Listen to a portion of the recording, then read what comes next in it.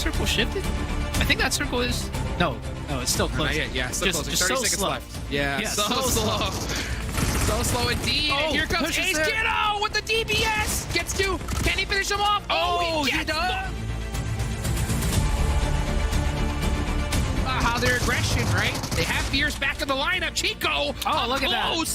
With the double. This is what we've been waiting for. All right, yeah, just throw playing defensive out the window completely. Just push everything, because that is very obvious. What the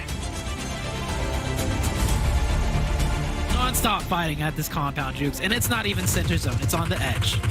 Oh, goodness gracious. We're starting to see things turn up here. Who's going to win this fight? As Crow goes for the knock and catches it on the Fears. That is disgusting. That has got to hurt. Let's deal with a 1v2, a 1v1. And the blue zone's coming. He's going to have to run out and wind the wide open. He's going for the res. That's not the play. That is not the play. 1v1. Okay, yeah. Lu Zhang, I think, does know where he is in a little bit. Oh, he's shorted the day. He's panicking.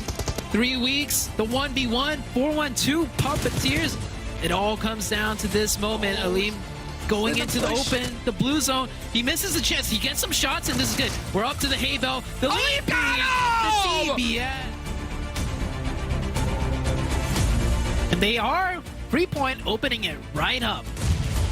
They go, and the Nomads, man, just look at these nades looking so good. This is an entirely different 4-1-2, right? I was talking about this before. I wanted to see some, look at that, running into the fire, into the depths, and he's gonna go get knocked, but you know what? It don't matter. Here comes the rest of the squad. It's just Kubi up left. Uh-oh, he's got a DBS, something to watch out for. Okay,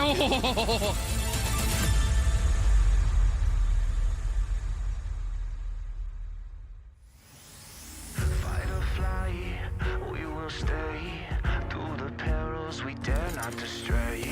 Spark the match, light the flame. Out of sight, dangerous dynamite. Dynamite, setting fire to the ground. The nice pre-fire should catch kindness. Passes some kindness. Says, I'm taking out you first, and then you later, baby.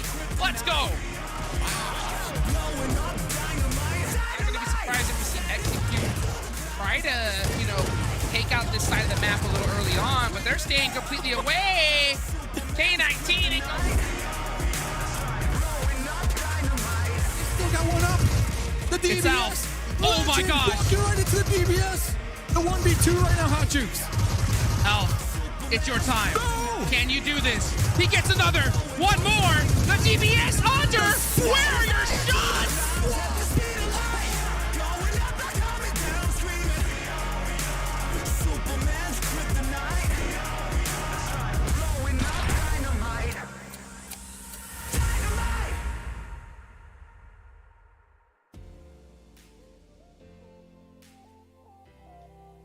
I can't believe it is finally time here to kick off the finals of the PUBG Mobile Pro League North America Fall 2023 season. We've had 20 teams come into this, only 16 make it out alive to play in our finals, and now 5 will advance on through into the regionals, kicking off in just a few weeks' time. I'm your host, Jason Kaplan, and I'm the hostess with the mostest, who likes to drink his Monster Energy drink, which is our official energy drink partner here at PMPL. I say hostess with the mostest, not to make fun of my co-analyst or my analyst here, but, you know, I am taller than him, I am better looking, and I definitely am not a wuss when it comes to tanning. Seven Worlds Gaming going to be joining me here to break down these next 3 days of action with 6 matches a day, man. Nice shirt. I'll take the taller, but better looking? No way. Hey, it's what the fans say, man. What can I say? Okay. Did you not look through all those PMPLNA hashtags posted on Instagram and Twitter? Because they were all saying that Jason Kaplan guy is I thought that was gorgeous. just you making fake accounts, giving It yourself was. props. Okay, But you know that's what? what I thought. I'll take it. How you doing, man? It's been we had a week off. We haven't seen each other. We haven't really talked to each other. What's been going on, Like man? 3 weeks, man. It's been great. I'm yeah? excited to see how these finals are going to be going. I'm excited to see if it's going to be in Hyper just dominating like we have seen in the past 2 phases. But I'm hoping, in a way, that's not the case. I'm hoping that some teams do start off hot here today and not slow. Come on, Really? just let me have that hope, okay? Well, see, at the end of I the day, mean- I think in Hyper will end up first place. Let's be honest here. Yeah, I get that completely. I think for me, the funny thing is, like, I'm on the other side of the coin, is where I want to see one team dominate. I want to see NHyper dominate. Because if I look at the teams and how they played out these 3 phases, there's only one team out there I think can contest in Americas and do well. And do well enough to take home the trophy for North America for the first time in... how long, man? It's been a long time since North America's taken a trophy at America's. But I want to see Hyper dominate. I want to see them continue to do what they've done phase in and phase out and take that into Americas and hopefully do something extraordinary. Not to mention, I'm pretty sure they're qualified at PMGC or will be because they have a massive lead over YKG in second place. Yeah, they definitely got that spot secure at this point. I mean, there's always a chance, right? But with the way they've been playing, I don't think there is a chance that YKG can even get close to them in regards to the PMGC leaderboard, which kind of leads me to see how they're going to be playing for Hyper because they do have that spot already for PMGC. So are they going to be trying out different stuff? We saw them switching out some players here and there, especially during the phase 3 and towards the end there of phase 2. So you know what? I'll have to wait and see what they got in store for us. Maybe some domination. I wouldn't mind it. For me, it's Hyper qualify to Americas. That's your main goal right now because that gives you experience against teams that you're going to be playing in at PMGC. Okay. So you might as well get as much experience you can go into the biggest event of the year. But as we do get into the biggest finals of the year for all these teams, let's take a look at the bonus points that our teams have accumulated over these 3 phases that we've had of play, because it's going to be very important going into this. And you can see here in Hyper, well, they didn't do too well in the first phase. I think they finished 3rd place, if I'm not mistaken. But they come out in number 1 place with a 14-point advantage over any other team. Yeah, not even close, especially as you can see there, phase 2, phase 3. When you have YKG following them, we'll get a chance to talk more about these teams. That 14 lead should be able to benefit them in a huge way because these are the points that they're going to be starting off here in the finals, just like we're seeing right there on the screen. And for one team that I'm actually looking forward to, as we'll be able to get a chance to talk more about them, XTREME Slayer with those 21 points tied with YKG.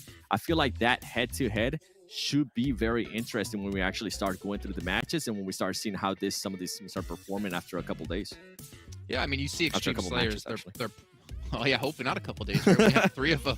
XTREME Slayers, though, like they've been just ever consistent. 6th place, or 6 points, 4 points, 6 points, and then 5 overall. Like this team has been the epitome of consistency, but I want to see still a little bit more out of them, right? I want to see more of that phase 1 aggression, not afraid to fight anyone, able to win out these close quarter combats. But then you look down the list here, and honestly, one team I would say going into this entire PMPL, and I don't feel bad saying it because I know you're going to back me up on it, I never would have expected 412 Nomads to be in at 4th place right now. I'm with you. And for me, that team is actually the biggest surprise so far of this season with the way that they've been able to perform. And I talk about consistency. You can kind of see it right there in regards to the points what they got each phase, which is great to see, especially after phase 2, right? Phase 3, they got about the same, which kind of helped them out when we went to the general. And as we're going to be going here towards the 2nd page, we're going to see a lot of teams that are going to have to catch up, especially teams that are towards the bottom. Canadian Eagles, a team that I had a lot of hopes for when we actually did phase 1. And it's a team that has just fallen off in such a way that I don't know what to say about them, if I'm being completely honest. Yeah. Well, we also have to jump in here really quickly while we see this, right? K19, Skills of Mine, BULUC, CHABTAN, Ace of Spades, or not Ace of Spades, sorry, it's Speedfire are 4 of the teams who unfortunately did not qualify through in our overalls to get into the finals. So ignore where they are on this overall bonus points because they don't matter because they unfortunately didn't qualify through, but hopefully we'll see them again next year. Because BULUC, CHABTAN, man, taking a look at phase 3, having those 3 chicken dinners, having that back-to-back chicken dinner as well out of them. It's a little bit, zone favoritism for them, but it was great to see that final push out of them. You just kind of wonder if they did that earlier on in the phases, would they have been able to qualify into the finals? And what was interesting too, talking about BULUC CHABTAN there and that fight for 16th place, especially in the last day of phase 3, is the way Butterfly Effect was able to close that out because they decided to bridge camp BULUC CHABTAN in the last game. They're like, no, we're not even going to give you a slight chance to even make a top 16. And it's good to see that those teams have that proactiveness right now. I'm hoping with the 3-day finale that we're going to be having here, 6 matches that they're going to have to play in a row. I'm hoping that we see that proactiveness from the get-go. I don't want to wait until the last day and be like, oh, can this team do just enough to qualify to that top 5? No, we don't want to see anything like that. And not to mention, right, you play those 6 out straight. You don't have a match off. You don't play 4 and you're done. You're playing 2 more matches a day and all in succession.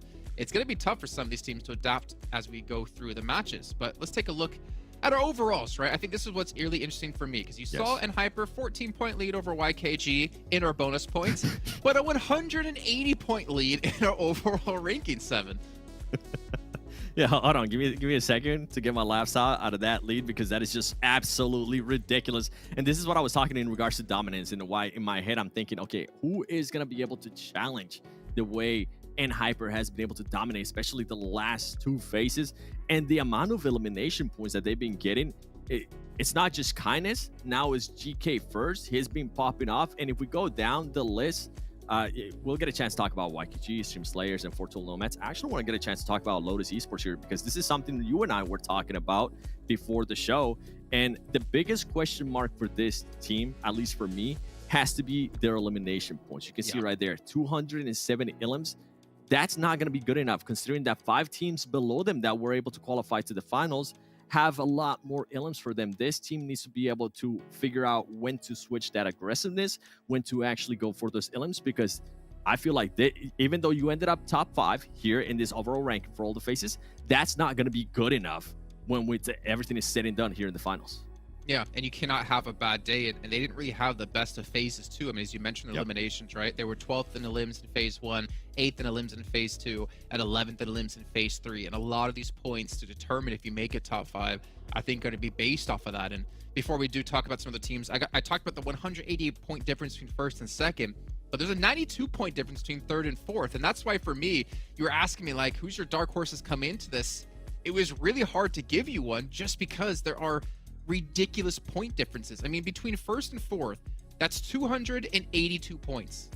That's more points than I think a lot of teams had actually overall after 3 phases. Like, that's how big of a lead and Hyper have, and why I find it hard to see another team really dislodge in Hyper as being the champions. Yeah, and I think when I was thinking dark horses, I was thinking more of like top 5. Yeah. Just because in my mind, I in a way, as sad as it is, but it's exciting as it is for me, and Hyper should end up getting that first place with the way that some of the players have been turning up as well.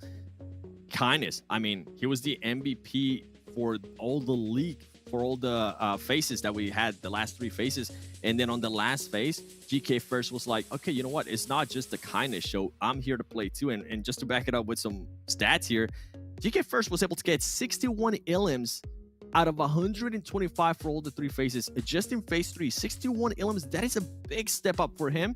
And for the team that had already players performing really, really well, I feel like Hyper is going to come with even more confidence here into the finals.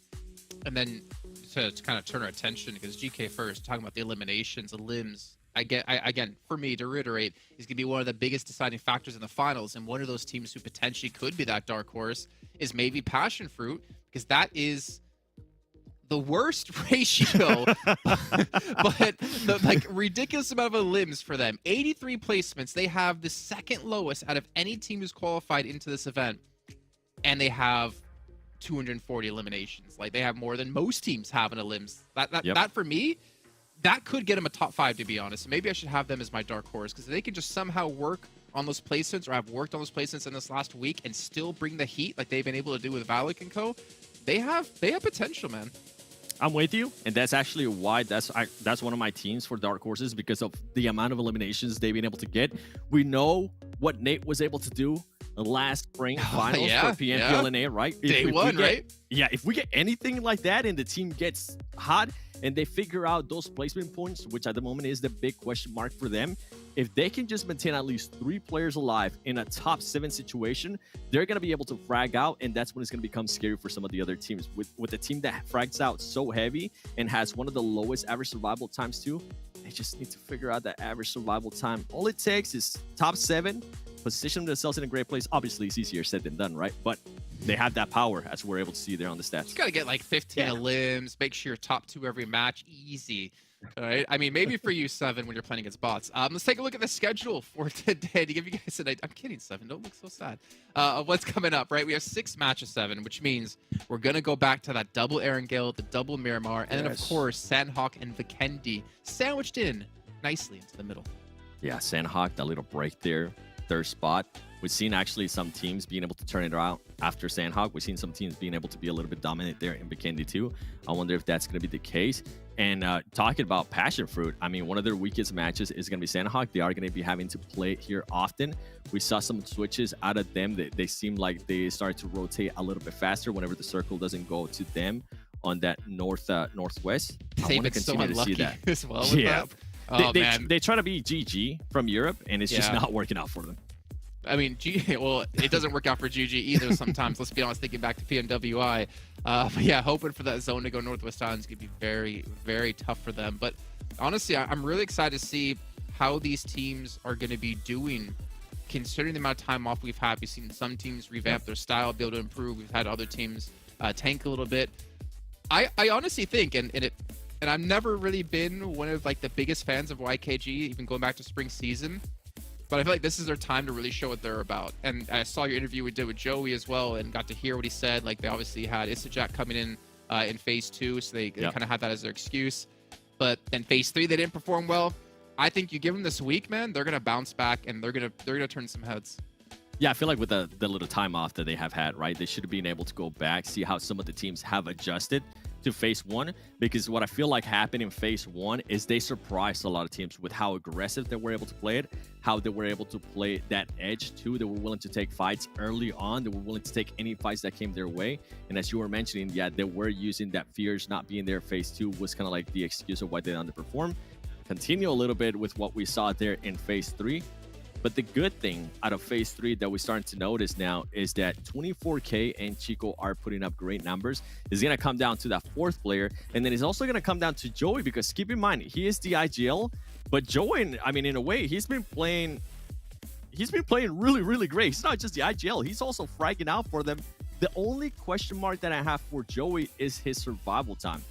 If we look at it overall, especially for phase 3, is one of the lowest survival times, and it's always just such a big hurt for the team. Like, it handicaps the team if they lose their IGL so early on. So I'm hoping, yes, Joey, you can frag out. We know you can frag out, but you as the IGL, you might want to not overextend, which sometimes he does end up doing. He gets caught and he gets eliminated, and then after that, it becomes just like a survival for some of these teams. For some of the players. What's interesting about them, right, is that you're talking about the survival times. I'm assuming, because I didn't look at the numbers like I guess you did, that 24K and Chico have probably the higher survival times on the team. And that kind of makes me think back to what we saw a lot happen across the phases of them just kind of being by themselves, away from the team, taking fights at different angles and stuff like that. I remember talking on Even about it, and he was wondering, like, what are they doing? These positions they're taking are quite odd. Maybe that is obviously an artifact, at least in phase 2, with having Fears not playing, which I think you said in week 1 to me that you think he is the most improved player from spring into fall. Like, he has been deadly.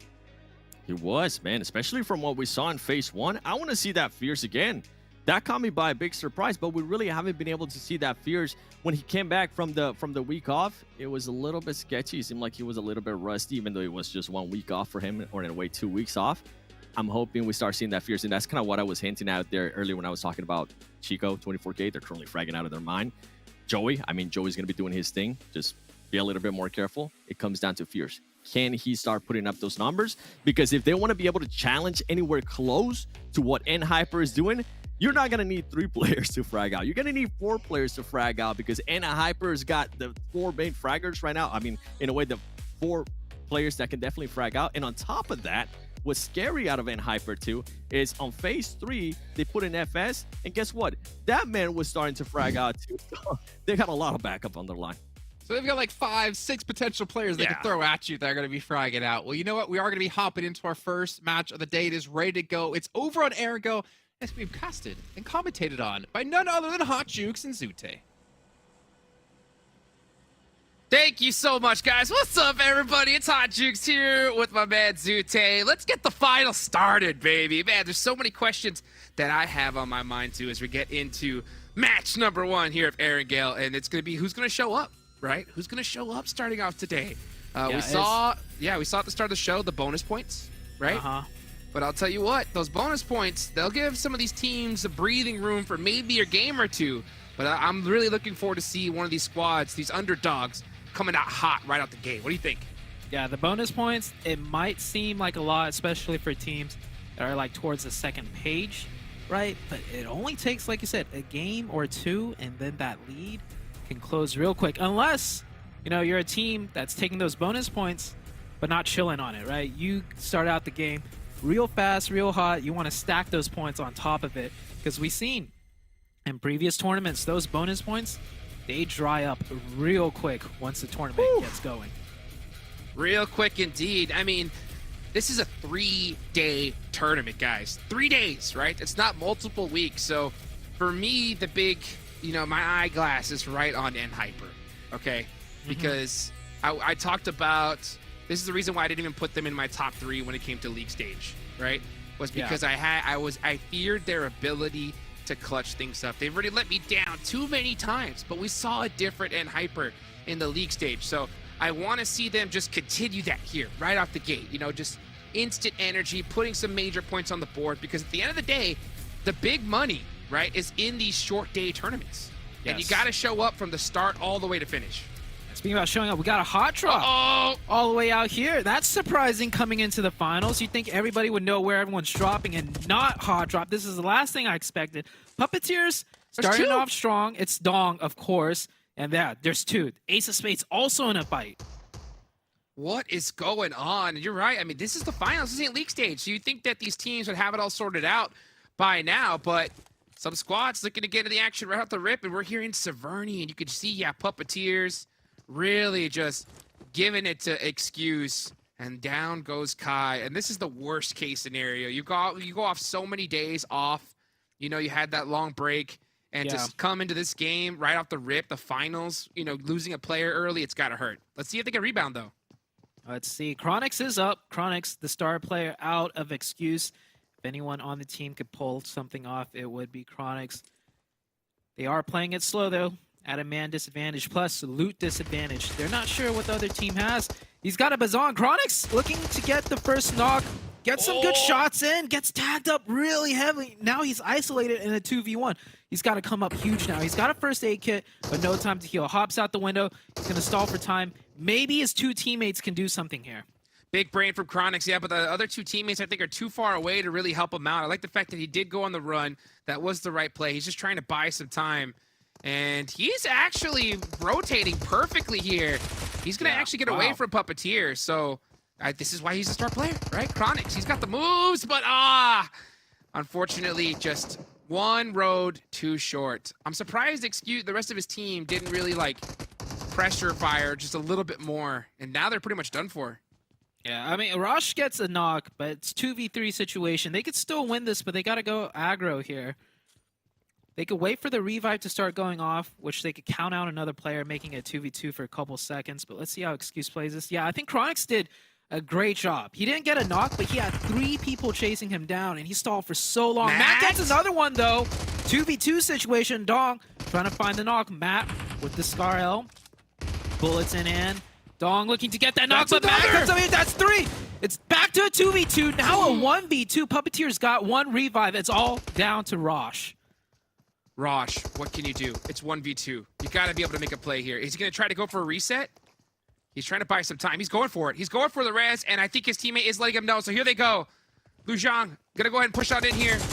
Going to have to make a play. Rosh has to give up. Good shots. And he's not able to get it done. And some popping of the box right off the rip. Yeah, he did not like that. He did not like that at all. That was way too close for comfort, though, and honestly, for the Puppeteers. Yeah, it did get very close. Ultimately, they lose 1. And what are your thoughts about that? In finals, right? It's only 3 days, trading 1 player very early on for 4 points in a short form kind of tournament. Is that worth? Is that more worth than league stage or less worth? What do you think? I would say if this was a different map, more worth. But this is Erangel, right? This is a place where you really want to put consistent points on it. You're going to have that. You're going to be 1 player down, which is going to hurt. Yeah. But man, those 4 points, they could definitely help out if you're going to have a bad game. You know what I'm saying? I think in a situation where you don't really have a favorable circle, like a military island kind of zone, right, I think it's more okay. Because it's like, all right, yeah, we got 4 points at least, because we're gonna probably have a hard time making it anyway. But so like if this was Sanhok, more worth than if it was on Erangel. Depending on depending on your position, right? I think that if you're in a position where the zone is so far away and even getting there is gonna be hard, you want to soak up some points early on, right? Just to hedge your bet a little bit. But in a place where you're like, man, we're in a really good spot. We know this rotational path, and we could try to win this game. It could really hurt because at the end of the day, you're going for first place. You know what I'm saying? You're not trying to just get top 3 or top 6 in.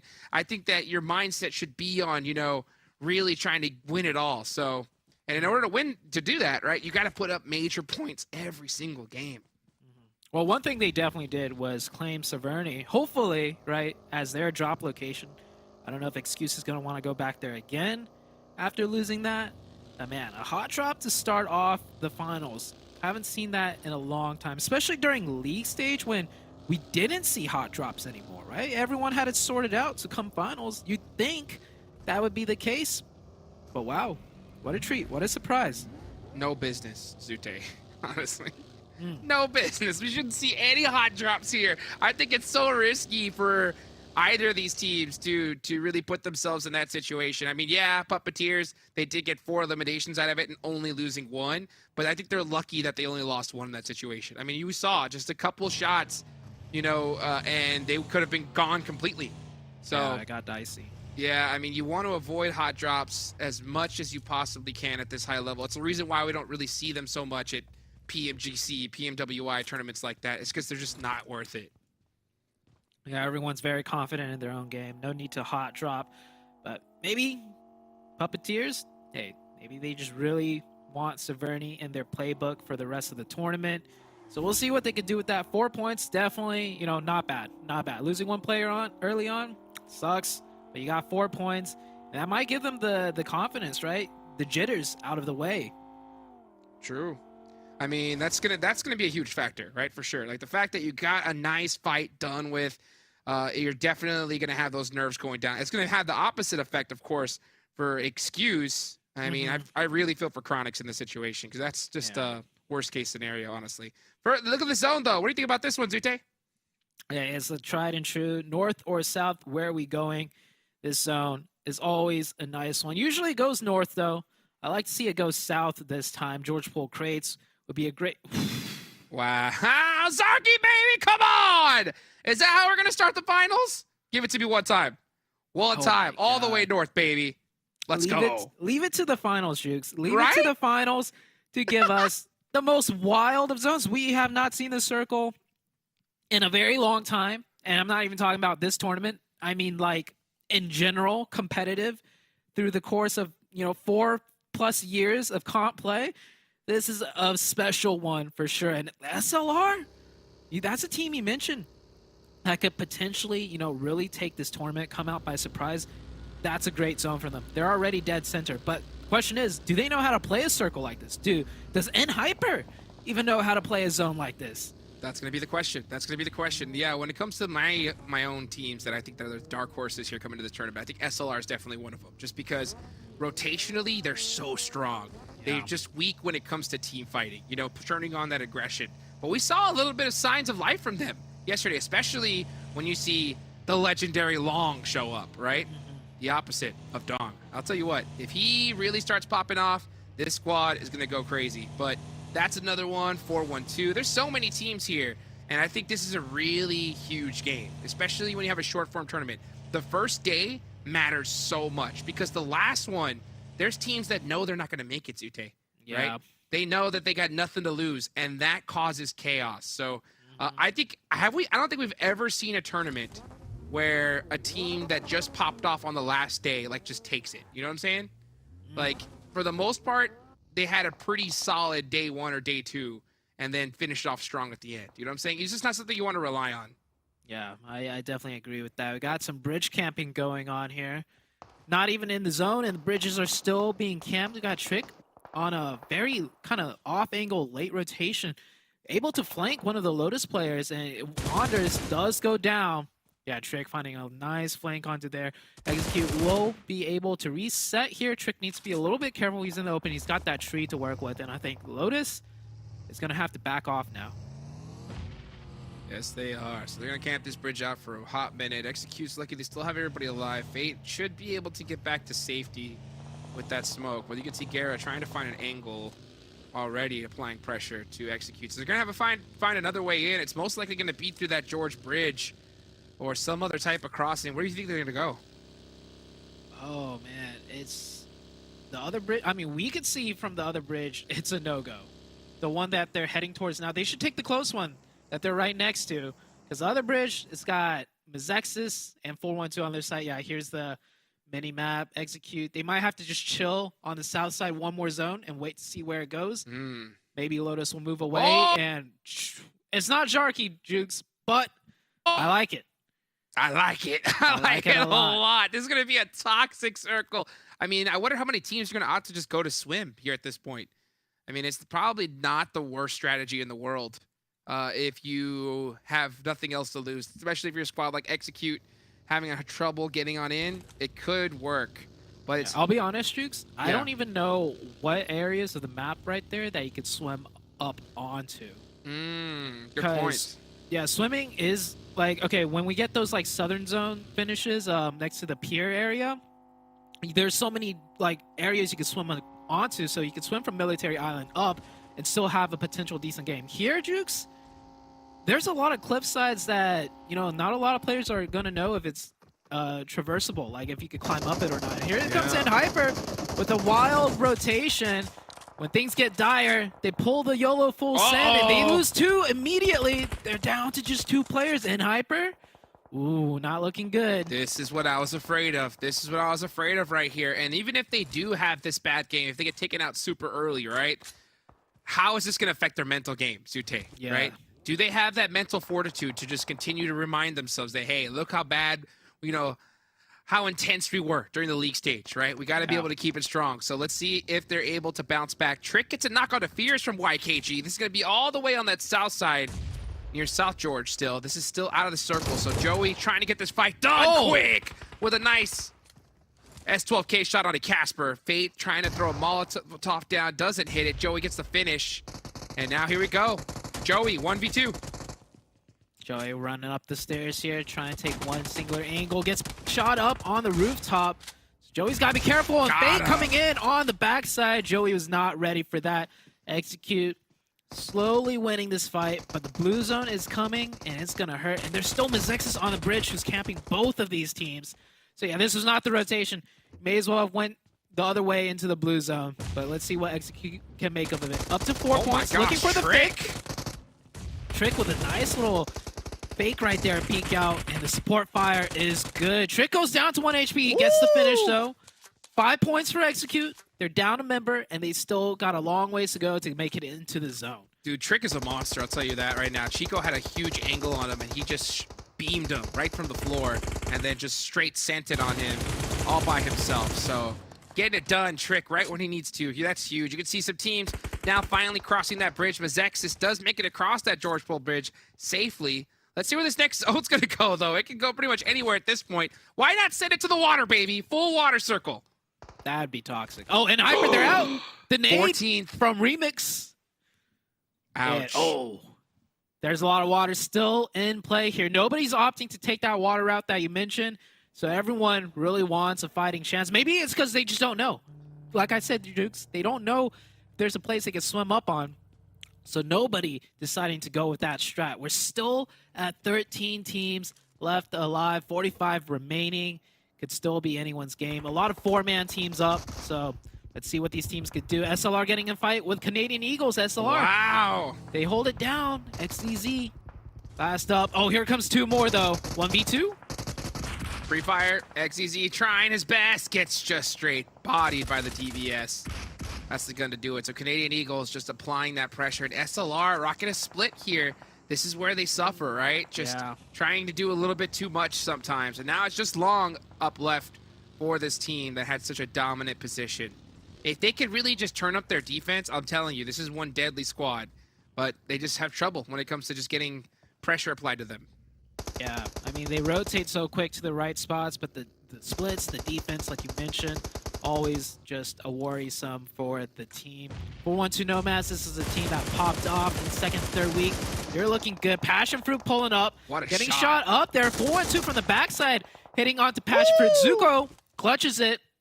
Takes down Ace of Spades, but I don't know if he has time to get these revives because 412 should be coming right behind them any second now. You can see him just trying to hurry things up as fast as he possibly can. Extreme Slayer is on the other side, just big chilling. Actually, 412 stuck here. Juancho doing a great job of just applying that pressure. That's exactly what he wants to do, is just play keep away. You don't want him to push up on you for free. Yeah, And don't here be they too are. much. Yeah, they are coming, but unfortunately, all he has is that M16. And it's just not enough firepower to hold him off forever. Yeah, 412 is in a great spot to take down PASSIONFRUIT right here. They have the advantage, the man advantage, plus they got all the util in the world, it seems like. PASSIONFRUIT did reset back up to 3, though. So they could mount a defense. 412 look like a strong, aggressive team towards the later stage of the league stage. I'm surprised. It looks like they're trying to like back off or take this a little bit slower. I'm surprised Juancho gave up. I'm surprised PASSIONFRUIT gave up that hill priority at all. Like, honestly, they would have had a probably better job just applying that pressure to them. But instead, I think they're just trying to creep up here and just buy some time. Let's see if it works out, though. It's a risky play. But meanwhile, a little bit further on the other side of the map, this circle, you can see MEZEXIS getting into a BOPE inactive, getting some nice shots, and BOPE is out of there. So MEZEXIS turning it up here, and now here comes the push from 412. Nice shots there from Nate. 2 versus 2 right now. Juancho in the front lines, and just like that, 412 are out of their PASSIONFRUIT with a spectacular defense, holding it down as a 3-man up to 5 points.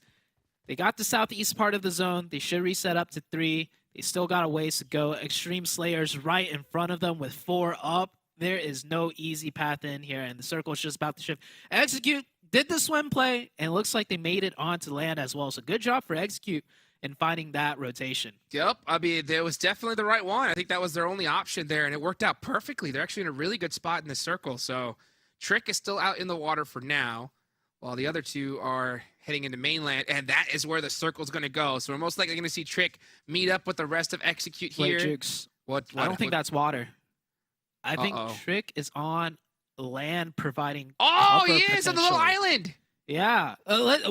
I want to see that come into play because Wall Street Bets might push down onto Execute, in which case Trick, if they're not aware of them, could find some huge openings. But if that doesn't happen soon, Trick's going to be in the blue zone. He's going to have to swim up. Well, let's see what PASSIONFRUIT's going to do, because they have to push through Extreme Slayers here. I think Extreme Slayers really needs to focus on their backs. They can't be focusing on too much here, because PASSIONFRUIT is most likely going to be headed in there. Oh, wow. What a shot from Crow, though, from downtown. That's got to hurt. And that's at the worst time, too, especially with only 4 seconds left on the clock.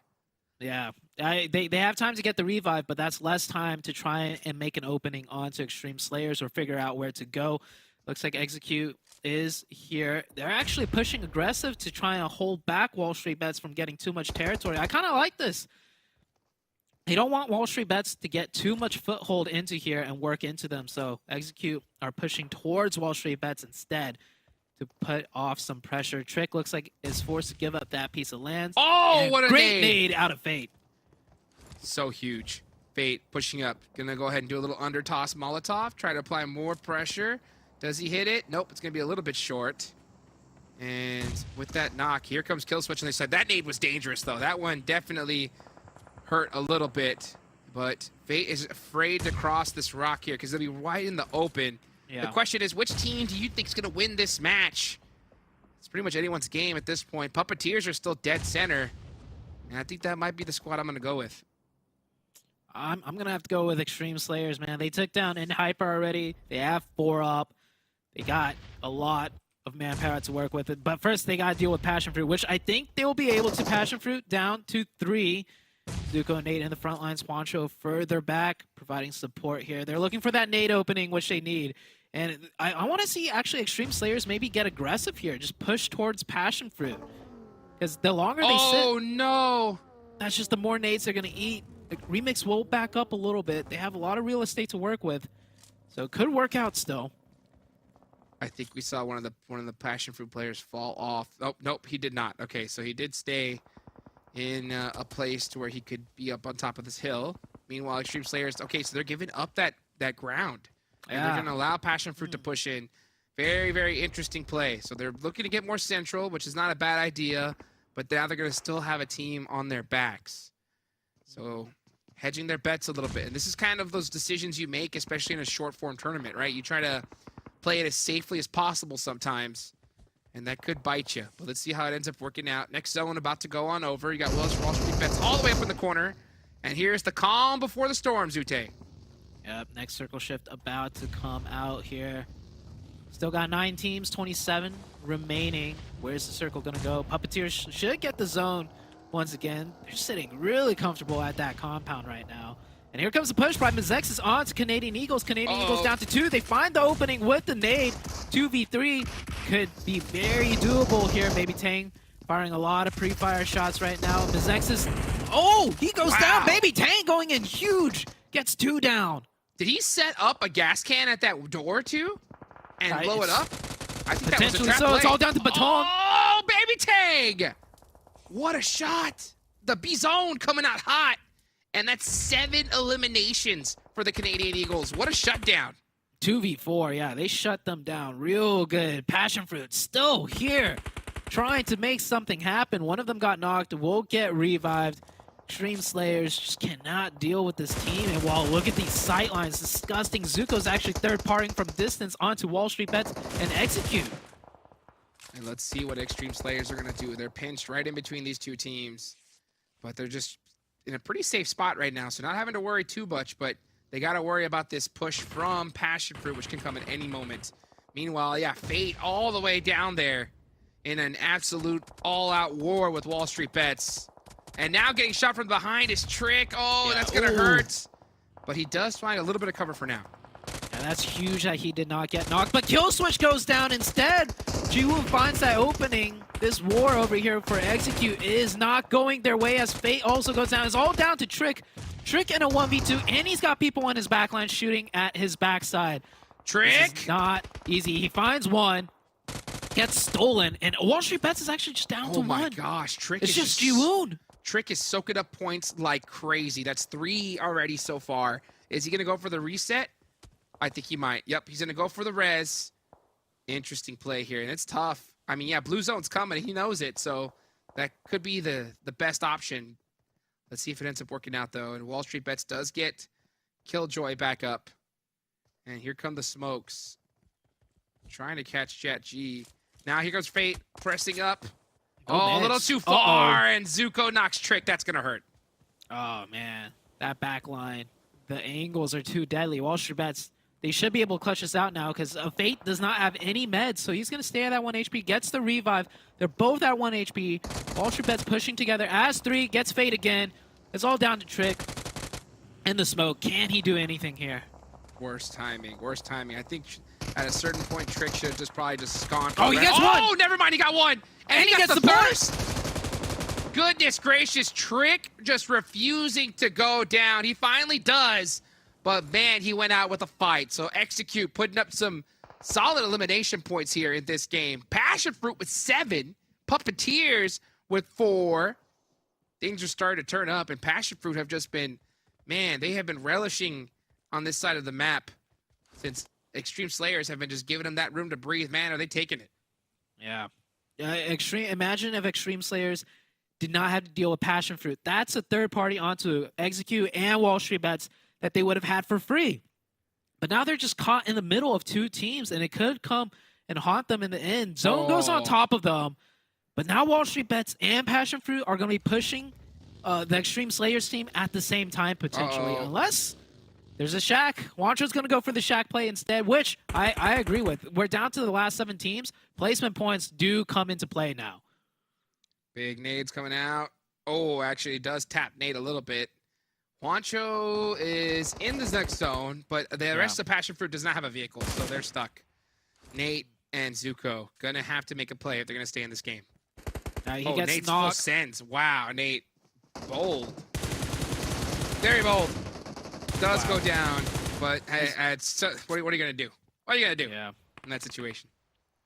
Very patient with those shots, too. He didn't shoot too early. Make sure he's wide in the open before taking the shots. Gets the point. Wancho will stay up, and yeah, the other player of Passionfruit went down. I think that was an okay play. I mean, you send 3 to that Shack, and it's not that big of a difference between just having 1. Wall Street Bets now giving it a go. 2v4 situation. Finds the opening. Jachi immediately falls back. We'll try and get that first aid off. Robert going for the res. That's a dangerous spot if there's nades.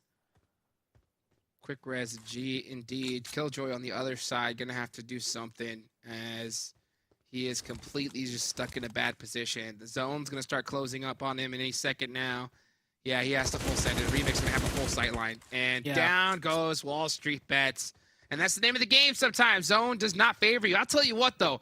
Remix. We've been talking about this guy all league stage long, and he is just going crazy here in the finals. 6 eliminations to start this off? That's what I'm talking about. Yeah, team's up at 9. So we were talking about them repositioning and letting PASSIONFRUIT in. Hey, it worked out for them. So good job. They're maximizing their points right now. They still have 4 up. The only 4-man team. Everyone else is down to duos, and we have Juancho at the shack. Hey, don't underestimate Juancho. I'll tell you that right now. You see what he can do from that shack. He's made a good job of his position a little bit earlier on. But Puppeteers down to the last 2 players, completely split. Liu Zhang is stuck in the open. And the next zone. And this is going to be that final circle, Zute, right here. And Canadian Eagles are out of it. Lotus is out of it. They're going to have to start pushing up on in here. In the wide open, you can see Baby Bray snaking his way through. This is super risky, but that's pretty much his only option. Yeah. Extreme Slayers, they can wait a little bit, let the other players move out of cover first. And they do have that really good hillside, right where Liu Zhang is for them to use. So this is Extreme Slayers' game, for sure, if they don't mess it up here. Yeah, look, I think even this spot's in zone. They have it. They don't need that player snaking out in the grass, honestly. That's just not necessary. Rise has such a disgusting angle, but it is out of this next circle, and it is starting to close right now. So, Rise, what are you going to do, man? He's going to have to try to make the best of it, especially since he's most likely going to see Lotus and Canadian Eagles run out in the middle of the open. And here come the nades from Extreme Slayers. Time to take a Liu Zhang. Oh, and Frady catches Rise through the smoke. Absolute insanity. Extreme Slayers just looking like they could not be stopped right now. Oh, here comes a push. Liu Zhang last one up. He goes down hiding in the car. Nade pops off. Liu Zhang does get 2, but he's not in the lobby anymore, so they can't do anything off that. And I don't think the rest of the players in the lobby realized there's 2 of it. Oh, it was just 1 of Extreme Slayers that got knocked. Now it's a 4v2v2. This is Extreme Slayers game. They even have that hill to work with. But what is happening, Jukes? Throw? Are they throwing here? Fetty? They lose 1. Oh, they lost up. That's gotta hurt. When they have so much real estate. But you know what? They have this whole hill to work off. It don't matter. It don't matter, Sute. You know why? Because they got Remix. That's all you need. That's all you need. Canadian Eagles battling it out right now with Lotus on the other side. Bad Boy gets the knock. And it's just pretty much Fetty up left from this off angle. And Lotus trying to make something happen with their final player, Fetty. And he is just stuck looking at both teams here. If he times it right, he might be able to make something happen, but he's just going to stand up. Ooh. Oh, nice shot. I'm telling you, Remix, you just cannot get past this guy. Look at this already. 7 eliminations? Insane. Yeah, it looks like teams are just fighting for second. Extreme Slayers will take that first place. Who's going to get that second? It's actually Canadian Eagles getting that second place. Baby Tang, the miracle play. He needs all of these shots to land. 3v1. Oh, man. Look at how much respect Extreme Slayers is giving this player, though. They know this is their win. They just cannot throw this. And secure the point. Baby Tang's going to try and deny the point, potentially. And he will. Extreme Slayers win match number 1 here in the PMPL NA Finals Fall Split. And they do it in a miraculous fashion. What a circle to start things off here in the finals, Zoo. Yeah, that definitely got everyone's blood pumping. And I think it sets a nice tone for the rest of the tournament. Like, hey, come finals, we always crank the circles up a little bit, Juice. So this is what it's going to be. I got so excited. I was thinking we were going to see a Zarky finish for once in our lives, but just a little bit short, but close enough. I'll take it, that's for sure. 11 eliminations, 2,595 damage, and more than half of those were on one person alone, and that was Remix, baby. This guy, he had some highlight moments without a doubt during the league stage, and he's going to be the player starting off the strongest here. And at the same time, we're seeing one of those players, right, be so consistent. But what about in Hyper, right? Ooh. Yeah. I mean, okay, like that zone, we'll give him. Well, let's be honest. I think we could give in Hyper a pass with a zone like that. But you do see, like, when they don't have a playbook to fall back to, because that circle does not happen often, they go for those YOLO plays. They go for the full send. They don't know what to do But I mean, they have 99% of all the other zones covered now. Yeah. So I mean, they're good there. But Extreme Slayers with Remix popping off, I think that's bigger than, you know, them just getting the chicken. That's their star player leading the charge and keeping the morale for the team. Let's go. Well, let's go ahead and lead it on over to the highlights, and we're going to be right back, guys.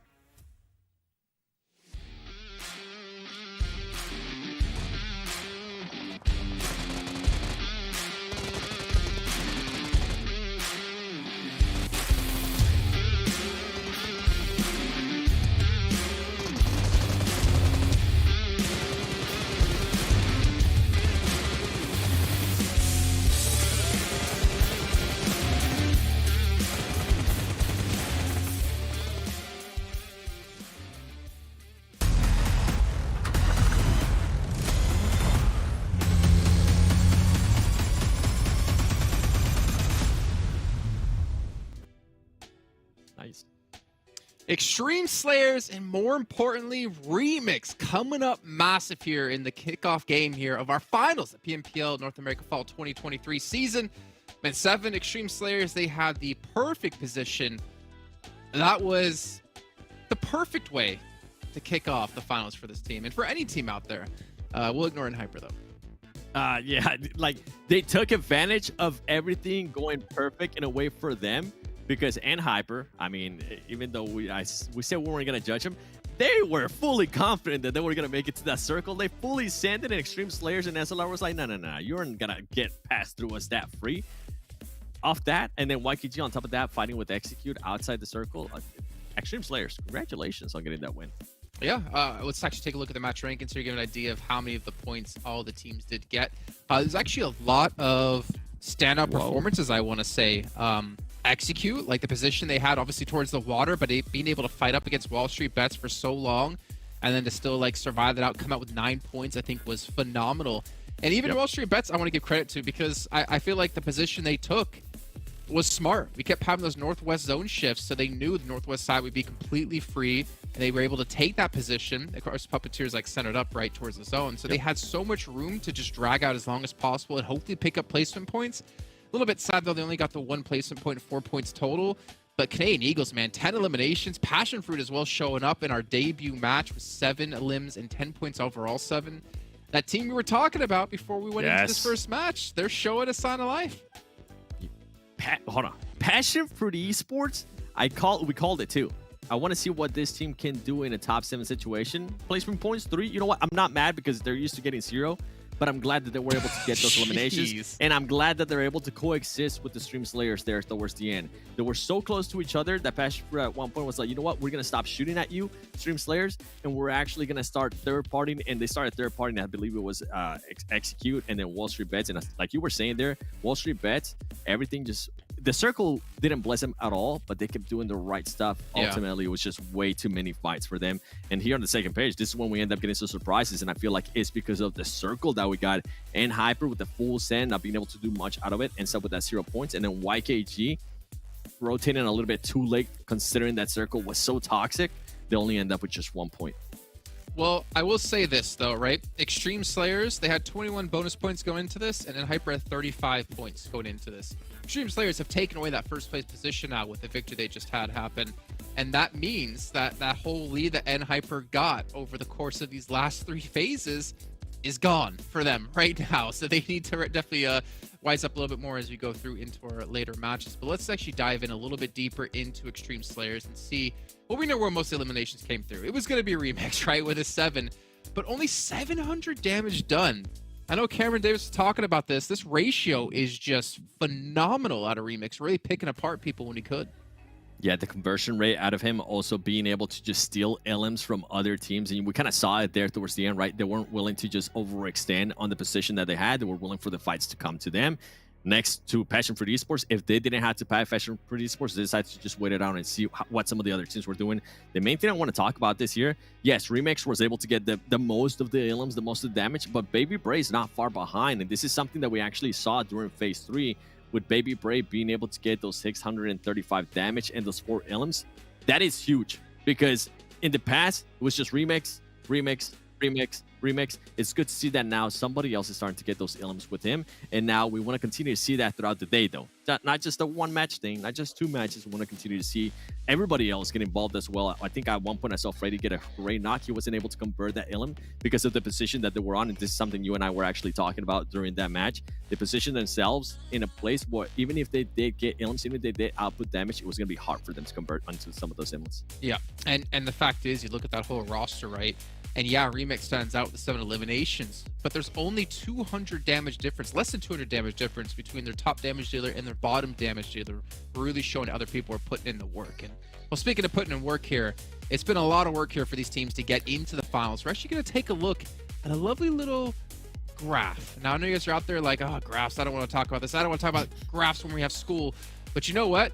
This is showing the average points per game these top 5 teams have gotten in each phase. And N-Hyper, damn. Yeah. You said it right. N-Hyper, damn. YKG, I mean, not the best start Also for today, damn, but I mean, from the bad you can see the decline that we have seen, right? It's like, and damn. then all the way towards the end, Lotus Esports, this team is kind of, we just saw it perfectly too in that first match. Team is so good at getting those placement points, but the elims just aren't there. And I feel like this team definitely needs to step it up in elims. If not, they're not going to be able to make it top 5. 4-12 They did Nomads there at least. Towards the end, though, they waited right up until the end, and I think they only ended up with what was it for them? I can't even look it up. Two elims. They waited out way too long. They were way too passive. They did secure those placement points, though, but I need. Yeah, well, you know what? That first one, we're going to have to semi-write it off for some of the teams out there because it was a very wonky circle. But you know what? As we head into Miramar, getting a feeling we're going to get a little bit of normalcy coming into the mix here as we throw it back over to Hot Jukes and Zute to throw us in. Nah, let's keep things interesting, baby. You know what I'm saying? Let's go. Let's take a circle. Why don't we go all the way down to Los Higos? Let's keep that energy. You know, that's what I want to see here. Match number 2 on your way, guys. I hope you guys are as excited as I am. You know what? One thing, it's like, yeah, you know what? You know, team wonky circle, this and that. You know, and you could say that you want to give N-Hyper a pass, but I'll say this. N-Hyper earned a pass, okay? Right? They earned it by getting so many bonus points in the league stage, right? Right. And that's the whole goal of it, right? It's like, hey, it gives you a little bit breathing room in case you have a bad circle, you have a bad game, right? So I hope that they're able to shake it off. Because I'll tell you what, if they didn't have those bonus points, it'd be a lot harder to shake off your Zoo. Oh, yeah, for sure. But even, wonky circle aside, hey, one of the best teams in the game, NNA, they took it down. So even if that was a wonky circle, the good teams are still going to show up and show through, and it was Extreme Slayers. One thing that Des mentioned, that gap, that lead, it's gone. Just like that. It's crazy to think about. You dominate. You absolutely dominate, right? For 3 weeks straight. Come into the finals, you know, you're in the lead, you're in first place because you dominated. And after one game, you're no longer in that dominant position. That's crazy. Yep. That's how it is. That's the way the cookie crumbles here. And oh, Los Higos, baby. Come on down. Let's go. Let's get that. Let's get it going. This is what I was talking about right here. And look at this northern plane path. So you have so many teams all the way up top. The most southern of circles.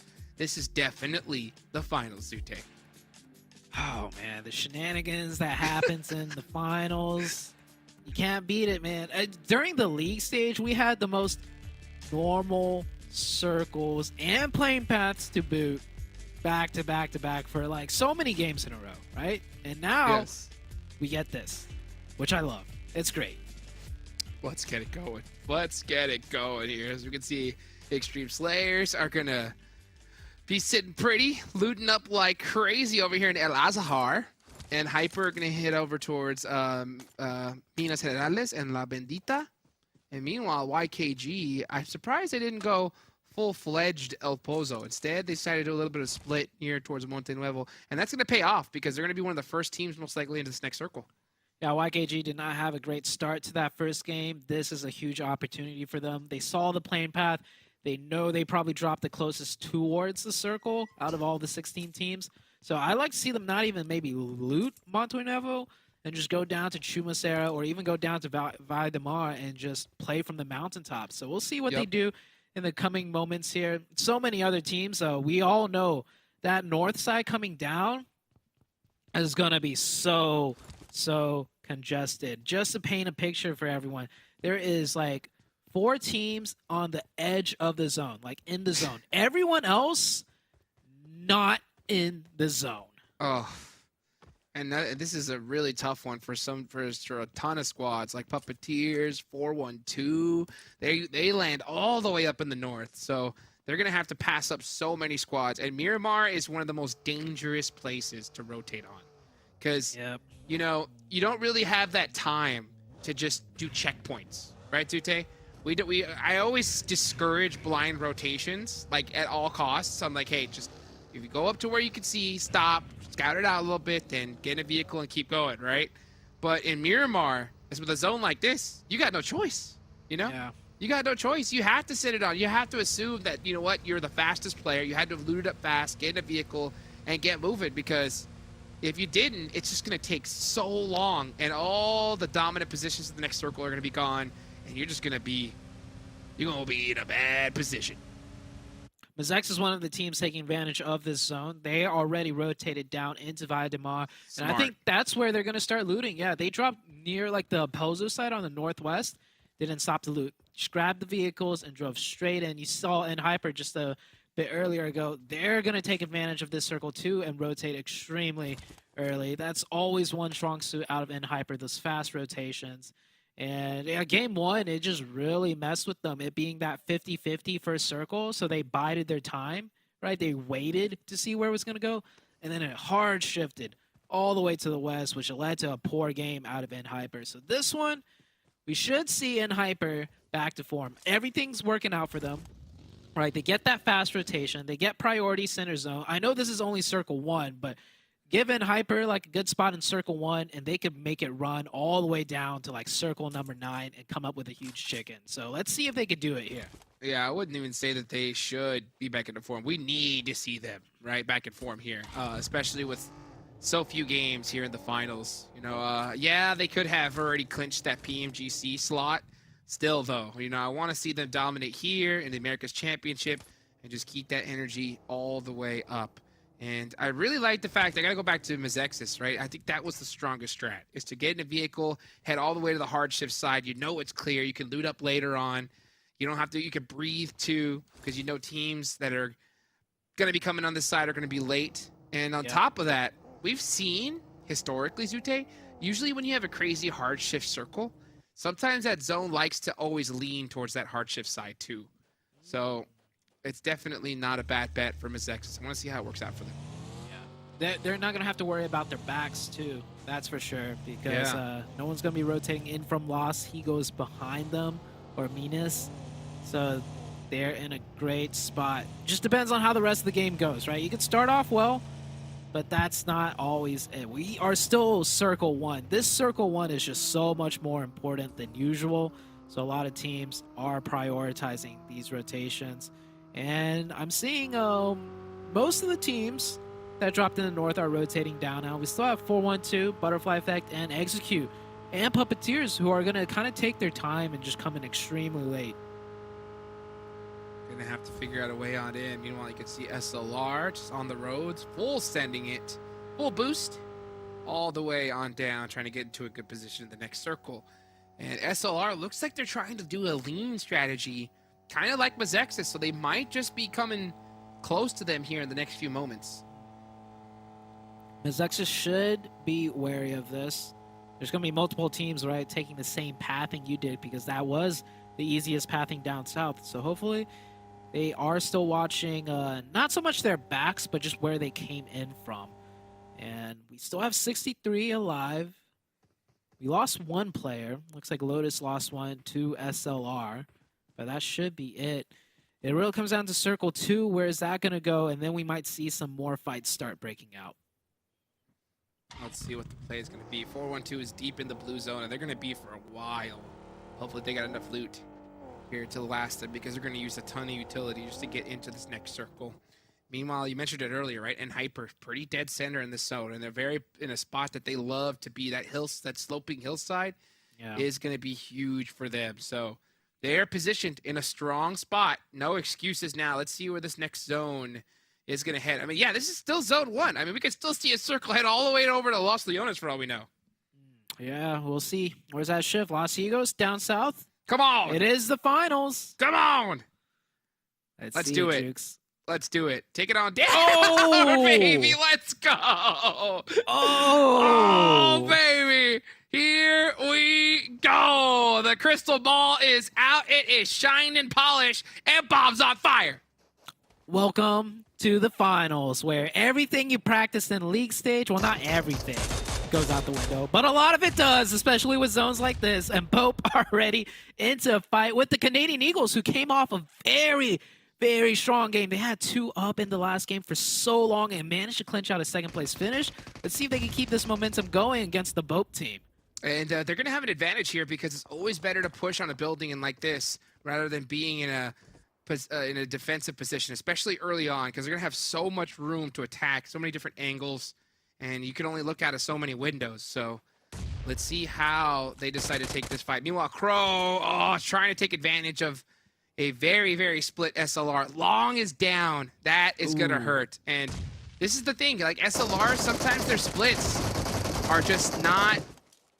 They're not positionally sound, right? You're putting yourselves in spots where you can't support your teammates almost at all. Yeah, Stellar goes down too. So MEZEXIS is setting up a really good maybe trap here, as we do have another team coming in that could potentially third party. SLR down to 2, make that 1. It's all down to YLG. Yeah, the rotation's not working out this time for SLR, but we are getting really difficult rotations to make with zones like this. Yeah, and this is the advantage of MEZEXIS heading over here so early, right? Yep. Because they could just catch SLR slipping, and that's exactly what they did on rotation. They're putting some shots into YKG, but YKG does make it safely here for now. And we still have 4-1-2 all the way up in the blue zone, and that's just due to where they landed. They were the most northern team, so naturally they're going to be very late to this circle. But they're going to have to push through so many squads to even get in. It's going to be really tough for them. MEZEXIS maybe looking for the final point. They know they got 3. Oh, they spot the vehicle. Oh, that is a dead giveaway. Yep. Yeah, I feel like if you're the last player up and 3 of your teammates went down, you should leave where you stop, because they're going to hunt you down. And I love seeing MEZEXIS do this right now. That's so smart. I mean, easy point. You know it's only 1 player up. Take advantage of it. I mean, every point counts. How many tournaments have we seen in the past, right, where it is decided by 1 point? It is insane. I love how they're clearing, too. So close together. You gotta watch out for that molly, though. Uh-oh. That one was good. That was a good molly. Oh, that could have gotten real dangerous. Maton gets knocked, too. Yeah. And Inactive, the only player up. If he would have hit that DVS shot and knocked him, it would have gone the other way around, 100%. But what if that was a nade? He would have got 3, all 3, just like that.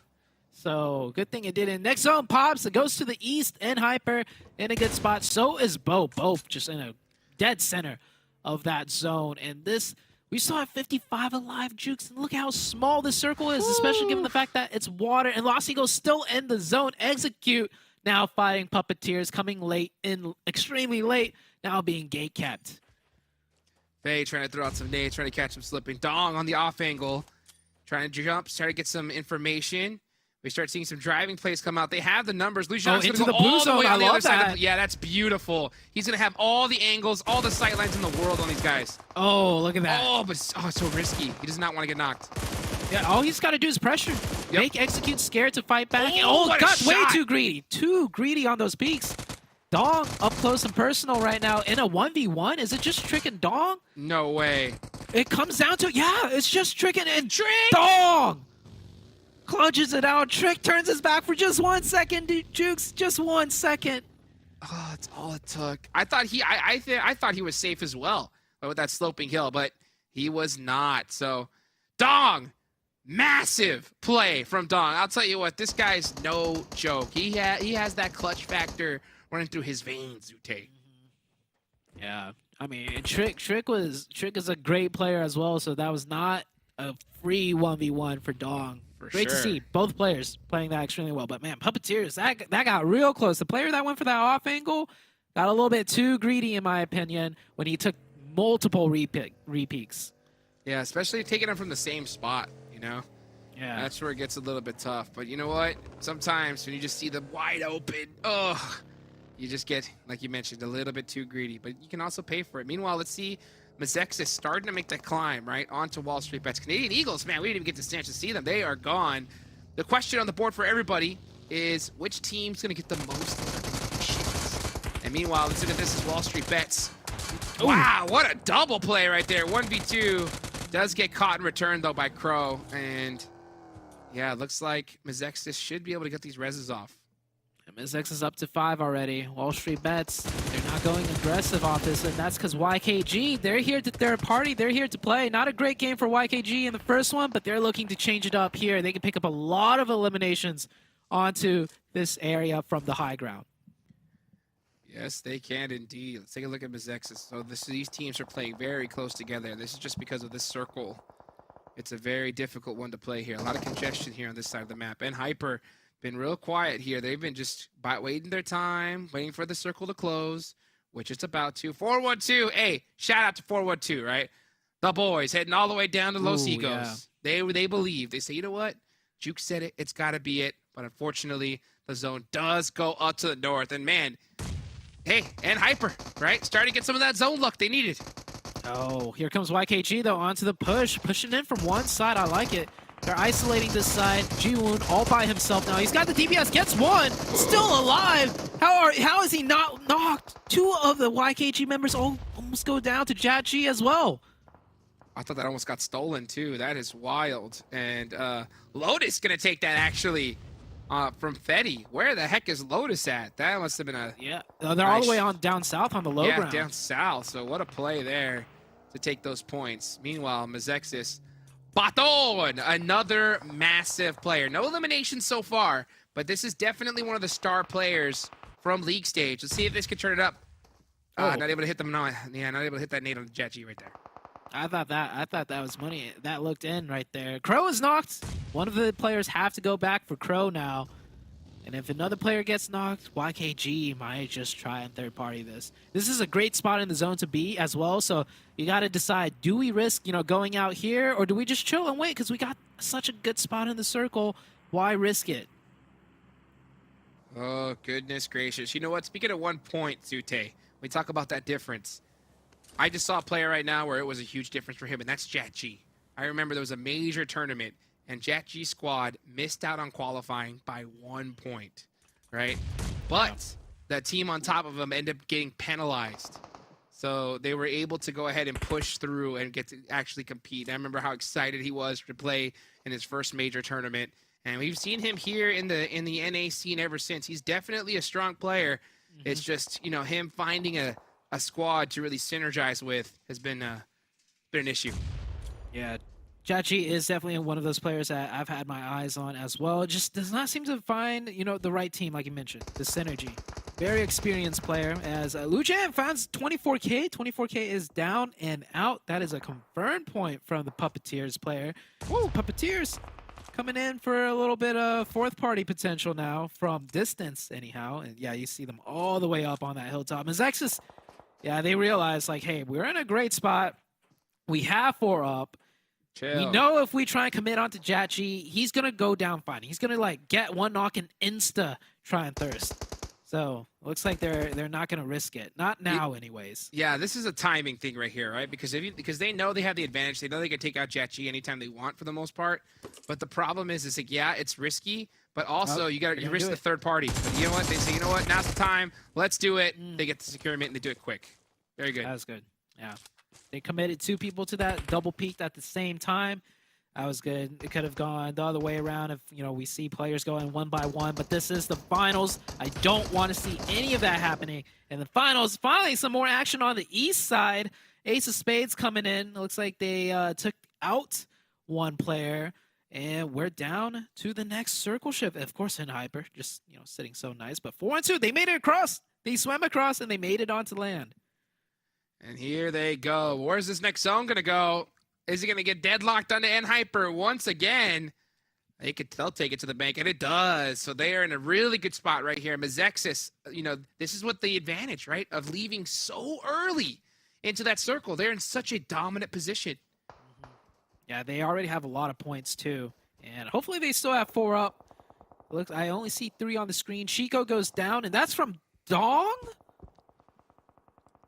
I'm telling you, from downtown. Wow. From downtown, dude. This dude is ridiculous. Question, Zute. Which team's going to have the most eliminations? I'm going to be hard-pressed to pass up on MEZEXIS right now. With 6 already in a good position, that's the team I'm going to go with. It's either that or NHyper, just because we see what NHyper could do towards the late game. But I'm going to have to go with MEZEXIS as well. They are up at 6 points. They're in a strong position, and they have 4 up. And we saw how they dealt with, challenges. They played it very careful and methodical. So this MEZEXIS team, they're in the right mindset for this finals. Yes, they are. And they had a really good first game, right? It's not like they had a bad one at all. They put up some really good solid points. So they're definitely feeling themselves here as the finals has begun. Meanwhile, you got Butterfly Effect. They got into a hot drop in game number 1, and Excuse was on the bad side of 1 as well. So let's see how both of these teams are going to be able to handle and overcome that adversity. Oh, Chronix is stuck. Yeah, and in a really bad position here. It's going to be tough for him. Yeah, both teams not in the zone, but of course Butterfly Effect much closer. They can sit on top of this hill and gatekeep the entire team of Excuse. Excuse, I don't know if they lost all their vehicles. That's what it looks like, because they're all running in on foot. Put some nice shots onto D, forces him back down into cover. Pop that first aid, but look at that distance they got to cover. There is no way they're going to be able to do that without a vehicle. And Koi actually gets a knock onto Chronix. And Hyper long range, you got to worry about them too. Just so much pressure. And they do have a buggy on the other side, but it's like, yeah, you can see the tires just absolutely beat up right there. So Koi getting that knock. GK first applying some pressure too. Yeah, I mean, Excuse are just getting attacked from all sides here. Nothing they can do. Yeah, and it looks like NHyper does confirm both of those points, as you see Butterfly Effect with 0. So NHyper starting to rack up those points. That would have been my second pick, and you can see why from distance. GK first finds another one, confirms it as well. Oh, GK first is starting to do GK first things. I will say what, when it comes kindness. to kindness, he got a knock onto Butterfly Effect just now too. Matt just gonna heal up, try to deny some points. Actually, no. He's gonna leave himself wide in the open. D's gonna take that and take some easy eliminations. Actually, wow, they only got 1 of those. And NHyper took a bunch. That's crazy. Yeah. I'll tell you what, Excuse's position, that is where you want a bolt action. But I'll talk about that later as we see PASSIONFRUIT full send it onto BOPE. And they do get the better of them here. PASSIONFRUIT, can they get the reset up to 3? And BOPE is not what is BOPE doing? Send! Hello? Run! Let's go! Bring go. the heat. You're taking way too much time. You're gonna what? They gave up? No, I mean, they're still gonna go. They're going for it. They gave up. Just slowly. It's already up. Like, they had to have already ran. These smokes are coming out way too late. Yeah, the reset is now back. Here they come. Yeah, I think they just reset to 3. They're all low, though.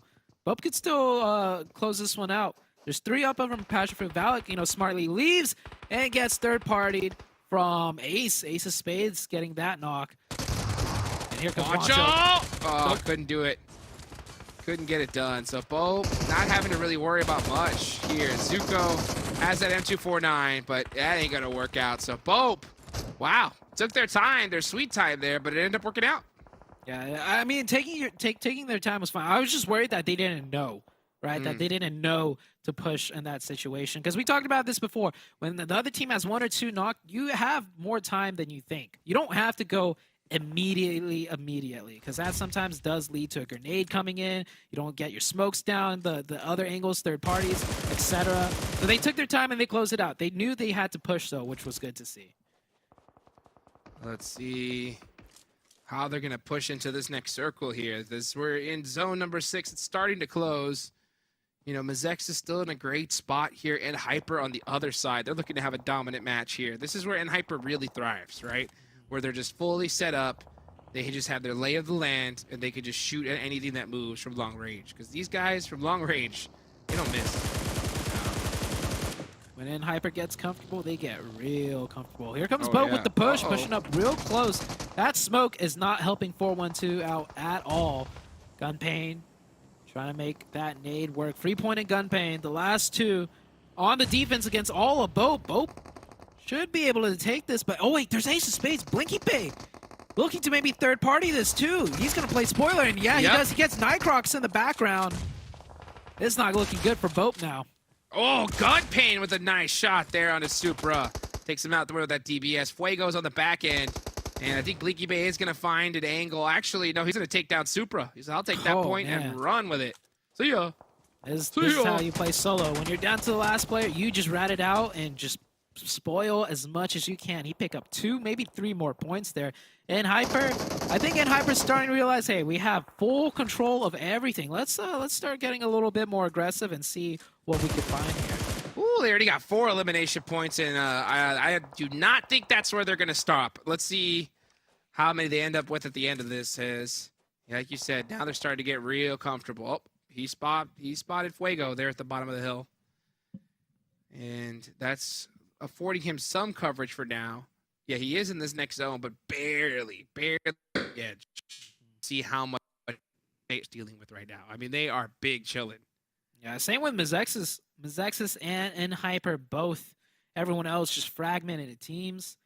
Pretty much almost cannon fodder for these two huge teams now. Let's see how many points MEZEXIS and In Hyper could rack up. And it goes dead center. Good for both In Hyper and MEZEXIS. Bad for everyone else involved in the match. Ooh, absolutely. Not to mention, and Hyper are going to have so much high ground right here. So, I mean, they're at a massive advantage.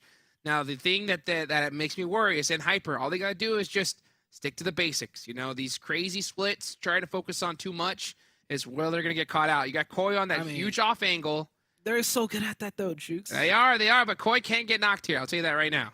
Yeah, Koi has had, some failures when it comes to those off angles, but In Hyper, they're the one team that can do a little too much and do it correctly. So they got the experience, they got the execution down. The question is, Jukes, what you've been throwing around is, come finals, can they pull it off still? So we'll see here in the next few minutes.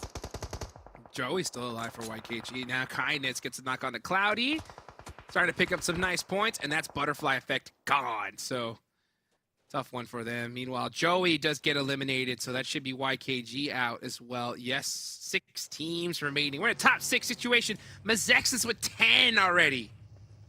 Big 1-0, double digits, and there's more to come. First team to break the double-digit eliminations in one match so far here in the finals. And man, they had a solid game 1, so MEZEXIS are going to really do well on the points. Here we go as Baton going against Dadong, and he gets so shot close. up. Wow, but barely survives.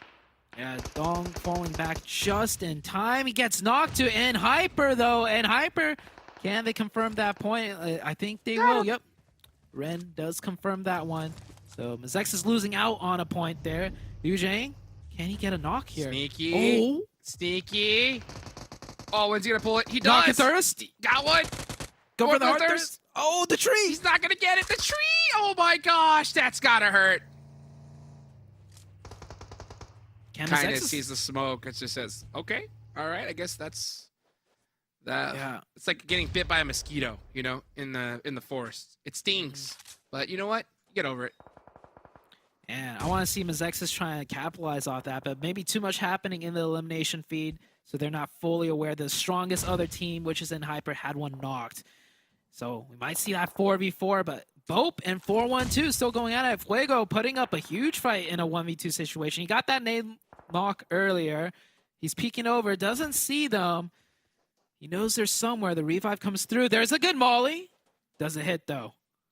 I'll tell you what, I got to give big props to 412. They had the hardest rotation of any team getting into this circle. They were the most northern squad in a very southern position. You're right. And they've made, look at them. They're in top 4 here. They've secured some good placement points. You wonder why they don't have any eliminations. Well, that's because of that circle, But they made the best of it. They're still putting up points on the board. They're still in a top situation here. Heck, they might even make it the top 3 if In Hyper's going to push on to BOPE. Let's see where 412 ends at the end of this. Yeah, Fuego about to get into it, and he is gone. So top 3 finish for 412. MEZEXIS hearing all this ruckus over here. Let's see what's going to happen. Uh-oh, Gunpain said, you know what? We want a piece of this. Oh! Baton with the clutch one on the kindness. That is going to hurt in Hyper. It's a 2v2. Oh, yeah. 4-1-2 can win this now. They just got to push over and make sure they don't fall into the sightlines of MEZEXIS. It is a close fight. Back and forth peaks we go. Gunpain goes down. Rin is good with that AK. MEZEXIS not okay. MEZEXIS moving up, getting some more territory. Freepoint is still here for 4-1-2. They got to deal with Freepoint. Do they secure? No, they all go down. And that's MEZEXIS coming in actually and active, going active, taking out all of Hyper. Freepoint. 4-1-2. Congrats on your second place, but this is the MEZEXIS show. He's got to pan out. He was gonna pan him. MEZEXIS with the craziest finish. A ton of eliminations. That is what we're talking about, folks. What is that, 15 on the side of MEZEXIS? Goodness gracious. MEZEXIS coming in huge and active. Sprayed down the entire Hyper team. I wish we got to see a POV of that, but 25, basically 2,600 damage, 15 eliminations. Hey, this all came off that early rotation from minute 1. What a great rotation, and they made it work. Yep. I mean, Skyline with 5 eliminations, Baton with 942 damage. We talked about it, right? We talked about it as soon as we saw that circle. We called out what the play should be. MEZEXIS did exactly that. And they're the team that gets the chicken dinner here. But they didn't do it just, in a normal fashion. They did it with style. 15 eliminations in the finals? That's how you win championships right there, Zoo. Yeah, MEZEXIS, that's a great one for them. I want to see what more they could do, Jukes. This finals is just starting to ramp up, guys. So don't go anywhere. We'll be right back after these highlights.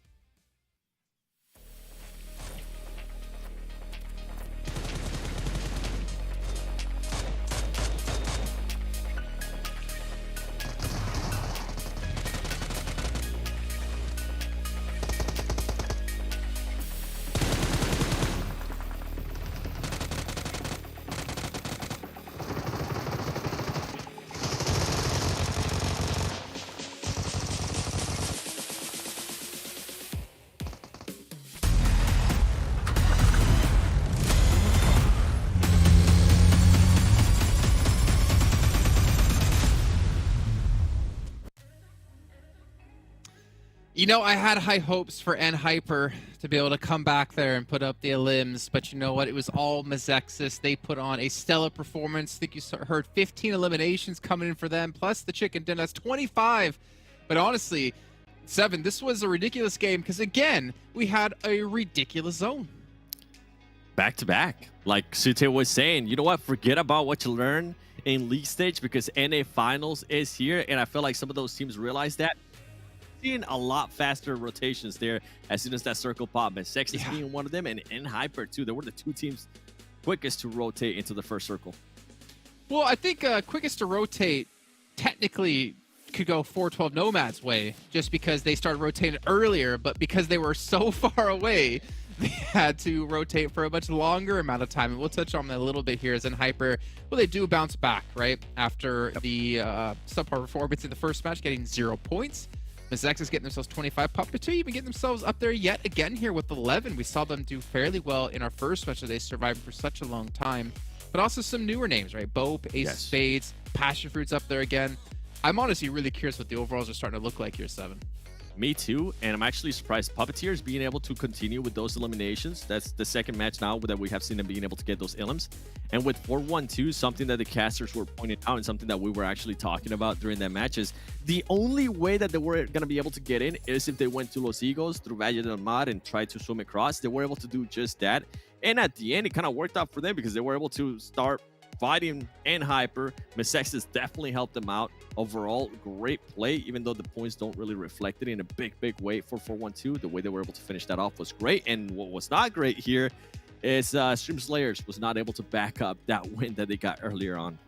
Yeah, I mean, you have a good game, you can have a bad game after. And unfortunately for them, though, it means that Hyper should be taking a lead back. I think one team that we were kind of both surprised on was Wall Street Bets, because they were the first team. They were the only team really in that first zone. and they didn't really do enough with it. I think we were both expecting them to actually send it into the zone a little bit earlier on, set themselves up in a really good position, really central, but they didn't bother to go central in that first zone. They kind of stayed back a little bit, and so many teams just kind of went past them, got better positions, and then Wall Street Bet just kind of fell behind. I think N-Hyper being one of them, and then they ended up rotating towards where N-Hyper was, and I feel like that threw off Wall Street Bet's pretty much whole game plan. And like you were mentioning, I think it came down to 4 teams being able to rotate faster south, even though Wall Street Bet was already in the circle.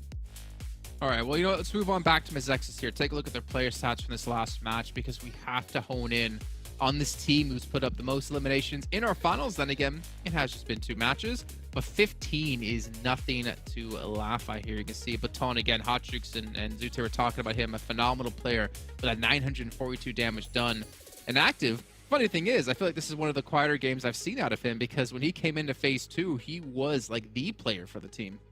Yeah, and inactive, great stats. I want to go back with what you were saying in regards to Baton and what the casters have been saying, because that has been the standout player for this team.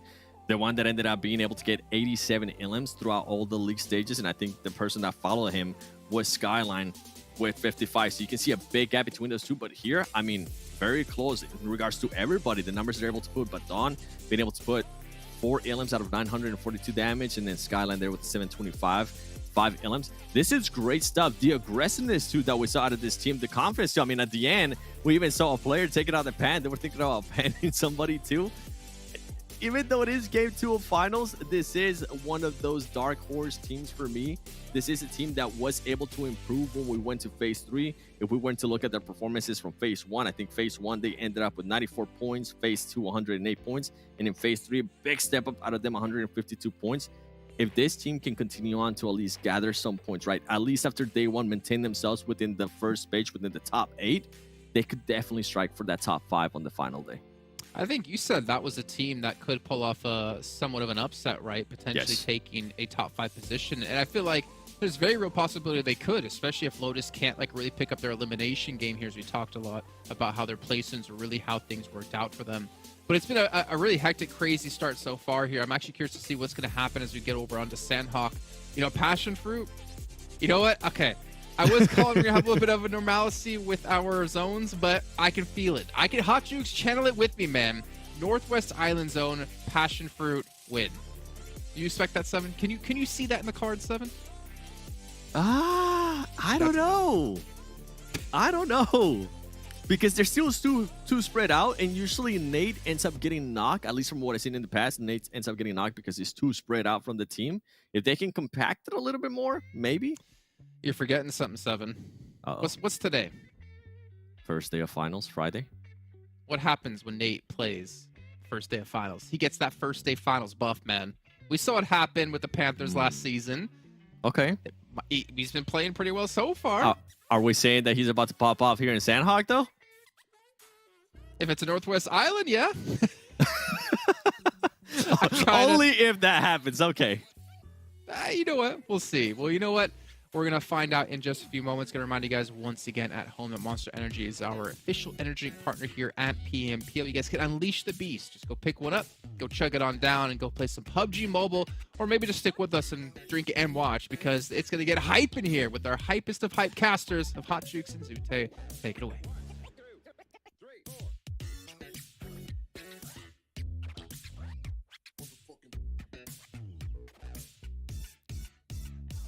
Oh man, this is going to be a big one. We haven't seen, well, we saw it once. We saw that Northwestern Island one time. And with the finals, with the way the circles have been, hey, we should see it a second time right now. We heard the devs talking about it. PASSIONFRUIT, they need that circle. They always land up there.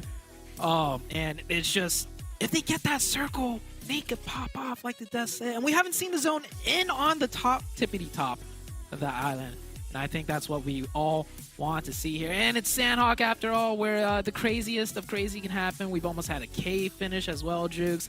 So it's just like, where's that circle gonna go? We don't know. But one thing we do know is that first place, not guaranteed whatsoever.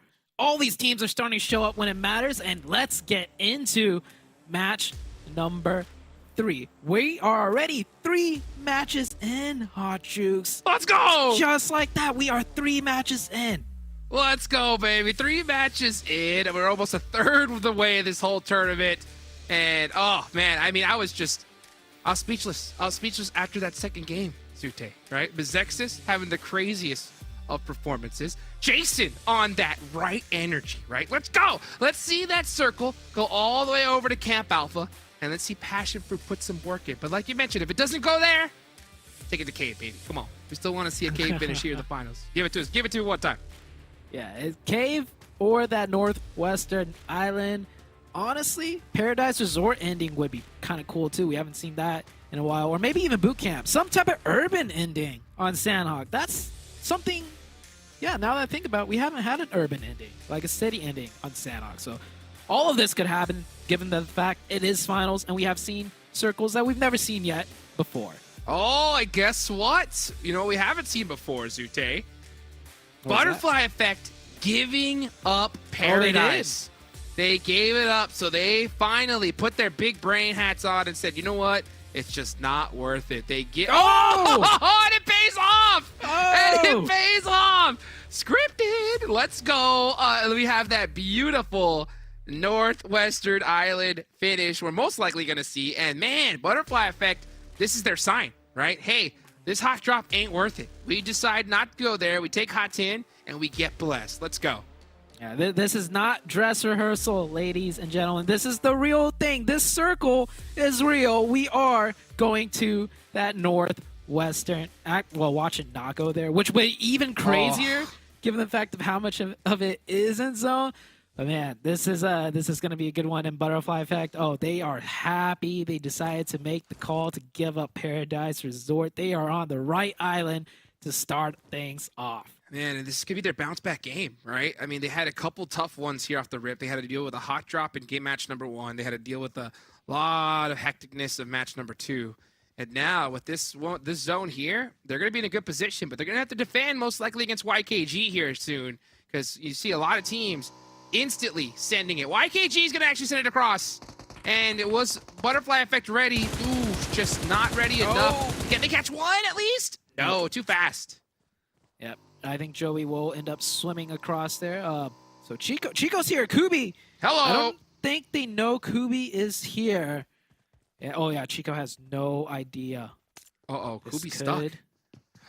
No, he's not stuck. I think he's stuck. They should be worried about Kubi. Kubi's got the DBS. And Chico's not clearing everything by himself. That's good. He's waiting for his team. Wow, okay. Where are they? That is good discipline. Oh, That's moved. Very good discipline. Kubi moves. He's trying to buy some time. I wouldn't be surprised if he tries to go across that. Oh, jump shots. Crazy shots here. Gets one. That's a nice one on Chico. Pop almost goes got to two. He gets two. Wow. Oh, Fierce actually didn't get knocked. He just went down to 1 HP. Yeah. That hurts. Kubi definitely playing some Pop Goes the Weasel. Almost takes down. It's because they were grouping up to clear him out. Like, he could hear there was one set of footsteps, and then became 2, then became 3. They weren't pushing him. They knew. And if they didn't know, they were going to clear it out together. So he had to go aggressive there. So, That's nice true. Try. I just thought he was going to actually go on the other side of that broken wall, because I think his team was in line of sight of that. But, I think this is a little bit of a slip up here from Butterfly Effect for sure, losing a player like that. But you know what?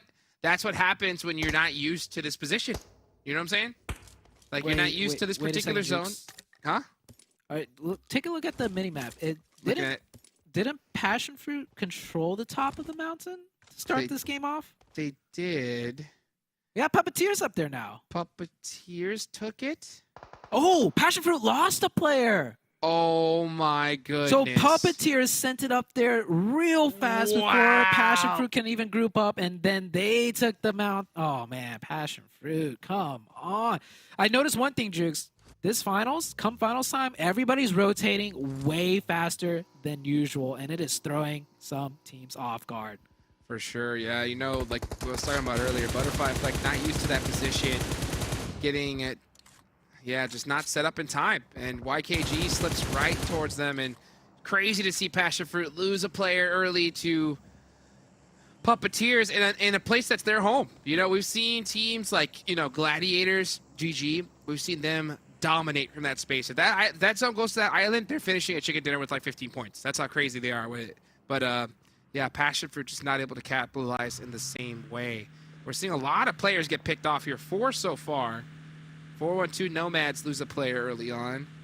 And meanwhile, in Hyper, right, the team we've been talking about here, they need to watch their backs, Sute, because MEZEXIS just had a crazy, crazy game. And I'll tell you what, this lead is going to be, if it hasn't already dwindled down to nothing, it's going to get pretty scary here very soon. Kindness. He's chilling, though. He's not worried. He's not worried at all. Look at him. Ugh. Yeah. Look at that. Doing Kindness it just chilling. in style. In style. This is the most difficult zone for in Hyper, for sure, coming into this Northwestern Island. So we'll see how good of a game in Hyper it can get here. But look at all these teams just prioritizing rotations and just in the zone already. I think the fact that we're coming into the finals, everybody kind of knows in the back of their head, okay, we got to speed up our rotations by at least a minute. Wow, Ooh, Cloudy. Nice knock there on the Garas. Fishy is still swimming. Very, very true to his name. He's just Well, a fish. That's on brand. Yeah. It's on brand for Fishy. Meanwhile, Cloudy, right, his brand is just going crazy. We saw him get some insane eliminations during the league stage. That's another one of those wild card players. And I'll tell you what, we've talked about it time and time again, right? For players on teams that, you know, maybe don't have so much success here, having crazy performances like that definitely gets eyes on you. And we've seen players, right, that didn't quite make it with their team get picked up for America's Championship. It could happen. It could happen. We're going know all into the about next that. circle. I'm the best sub in A. I get picked up the most out of anyone into the most global performances too. And hey, I did get to global performances too without needing to get picked up. So I have that to my credit too. So it's not just me True. getting a free ride every time. So and Hyper looking to do a full rotate. Look, Kindness, what's wow. Kindness doing? There's no way he's gonna get away with that. He is literally driving through 4 different colors of circles, Jukes, and he's rotating back. And now he's going back. Now he's going back. He's like, okay, no, Wow, this but he isn't got gonna pretty work. far. And he stayed alive, and he had a teammate in hand too. So that's a lot of valuable info they just got without losing a Huge. player. 100%. So, man, they really were able to push up deep, and they were all the way down near, like, Camp Charlie, right? So they are, to be able to even make it here that cleanly is pretty ridiculous. So let's see how they take advantage of it. Meanwhile, you got SLR here in this spot. Cloudy does go down to PASSIONFRUIT as they're trying to make up for losing Valak early on. Let's see how they do here. So that's going to be 1 elimination. That's going to be Juancho's. Juancho getting an elimination early on. Proud of you. Let's see what they're going to do, though, is, yeah, you can see it's only Jason up for Butterfly Effect with D. He does have this rooftop, so that's pretty dangerous, but he's got to be careful because there's a lot of people that can see this spot from different angles. Yeah, especially when the zone starts getting smaller. For now, it's a great spot. I'd love to see Jason not shoot until, you know, PASSIONFRUIT is wide in the open, though. As an excuse, coming in with the push onto SLR. It is a 4v4 SLR playing a little bit more split 2-1-2 in the buildings. Excuse, trying to find some openings right here. And if too much noise is made and too much happens in the elimination feed, and Hyper are very close by, so that's a thing to consider as well. This is what I don't like about Super Lazy Reflex, though, the way they defend, right? They just kind of caught looking inside of buildings. They're not really finding angles. They do get a nice Molotov right there, but you could just see, like, the amount of information that they allow themselves to give is so limited, and it does open the door for a lot of different teams to push so aggressively on them. Yeah. Stellar gets pieced up. I think that's a third Ooh, party, so yeah, that's from got to hurt. distance. Yeah, SLR rely too much on the other team making a mistake rather than them getting the advantage for themselves. And Chico gets a knock onto Y Elegy and a confirmation. Ouch. SLR down to 3. And now they're trying to do something when it's too late. They're down to 2 now. Excuse will be taking the spot over. Down to 1. And it's all down to Long. Yeah, you can't just be stuck staring inside of a building Chronix. long. Oof. Wow, they lost Chronix too. That's going to hurt. Nice sneaky play there from Long. Oh, I hate it when that happens. When your team starts getting openings, and you get too pumped up, you get too much adrenaline, and you just rush out. You forget, you know, to play things accordingly. And Chronix made that mistake. As good as a player as he is, that's one of those mistakes that, yeah, you have 3 knocked, no need to rush it, right? Just make sure you don't run out into the open and get thirsted, which is exactly what happened. I feel bad for Chronix because, I mean, I think that the way his team has been performing so far, the way they did in the league stage, you know, he just looks like a player that's trying to make a miracle happen. But let's talk about that in a second because we got BOPE pushing up against Ace, Spades. It's just ILY, I believe, up left. Meanwhile, Nightcrocs and Fuego pushing all on up. Oh, get bodied. Oh, he's winning. The 1v2. He's got the right angle. He's got the advantage. Loses it. Nightcrocs clutching at the last second. That was huge. Yeah, big clutch. If not, whole team is gone. But instead, he gets the full reset up to 4. New zone popping up. It is not. Well, it could still go up to that Puppeteer mountaintop, but Hot 10 starting to get pricey with that real estate as so many teams are looking to move in now. Let's see exactly where they're going to move on into. 4-1-2. They lost free point early on. This is all the way at boot camp. Oof. This is going to be a tough rotation on over. Wall Street Bets are on the other side as well. Why are they shooting? Honestly, this is blowing my mind. Like, they are so far out of this next circle. Trying to even shoot inwards right now is just giving so much unwanted attention. Yeah, if anything, it's drawing more attention. It's like saying, hey, we're going to try and challenge you because we might go this way. But smart enough, they go the other way around. MEZEXIS is not in the zone on top of that hill either that they were shooting at, but they could definitely wait to camp them out if needed. Back onto the Hot 10 side of things, we have 4 different teams in here. We got PASSIONFRUIT, Extreme Slayers, Butterfly Effect, and LOTUS all hovering around the Hot 10 area. Wancho trying to find some angles. Let's see.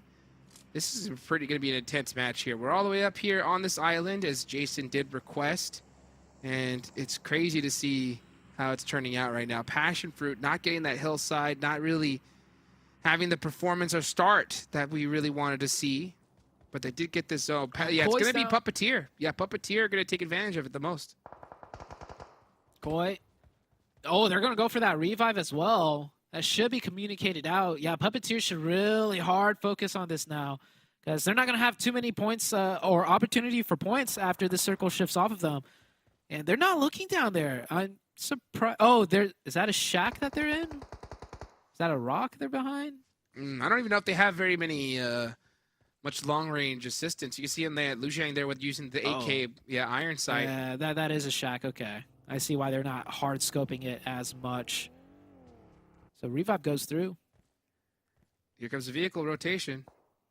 Super risky. Wow, I'm surprised his shot's not getting blasted at him. Yeah. Oh, the ammo indeed. Yeah. Dong doesn't want to use it all up because he knows he's going to need it here. Okay, all right. Here comes PASSIONFRUIT trying to stay alive. Ooh, they do lose one.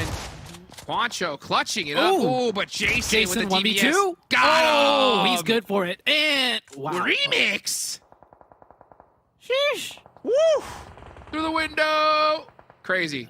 To the bank. He's going to take that point. Take it. He's going to take that point to the bank right there. Remix. And that's how some star players get it done. They just find those angles. They find those points from the most uncanny of spots. So good job for them. Hot 10 is in the next zone. We are going north, Jukes. Wow, we're headed to the north, and it's huge for Extreme Slayers to be able to clutch that up Remix, right? Because now he's going to have a lot more of Hot 10 to himself. Meanwhile, Puppeteers on the south side got to get moving, and Hyper is going to almost try to circumvent them. But Execute, what is going on? This is just going back and forth. Kindness is laying down the law. 4 eliminations all to himself. I don't know what happened to Execute. They're in zone right here. But they really wanted to fight for that spot that wasn't in circle at the watchtower. And yeah, see ya. I think that was a case of trying to do too much for Execute. We really got to go back to we got to know what the comms were for that one, though, because that might have been the play. Who knows? But from our perspective, was not the play. And Puppeteer is still on top of this hill, not able to find too much, though. They have 1 points so far. So this hilltop is great for sightlines, but confirming those points is another story. Well, I'll tell you what, and Hyper's completely circumventing him here. Like, if they're not careful, they're going to be the team getting gatekept now. As and Hyper, man, still surviving here. This circle with 4 eliminations. They still have 3 up, and one of those is Kindness. So, still a deadly team. They're forced to make a very bold rotation here up north, and they are going to be able to catch the Shack for free. So, it ends up working out for them.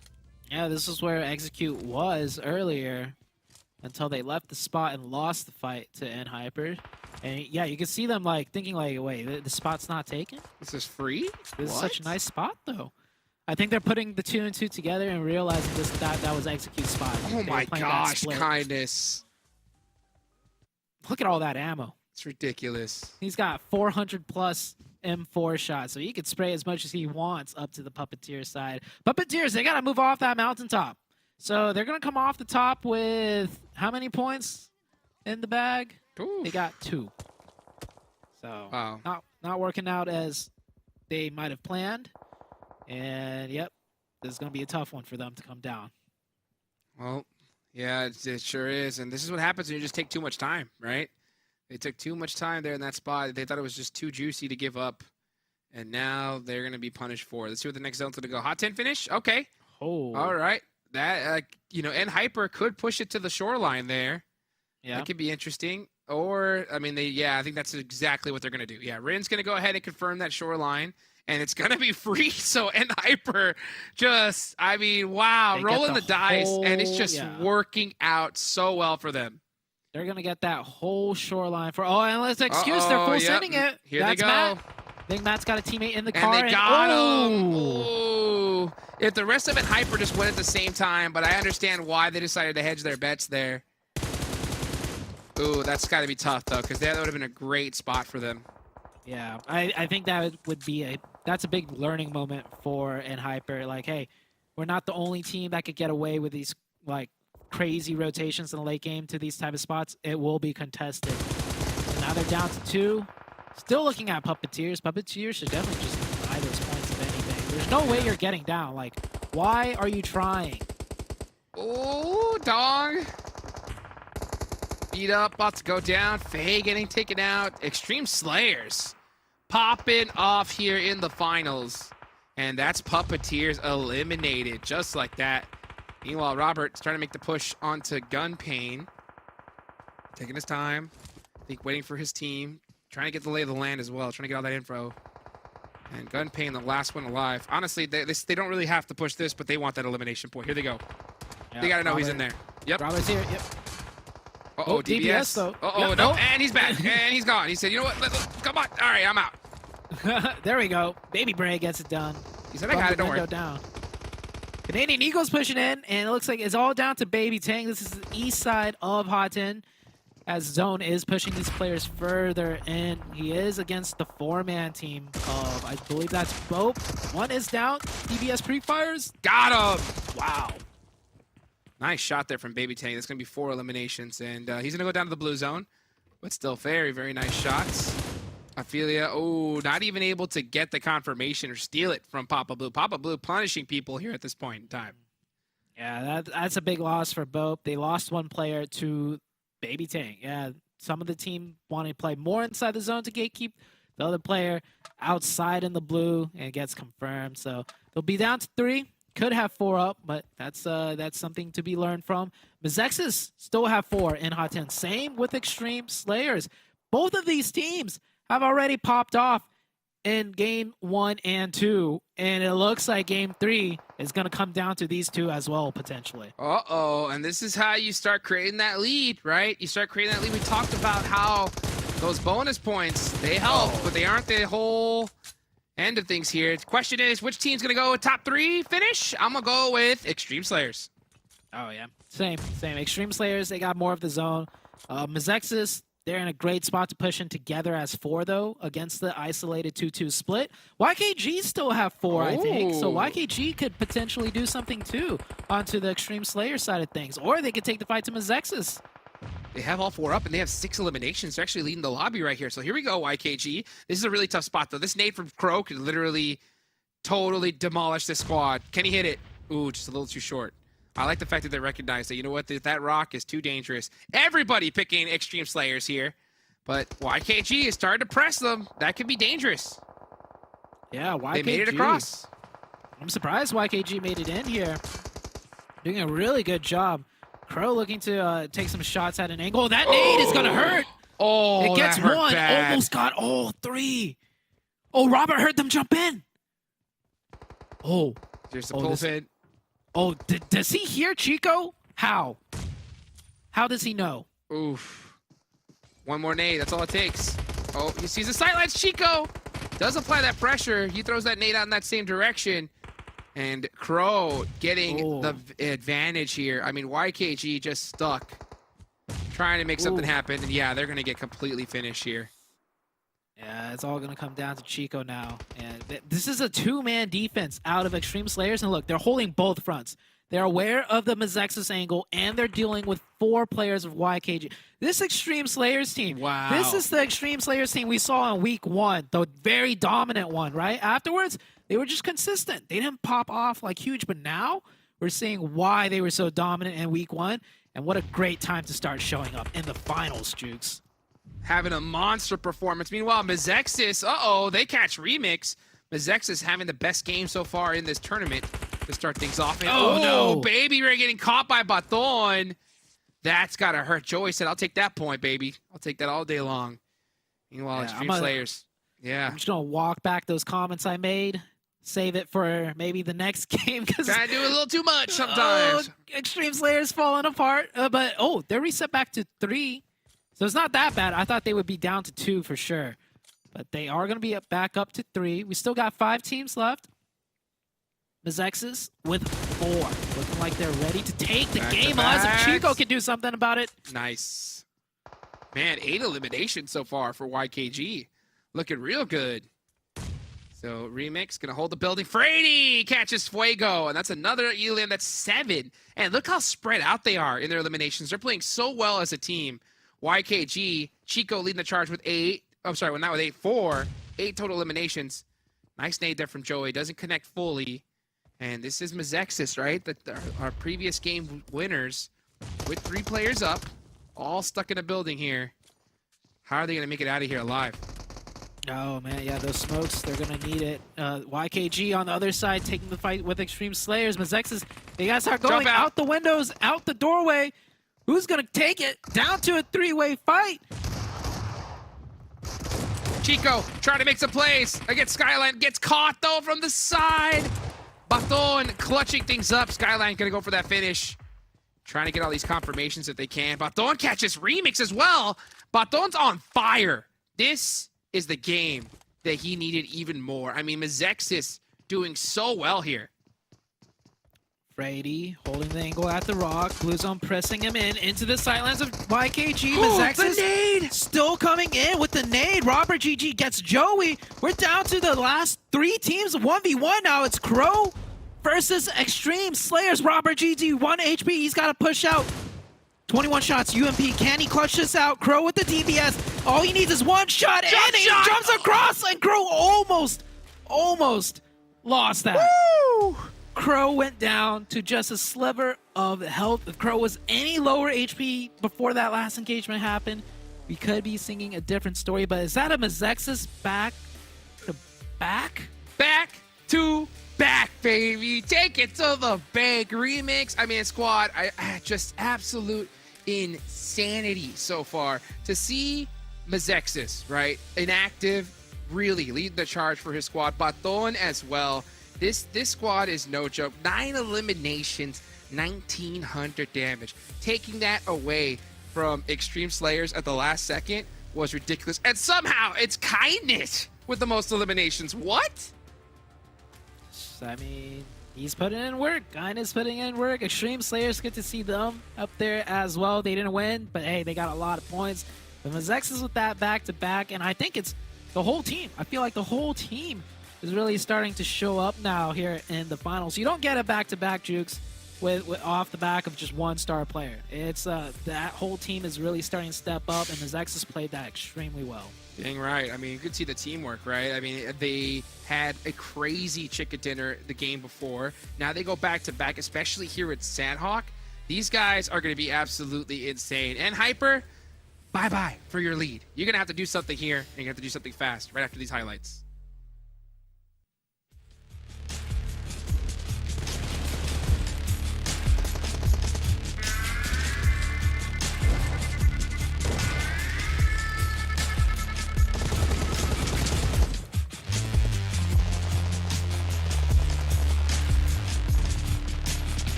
The back-to-back MEZEXIS. This is a fantastic start in the finals. And keep in mind, guys, this isn't 3 phases anymore. There's not 3 different weeks you're playing on. There's 3 days you're playing on. And MEZEXIS, I can't tell right now, but they are in contention for first place. They came into that match in third, and they come out with the victory. They very well could be our new leaders right now, which I think would be a big surprise to us 7, even though we did talk about them as being one of the potential teams who could easily slide into top 5. But to slide into first place, I don't think we were going to predict that. Yeah, we were not going for first place. Okay, MEZEXIS, you're overachieving right now, and I'm all for it. I'm all for it. 19 points for this team, 9 elims. As soon as you and I saw Remix go down, as soon as BATAN took down Remix, you were like, oh, they're going to win this. By the way, Stream's Layers, though, we got to give them some props, too, because that team was able to still be able to perform 11 eliminations out of them, 17 points. Great performance out of them. And a good bounce back, too, here. Something along the lines of what we were talking about at the beginning of the show when it comes down to Sanhok. YKG being able to use the madness on Sanhok to bounce back after just 2 awful performances. After 2 matches, I think they only had 4 points for the day. For them to be able to rack up 13 points here, that's a great bounce back. Bro, one team we're not seeing, though, Uh-oh. and the team that I was saying, man, give them a Northwest Island circle. PASSIONFRUIT, man. You called it out perfectly. They were too spread. They got caught out. That should have been them soaking up a ton of points, but that is such a blunder to have happen when you finally get the zone going your way. Yeah, and I think Puppeteer must have done their research on them because they knew that they are way too spread out. Fully send it on to Valak, and Valak could not do anything against all the players from Puppeteer, and that's how Puppeteer was able to at least get one of their 2 eliminations. And you can see there, PASSIONFRUIT Esports, even though they were able to get 2, even though they had the right idea once they ended up with 3 players, it just wasn't enough when they went to Hot Team. It wasn't enough out of them. They weren't able to take advantage of what the circle was, which was one of the most perfect circles that we have seen in Sanhok. For them, not good enough. Get 0 points. Lotus Esports, this was the big question mark for me here. What happens when you're not getting those placement points, and we already know that you cannot get those elim points? Rough start for them. Yeah. Well, I mean, luckily for them, right? It is just 3 matches. No. It's only the halfway point of the day. We still have 2 full days to go. I don't want to count any team out just yet because I am looking at our overalls, and there's really not that big of a gap at the moment in these points. So it is very possible for any of these teams, even if you're on the bottom of the leaderboards, to really shoot up the rankings if you can start to have some good matches. And speaking of a team that's had good matches, well, we got MEZEXIS. We're going to dive into something special about them. Not necessarily something special, but something special about the performance so far today. What is it, 7? It's going to be their performance from League Phase 1, 2, and 3 versus how they're performing in the finals. And when we actually put up the graphic, on the left side is going to be what they did on League Stage, and on the right side is going to be what they're doing on the finals. And ladies and gentlemen, if you cannot see the performance out of them, 1900 average damage, almost 10 elims per match, and the survival time with the back-to-back chicken dinners. Playing off their mind. And right now, I mean, something that we're able to mention too, it's not just BATAN, right? Which was the main storyline out of this team. If MEZEXIS wasn't able to perform, I'm pretty sure a lot of us were saying BATAN might actually end up leaving this team because of how good he's playing. Today, so far, I feel like it's not just him. Everybody else is putting up some great numbers.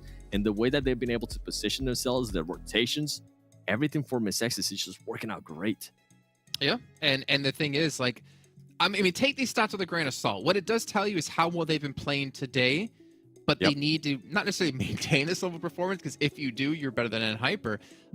But they need to at least kind of keep in range of what they're currently doing, and obviously improving on what they did in the last 3 phases. And they have a very good shot of making it into regionals. And the thing is, Inactive, I mean, he was at PMWI. He got a lot of good information when it came to how these international teams play. So that would be a big stepping stone for them to really take it into regionals and then use the information that he gained from prior events. And maybe MEZEXIS could be a standout team.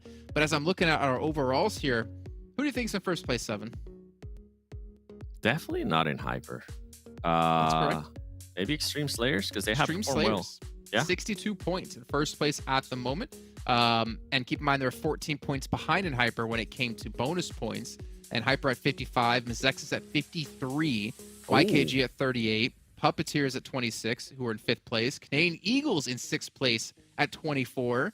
412 Wait, Jason, Nomads, though. Go back a little bit. Tell me how many bonus points MEZEXIS had. 5. 5? And they have 53 points right now. Yeah, they're currently, I mean, the back-to-back chicken dinners, obviously, but that's when the bonus points kind of comes to help, right, for those top teams, and they're kind of rewarded in a way for being able to perform so well during those league stages. Because if it wasn't for those bonus points right now, I feel like MEZEXIS would have a nice, healthy lead over everybody else. Oh yeah, they would. Yeah, for sure, 100%. They'd have 48 points on the day so far. Now, keep in mind though, they have 2 chicken dinners and only 20 placement points, which means in the very first match of the day, they didn't get a single placement point. But again, that zone a little bit wonky, so we'll give them that. But then you have Canadian Eagles in 6th, 412 Nomads in 7th, PASSIONFRUIT 8, LOTUS in 9th, and then you see BOPE 10, Execute 11, Super Laser Reflex 12. And then you see Butterfly Effect in last place at 7. A little bit unfortunate for them so far. Jason and Co, they definitely have the opportunity to bounce back in our matches. We'll even take a look at the schedule to show you guys what's coming up today if you have forgotten, or if you're just joining us, obviously.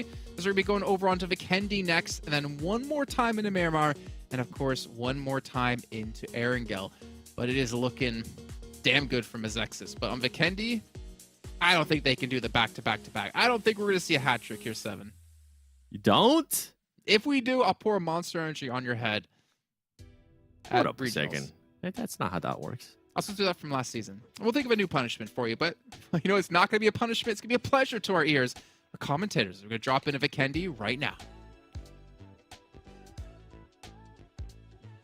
Let's go, baby. Talk about the hat trick. I'm talking about that turkey. You know what I'm saying? 3 in a row. Hopefully we can see it here. That'd be crazy, in all honesty. Vikendi's coming up next, right? We got that and 2 more matches left to go. We talked about it all league stage long about the bonus points, Zute. Yep. And we talked about how important those bonus points are and how it is not in any shape, way, or form going to determine who's going to be first place at the end of the tournament. Because we saw... Whew. Crazy. It's crazy to see how insane they've been. I mean, Zute's shocked. Zute's shocked. I'm shocked at how MEZEXIS has performed. Back-to-back chicken dinners. I don't think anyone saw that coming, especially with 15 eliminations here. This is what we're talking about, baby. Hey, you know what? It's about to get icy. I hope you got your coats on so you don't freeze. Let's get it going into Vikendi.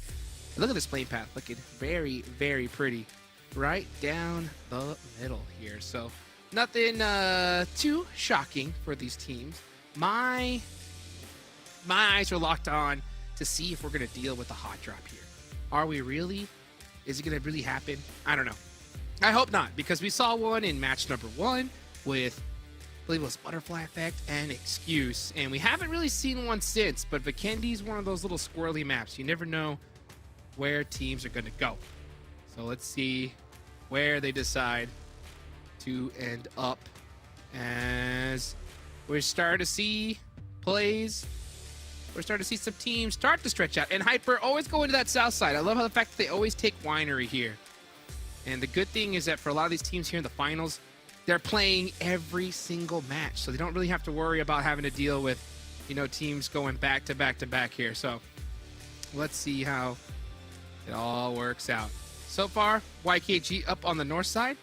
Looking good. You got PASSIONFRUIT over there in Dobro Mesto. And look at this first circle here, Zute. Yeah, first circle all the way to the west. Hey, we've gotten all crazy circles here today. With this being in the west side, is this a Dobro finish? That'd be the crazy Ooh. one to see here out of Vikendi. Come on, let's do it. Let's do it. Passion Fruit. Well, actually, I think they shouldn't, because Passion Fruit apparently, when they get Circle, it didn't work out last game. You know what I'm saying? So maybe they need another little hard shift off of it. But this is also Vikendi. I think they'll take it. That's for sure. Yeah, if we get a Dobro finish, it doesn't even matter if you're in Dobro in the first zone. You're going to have at least 6 other teams get into Dobro. So we'll see how it plays out. But look at Extreme Slayers. They've had a huge day so far today. Same with MEZEXIS, now that I mention it. And both these two teams can have the prime pickings of their spot in this first zone. And we all know how good getting that center spot in Vikendi is compared to other maps. 100%. And man, Extreme Slayers dead center of the circle. I mean, this is ridiculous. I mean, it's crazy to see how well they're doing here off the rip. I mean, who knows? Maybe phase 1 they did so well, and then afterwards they're like, you know what? We're just gonna throw up a little bit of a smoke screen. Just take a little bit of a break, try some new things, and then come finals times, come out strong. Because honestly, this is looking like a totally different squad here. This is the squad that we saw in phase 1, but like taking it to a whole nother level. Yeah, I mean, it's finals. Sometimes when finals comes around, teams just start playing better. And it's always good to start off strong, too. It makes it so much easier to keep that momentum going through the rest of the days versus, trying to bounce back. And I wonder how NHyper's feeling, right? NHyper has been playing well. They haven't playing bad whatsoever, but they must be a little nervous, right? Seeing some other teams instantly after the second game pass them up on the leaderboards. So absolutely insane. It is crazy. I mean, and this is where you just said it best, right? There's some teams come finals time, it's like they just turn into another monster, right? They become so much more consistent. Their aim looks sharper. Their movement looks faster. Looks like they got that monster energy in them. You know what I'm saying? Yeah. And this is what I've said time and time again is my biggest fear when it comes to NHyper is their lack of just that. You know what I'm saying? Is come when the time when it counts, the ability to just have that best play inside of you. Great, nice return fire shots there from Puppeteers, by the way, out the vehicle to avoid that knock. Very good. They're going to get to a secure position. But yeah, they take a little bit of, it's like they need to warm up. They need like 4 games to really start feeling themselves again. And, in a tournament like this where it's only 3 days, you don't have that time. So I think they need a good performance here. They really, really do, I think, to help them out for the last 2 matches of the day. We'll see how they do here. Puppeteers made that a little bit risky of a rotation. We saw them drive by the Extreme Slayers team. None of them went down. Passionfruit leaving Dobro, looking to take the dips right here, taking some shots onto Puppeteers. That's a lot of shots going through, not connecting, but he has the ammo to do so. The teams prioritizing a lot of rotating coming into the finals. We still have some teams not yet in the zone as Nate does get knocked. He should be okay there. Should crawl right into safety. What you gotta do, you always gotta put yourself in a position, especially early game, where you can take shots, but if you get knocked, you can make it right back into a safe place. Some little just poke shots going back and forth right now, trying to reduce some armor. Nothing too crazy. I doubt we're gonna see an insane push here. And Hyper are starting to creep up into this next zone. So many teams just dead center. And it makes sense because we've always seen in Vikendi, for some weird reason, the zone just loves to center up in Vikendi. Yeah. I feel like if we got hard shifts on Vikendi, it'd just be too crazy, too difficult. It'd be the finals, right? It would be in the finals where we see those hard shifts. So maybe we'll see it come through. Ooh, good return fire from the rest of the team to keep Chronix alive for now. He's still driving around with 1 HP, and they're good. That's good. Will make it back alive. They definitely wanted to get more center, but yeah, they realized everything is occupied right now. Ooh, nice park job. Beautiful right there. Yeah, nice return shots there from Kai. That's what I love to see. It's like, in those types of situations, you just got to shoot. Even if you don't even hit a player, he did, but even if you don't, right, it just gets them to just give Kai a little bit of breathing room to get away, and yeah, that's exactly what we saw happen. So, it was Chronix that got away, so nice shots there from Kai. Meanwhile, Execute, right? Oh, The team that does too much. Here they go. They're going to be pushing up onto Lotus. Ooh, never mind. okay. The knock? Is there a knock coming through? No. Nope. All right. So that's good. I thought it looked like they were executing a full-on push, like they knew there was a team here and they were going to push, which would be questionable. But instead, it gets some good info. They had someone covering as well. And next zone is going to shift soon. We see Ace of Spades and Canadian Eagles all the way in the blue in the east. Everyone else pretty much in the zone. And let's see where that zone's going to go. Most likely going to set her up, so nothing too crazy. And this is the crazy part about Vikendi. Vikendi, it's such a small map, but it's got so much dense coverage everywhere you go. That's why we see so many teams looking like they're right on top of each other. But I tell you what, each one of them has solid cover ground. And that's why we've been really enjoying watching Vikendi matches. Like in the league stage, they were, I think, the most fun map to watch because it was just action-packed start to finish. But I think teams are definitely recognizing the stakes here, Zute. Right? We're about to reach the end of day 1. They know the shenanigans that we're going to see at the end of day 3. So this game and pretty much the next 8 are so important. You don't want to leave everything to the last day. That's for sure. And I think the other big thing is these teams see how MEZEXIS just jumped up, right? During the whole entire league stage, everyone's like, okay, fine, in Hyper, you're first, whatever, we get it. Like, okay, we can't touch you. But come finals, all of a sudden, hey, MEZEXIS, we didn't think they'd be, all the way up in the leaderboards, let alone, like, in that first place position. Now, all of a sudden, they are, and that's got to give some confidence to all the other teams. It's Extreme Slayers that are in first place. Oh, it's Extreme Slayers. My mistake. No, but MEZEXIS are on top of the day in points in general, right? It's just the fact that they didn't have those bonus points, which is crazy. So, I mean, but they're still right up there, right next to NHyper, right next to Extreme Slayers. So they did all their catching up, which is solid, right? Yeah. Now, a good 2 games, and these guys could put such a chunk of a lead and so much momentum going into the next 2 that they could be very difficult to stop. So I think it's very important for all the teams that are trying to hunt down first place. You wanna put a stop to a team that's got 2 chicken dinners in a row very early on in day 1. And definitely just look for your own, because anything could happen in the finals. MEZEXIS and Extreme Slayers really showing everyone in lobby how it's done, and it's not just the previous top teams in the league stage. Yeah, they're still doing well, but you could definitely show up when it matters, and that is the finals. This Vikendi game is way different also than the league stage. We usually have a lot more fighting. Look at this one, 64, still alive, Jukes. Woo. The stakes have been raised. Yes, they have. Okay. You got Joey over here at Dobro Mesto looking to get some angles. And this is totally different than the Vikendis we've seen before. Vikendis we've seen before, we saw teams battling it out at the start, making crazy pushes. But now they're just like, hey, you know what? We need these points. We need these points. So we're starting to see a different play in finals. And I think a team like NHyper, I hope they did their homework and really realized, because we all knew it, right? The finals, a total different monster than league stage. Yep. And usually NHyper have a lot more room to work with, because there are so many teams that fought and went out. Players are gone down. Now it's different. Now all 64 are still alive, heading into circle number 3 on Vikendi. Look at how packed it is, Jukes. Ooh, it is. It's ridiculously packed. Let's see the zone center up once again. And YKG, excuse. You got Extreme Slayers pretty much almost dead center here. That's going to be interesting.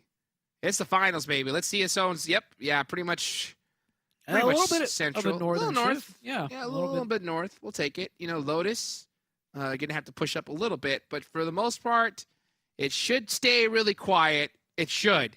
But this is NA, and teams do get a little bit antsy and try to push up into another team. But honestly, this is the worst time to fight, in my opinion, Zute. Worst time to battle. I would, NHyper pulling off a rotation. Oh, look at that NHyper rotation. They're going to go from the hard south to look for somewhere central. Do they pull it off? And it looks like they're going to take the old compound that Puppeteer is at because Puppeteer just went up north. Wow. And they do it so smoothly, too. I mean, this is what I was talking about. But talk about dense coverage. Look at this. Everywhere you go, This isn't there's even a so compound. much cover. I thought and Hyper moved into a compound, but it is not. Let's see how comfortable they are playing here. Watch out. Pay attention to shots. Oh, not able to catch GK first. He's got some moves here. So Puppeteer's just trying to apply that pressure. Yeah, GK first trying to throw some smokes. His vehicle's most likely going to get blown up here. Yeah, I would not touch that vehicle anymore. Nope. Yeah, just let it go. Let it go. Oh, Here comes Rin. No, he's Oh, not. did he? Oh, I was about to say. I wouldn't even trust it. Yeah, Rin's going to come for the pickup. Pick his teammate up, and they are going to be able to secure a compound. Just a little bit more central than before. Yeah, nice. Out of all the teams on the minimap, no one else moved. Yep. Everyone else that was still on the edge, they're like, it is way too risky, way too scary. But and Hyper showing us why they are indeed the best rotators out of NA. Ooh, you said it best right there. I mean, that's a perfect example. Everybody else stuck. And to be honest with you, if I was in this game, I'm staying. You know, it is yeah, 100%. It's tough because you don't want to get into a battle. If you get into a fight right here at this time, you're going to get third party, like almost 100% guaranteed. Yeah. So you want to play it as careful as you can in this situation. But in Hyper, right? With risk comes reward. And they know how to take very calculated risks, Zute. I like the fact that during the league stage, we saw them take even more risks than before. Yeah. And that got me excited. But so far, we haven't seen it. We haven't really seen it here in the finals. Could this be the game to do it? That's going to be my question. Yeah, that's such a huge. I'm still baffled by that rotation. Like, no one else moved besides Puppeteers, right? Because Puppeteers went to an even better spot, and that just so happens to be the spot that Hyper was going towards. You could say it's coincidence, but honestly, it kind of makes sense, right? You don't go middle because that team's not going to move. So you go like off center middle. So you got the left and right side. Puppeteers were on the west side, the left side, and Hyper went that way, and Puppeteers moved away. So they will get the next zone, but they're only on the edge of it. The circle does go north once again. Wow. All right. Zone starting to lead north. Creechats is still wide open. Not one team is really taking it. I think they're all thinking that there's players already there, but it is wide open for the taking. PASSIONFRUIT, LOTUS, MEZEXIS. Man, so many squads are going to have to start pushing onto this real quick. And meanwhile, Canadian Eagles are going to be set up pretty good. Extreme Slayers, not so bad in a position. They're going to have to start moving up, though, as well. They are right here on the edge. Extreme Slayers, huge games today. This time they're going to have to be able to fight their way in. And they're going to have to start fighting now against Execute. Execute crashing onto the edge, taking the 4v4. Freddy's got the nade in hand, and yeah, there's going to be so many fights going on, Jukes. Can Execute pull this off? Can Freddy mount the defense? He catches one, and has time to go for the thirst as well. Gets the confirmation, right? Take that point. You never know what's going to happen, and you got to take him while you can get him. So meanwhile, Killswitch trying to be able to get a little bit of revenge here. Throws the nade, does miss. And now Freddy's got one. They're going to be throwing one back at each other, but Killswitch nails it. All right, Killswitch. Let's see him turn things up. He's got all the angles in the world. A couple little DBS shots here, trying to make things happen. Execute. Down. Yeah. Wow. Oh, that's 3 down. They are picking Extreme Slayers apart. This has got to get them hyped up here. Oh, yeah, this is huge. Extreme Slayers looked so strong, so unstoppable in their previous games. Execute are here to play. It is all down to Robert. I want to see Execute finish this out cleanly. I don't want to see them lose a single player here. Oh! They lose 2. The third one. Oh, goodness. Oh! Fate with the clutch. Fate. Oh, my. Oh, buddy. That was way too close for comfort. But, hey, Fate clutching it up for his team. That's going to help definitely build faith in him. Meanwhile, look at this. We got 3 squads here. We talked about those third parties, right? You try to go for a fight. That third party's coming quick. LOTUS does get eliminated, but now it's the two of the top teams in the lobby. This is huge. MEZEXIS versus Hyper. Ren's got the DBS. I think everyone's got the DBS. Oh, there's another knock coming through. MEZEXIS down to 2. Blue Zone's closing in, but they are safe in zone. Is Hyper going to pressure this? They have the advantage for now, 3v2. They're going to allow a revive. 1 revive goes through. Nade in hand, GK first.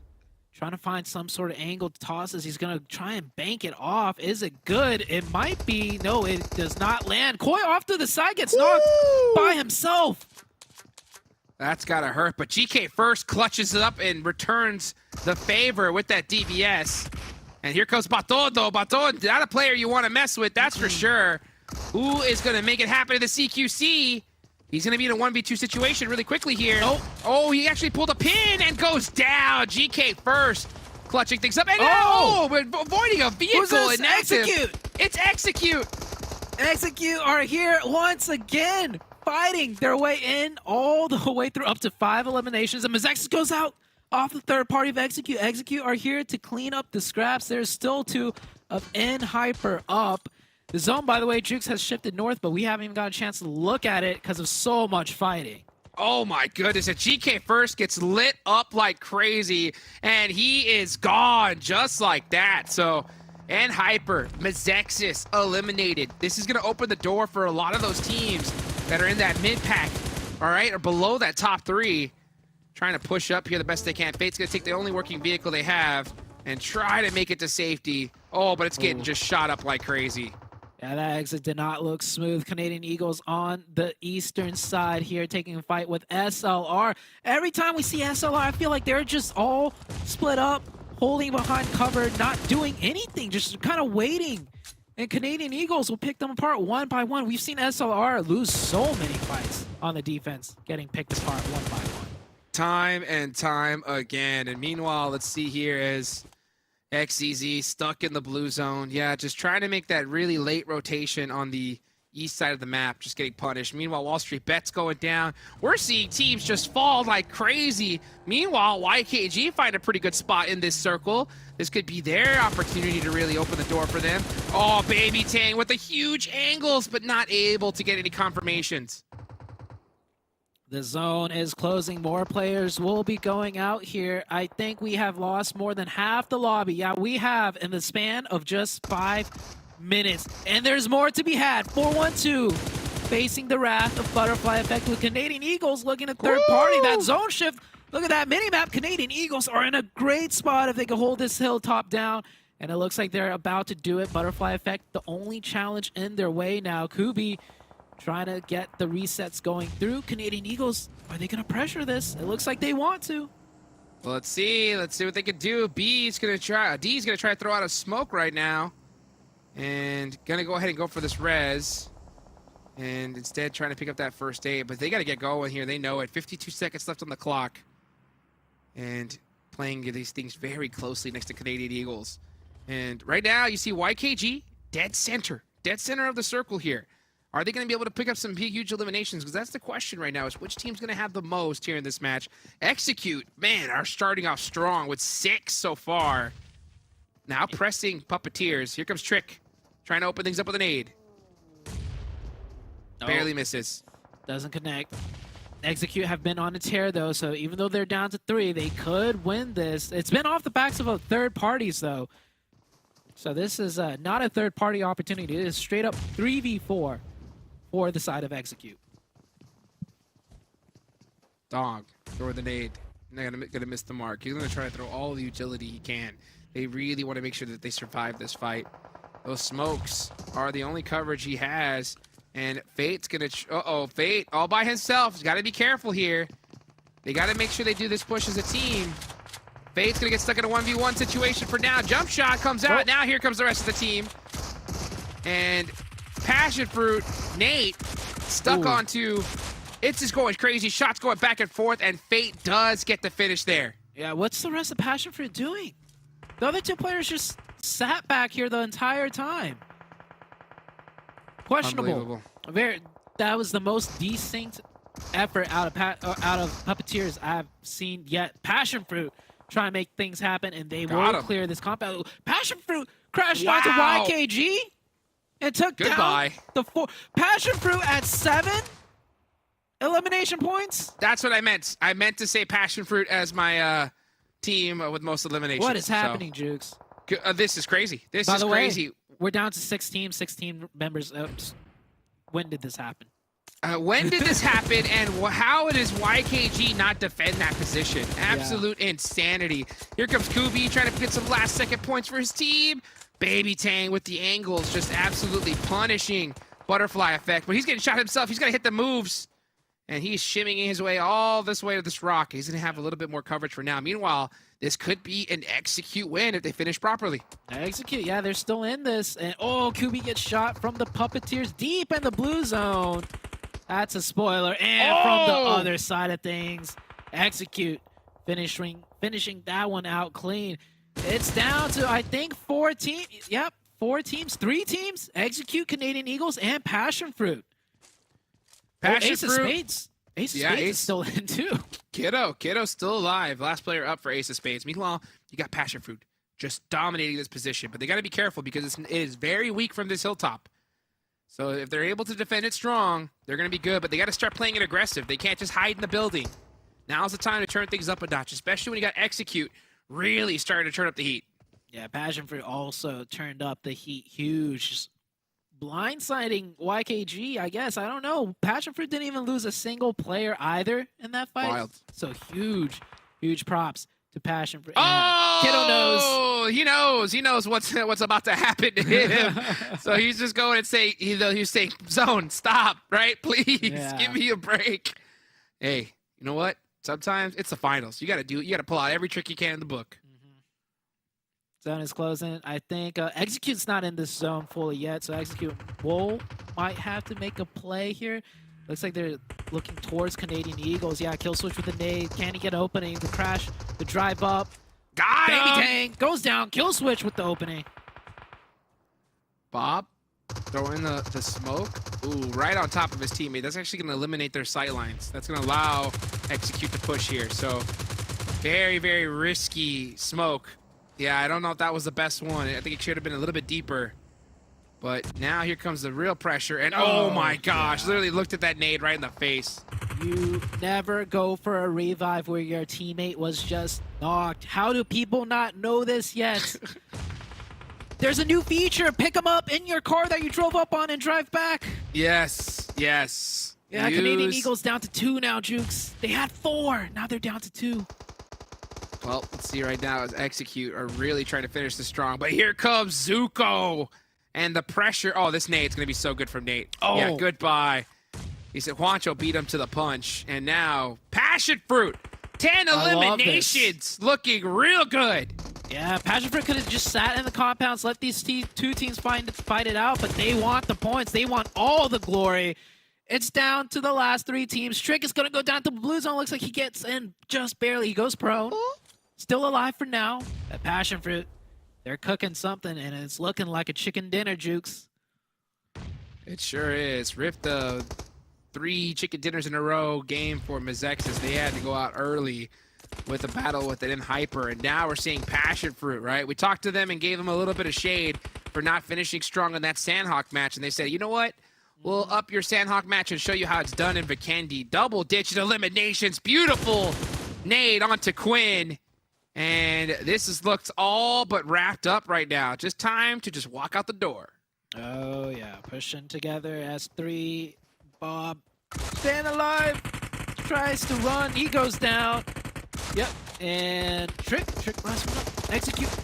Can Trick do something? Nope. Not even close. Passionfruit with a huge win. And in the perfect time, too. Because, I mean, that last game, that Sanhok game, they must be bummed about it. But, hey, come here and win a Vikendi match with so many elimination points. That looks good. That looks real good. They needed this 100%. I mean, for their overall morale here, I know that this team has been going through it synergy-wise, but that looks solid, right? To be able to make that push and finish out and just eject YKG is nuts. 12 eliminations, over 2K damage. You gotta give it to Execute as well. Look at that Trick with 5. I'll tell you what, Trick was a massive pickup for Execute. He has been such a difference maker for this squad. And I mean, man, they pulled out double-digit eliminations and a nice clutch from Fate as well to keep the team alive. Yeah, I feel like when Execute is popping off, it's usually Trick having a lot to do with it, and those numbers don't lie. But Passionfruit, Jukes, Passionfruit, They're here. They're showing up. Are they consistent enough, though, to keep that going? I want to see that. I want to see that out of Juancho especially. Oh, dude, come on, Juancho, right? Step up. Show everybody what you got. He's got some eliminations going. They're getting it going. We're seeing passion fruit. We're seeing execute, make it happen. Yeah. That's what we're talking about, guys. It's the finals. Don't go anywhere. We're going to be right back.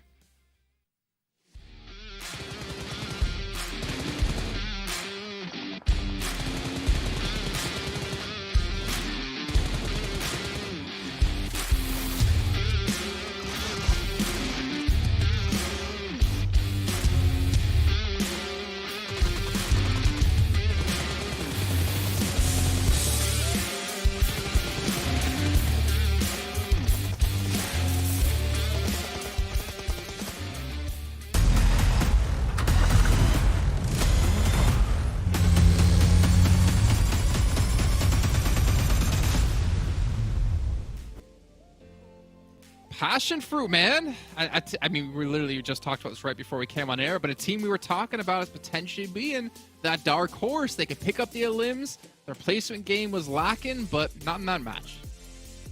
Not in that match at all, by the way. The way they took on YKG, that was the winning play right there, at least for me. We all have YKG saying, okay, I think they'll end up with the most elims because of the placement that they had.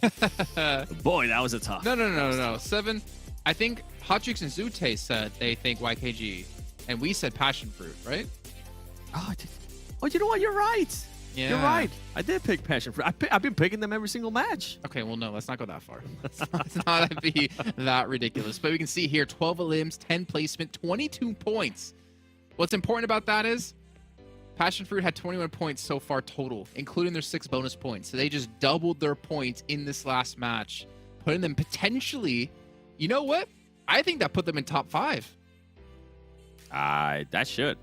Because before this, they only had like, what was it, 3 placement points, and that's been the biggest question mark for me for this team, for them to finally get the chicken dinner out of the way, back it up with the elims that we know they're capable of getting. I think hopefully this is gonna send an even bigger message to the team overall, to just trying to survive a little bit longer, trying to keep those players alive, trying to work on their positioning. If they do end up having to send it like they did on YKG, I feel like this is going to give them the extra confidence to be able to do that. And they can definitely win those gunfights. By the way, YKG, we thought that we're going to be able to have a great game. Boy, did it end up backfiring because of that push that Passion Fruit ended up doing. And with Extreme Slayers, oh man, the roller coaster that we're getting on Extreme Slayers, I'm not enjoying it right now in Lotus Esports. Kind of answering the big question that I had for them. Are they going to be able to perform in the finals since they are able to get those placement points? Right now is a big downfall for Lotus Esports. I think we're seeing a big change up in our rankings and a big change up to what we expected as well, but we're not going to see that just yet. Instead, we're going to take a look at Passion Fruit's player stats here in this last match to see who was really standing out for the team. Look at that. It couldn't get any cleaner. Wancho, Nate, and Zuko all with 4 eliminations each. You love to see it, and even though Valak ended up with 0, he was able to still put some damage at him. Hopefully in the next couple of games we'll end up getting more involved when it comes down to elims, but it's good to see that it's just not Nate, right? Now it's everybody. It's Zuko, it's Juancho being able to get those elims too. But again, let me slow down a little bit. Like you were saying earlier, it's only 3 games. Well, guess what? It's only 4 games, and we've only seen this out of them in 1 match. Even though they have had a good performance, I want to see more placement points, because placement points, I know this team will get the eliminations. Well, I think the one caveat I have to this, that it's only 4 matches, right, is the fact that they made that game-winning push on YKG. They realized we got that compound, that's the God compound, we got to take it. They make the push. They did it successfully as well. For me, that's a really good sign for them, and I think that kind of goes above and beyond what we saw to MEZEXIS winning back-to-backs, at least in my head, of them just kind of realizing we have to make a play. They did it, they executed it well, and they came out with the victory. So for them, maybe it's a start to something. Who knows? But you know, also another team that's been kind of a little bit under the radar, I want to say. I wanted to make some sort of bird pun, but you know what? I couldn't do it off the top of my head. I'm not that good. Canadian Eagles, they have actually been performing quietly but well, and we're taking a look here at their stats over the course of today. And I know you're seeing like 2, I mean the fact we're seeing like 2 eliminations, 1.25, 1.75, we're seeing what, 4 eliminations at least per match. Going into this game, Canadian Eagles had 24 points, but only 2 of those were from bonus points. They scored 22 on the day, not until this last match, where they obviously took a lot more than this. they have actually pushed themselves in the top 5, if I'm not mistaken. Yeah, and I'm actually glad that you mentioned flying under the radar, kind of a surprise team, because this was a team that going to phase 1, we're like, okay, this team could possibly be a surprise team if they do end up making it to the finals. The big thing with this team, though, is in phase 3, they had the lowest points that they ever gotten with just 94 points. And after that, they were being counted out by a lot of teams, including myself. I didn't think Canadian Eagles was going to really be able to do much. For them to have this bounce back, for them to have Baby Tank currently being able to perform, Bad Boy being able to put up numbers, and at least almost everybody there within the roster, as we saw in that graphic, almost getting to at least 1 ILM per match. That's good to see. Now, we want to continue to see that consistency, right? Considering that some of the other teams that we expected to be doing well here in finals are currently just not performing. You know, I was just thinking back to phase 1 when our Canadian Eagles were more about Canadian chicks and how they've grown up, because remember them back on Miramar, they just sat inside of, I can't remember what town we were in at the time, and they didn't bother to move when they had the zone for such a long time, but they've grown. See if they can continue to do so. You can let us know your thoughts about the event so far. Which teams are you rooting for? Which teams do you think are going to be your dark horse? Well, let us know. Use the hashtag PMPLNA, Instagram, Twitter, Discord, wherever you want to be. Just make sure you send it out so we can take a look here and get you guys' thoughts. And speaking of thoughts, what about Passion Fruit here, Hot Jukes and Zute? What are you going to talk about this team who just had a fantastic performance? They're so fantastic. What can I say? Right? They're fantastic. They're magical. Juancho, best player in the game. Okay? I'm saying it. Saying it right here, right now. We're going to see this man rise to glory over time, right? Kindness, who, all these other guys, I'm telling you, Juanchito, keep an eye out for him. Everyone else is old news, right? Juancho's the new news. That's right. That's right, dude. Let's go. It's Juancho's time to shine, baby. Now let's go into this next Miramar match. It's good to see some signs of life from Passion Fruit, obviously. Huge to see also, right? Al and Hyper's trying to make this bounce back. You know, I think that now going into Miramar, this is, in my opinion, their best map, really. You know, with how they play, their play style, having so much room to breathe, I think this is where they could really capitalize on and just really show up with a big chicken dinner. And I think they need to do it right now.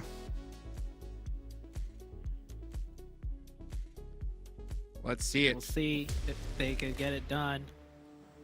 And, ooh, okay, all right. On to the Miramar. Playing path looking pretty good, all things considered.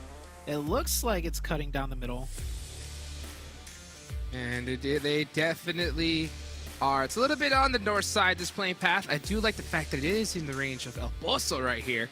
So a lot of players are going to be able to have their drop locations. Hopefully we don't see another southern circle. I think it's time for it to go to the north. Because as much as I love to joke around about let's sing a Los Higos finish, for these players, it is a rough one. It is a rough one to play because the terrain on the south side is so brutal. It's difficult to drive a vehicle. It's annoying. North side's a lot more composed. So let's see how it all works out here. Looking at the drops. Wow, SLR heading towards El Pozo, and they're going to have it for free. I'm surprised YKG isn't trying to really dominate that position. Meanwhile, yeah, we're seeing people starting to fly out the plane. Nothing too special just here. Make sure you guys, of course, use that hashtag PMPLNA. Let us know what you think so far about the finals, because look at this. Knockouts, Juancho matching up with Trick. Longest elimination, Andres, let's go. And I want to see more players use that bolt action. Oh, man. And they might need it here because this zone, another southern circle, Los Leones, the Lions, dead center of this map. Wow. Now, which team? Which team's going to do like MEZEXIS did in the first Miramar of the day? Which team's going to hop in those vehicles and start sending it all the way down to south? Even heading it all the way down to Puerto Payaso is going to be a pretty good idea here. If you can just get in a vehicle, send it down there, loot it up, and you'll be pretty set up to go. And Zute, looking here at this, looking at the circle, this playing path, anything stand out to you? Los Leones ending? Yeah, let's go. Let's do it.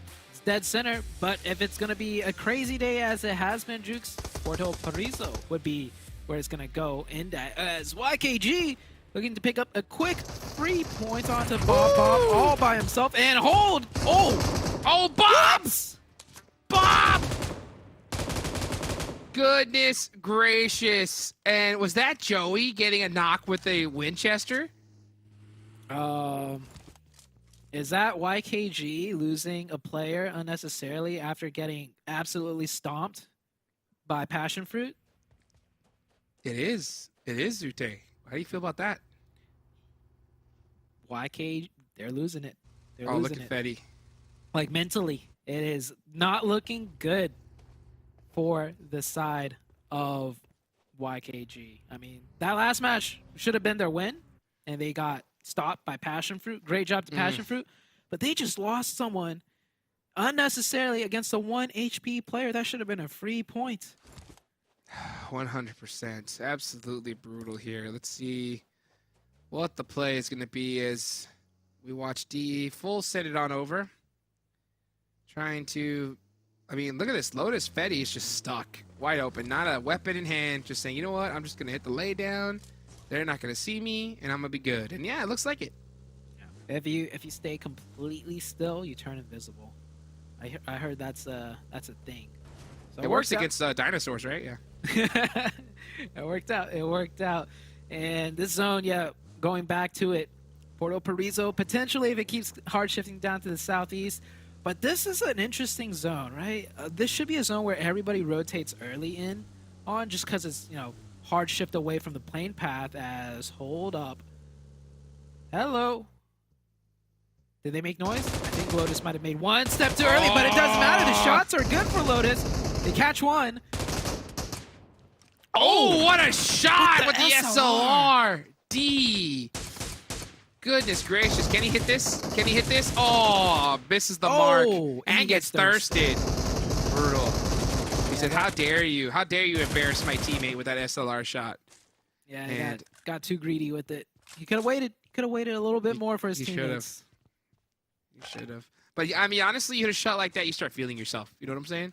Oh, yeah. He's I just guess like, so. oh, I got him with the SLR. I'm going to go for the dub. I'm trying to get that highlight moment, you know? I guess And so. pays the price for it. That hurts. That hurts. Losing a player like that, especially. Yeah, I'm seeing a lot of sloppiness coming out, you know, as we're nearing the day. I think everyone know- played really well in the beginning, but now I'm starting to see, like, some mistakes that should not be made in the finals. We talked about this before, right, Zute? And your experience as a pro player for as long as you've been, what do you feel about, you know, just the longevity of play? You know what I'm saying? Like, do you really feel like that's a big factor? Like, just keeping that same energy you did from game one throughout the entire day? Yeah, it does come into play, That right? stamina? Yeah, and maybe, you know, their performances in the previous games affecting their mental as well.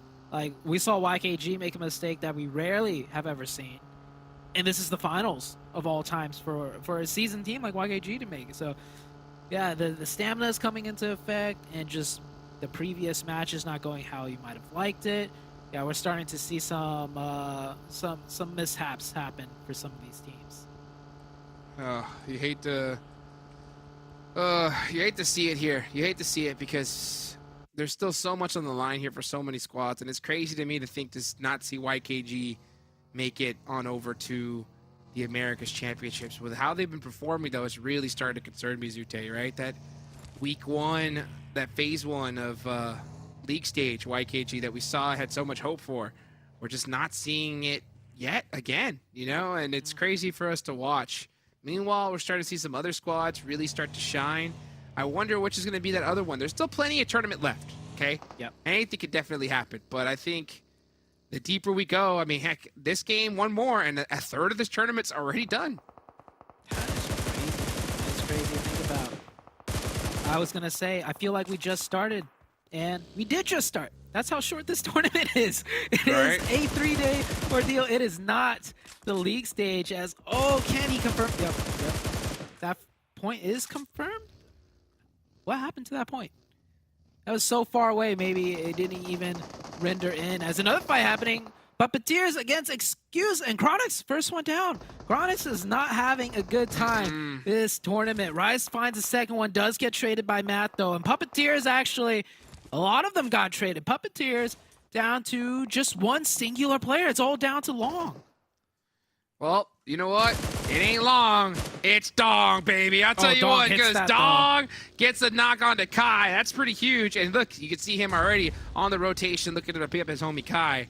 And I think that's exactly what he's going to not do as he passes up Kai. Maybe going to go for Lu Jiang. Yeah. And It's yep, a better that position is- up here. That's good. Yeah, That's better smart. position for sure. Uh-oh, tries to get the finish. Can he do it? Oh, no. Instead, he's gonna sacrifice his teammate, but get position instead. So Excuse will be able to reset up to 3. And Chronix is still... Oh, Kai is in the background bleeding. Blue Zone is here. Puppeteers will reset back to 2, and I think that will be it. Faye does not have time to get revived. Is Puppeteers going to continue this fight, though? That's the real question. Rosh going for the other revive. Excuse getting a full reset there. That's huge for the side of Excuse. 100%. Let's see where this next zone's going to go. Where are we headed? Are we going to head towards Los Leones? Oh, baby. Looks like that just might happen. All right. So Passion Fruit headed there early. Wall Street Bets. Let's go back to this fight, though, between Excuse and, oh, Puppeteers. As Dong got knocked, Lu Jiang trying to survive. Head on out. Oh, they do lose. It looks like Kai does get finished. Oh, So, wow. yeah, 1 elimination for Puppeteers, but this is still worst case scenario for them. Yeah. Oh, he's going back? Oh, he's going back. He said, you eliminated my boy Dong? How dare you? I think he realizes a little bit too late that, oh, wait, I'm a solo? We're only in circle 2? Oof. Yeah, I'm better off trying to get a point here onto Excuse as they're coming out of the blue zone. So maybe he'll pick up that point. 412 coming in here on the northeast side, also fighting in from the blue zone. So much just gatekeeping happening here. Ace of Spades looking to get something done. They haven't had the best of games so far. Shots ring out. Shouldn't be able to connect. 412. This was a team that we were talking a lot about yet to show up in the finals. Yeah, you know, we talk about so many different play styles, so many different things that affect players here at this level. And, you know, one thing that really does seem to do the most is just the mental factor, right? And, oh, look at that. The Winchester coming out with some finishes. That's got to hurt, getting finished by a Winnie right there. But the mental game is so huge. And, you know, when you have your team not perform so well off the rip in such a short-form tournament, sometimes that'll force your best fraggers to try to do something special, right? And I think I look at Excuse as a perfect example. Chronix is a monster of a player.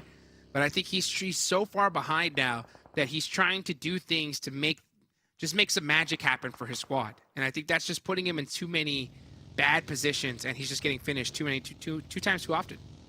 Yeah, and just, you know, devil's advocate here. It could also be, you know, come finals, the pressure's on, and some players just start cracking underneath the pressure, right? And they're just much better and much more comfortable on league stage. Not saying that's the case for Chronix, but there are those situations too for a lot of those players. When it's finals time, their performance starts tanking.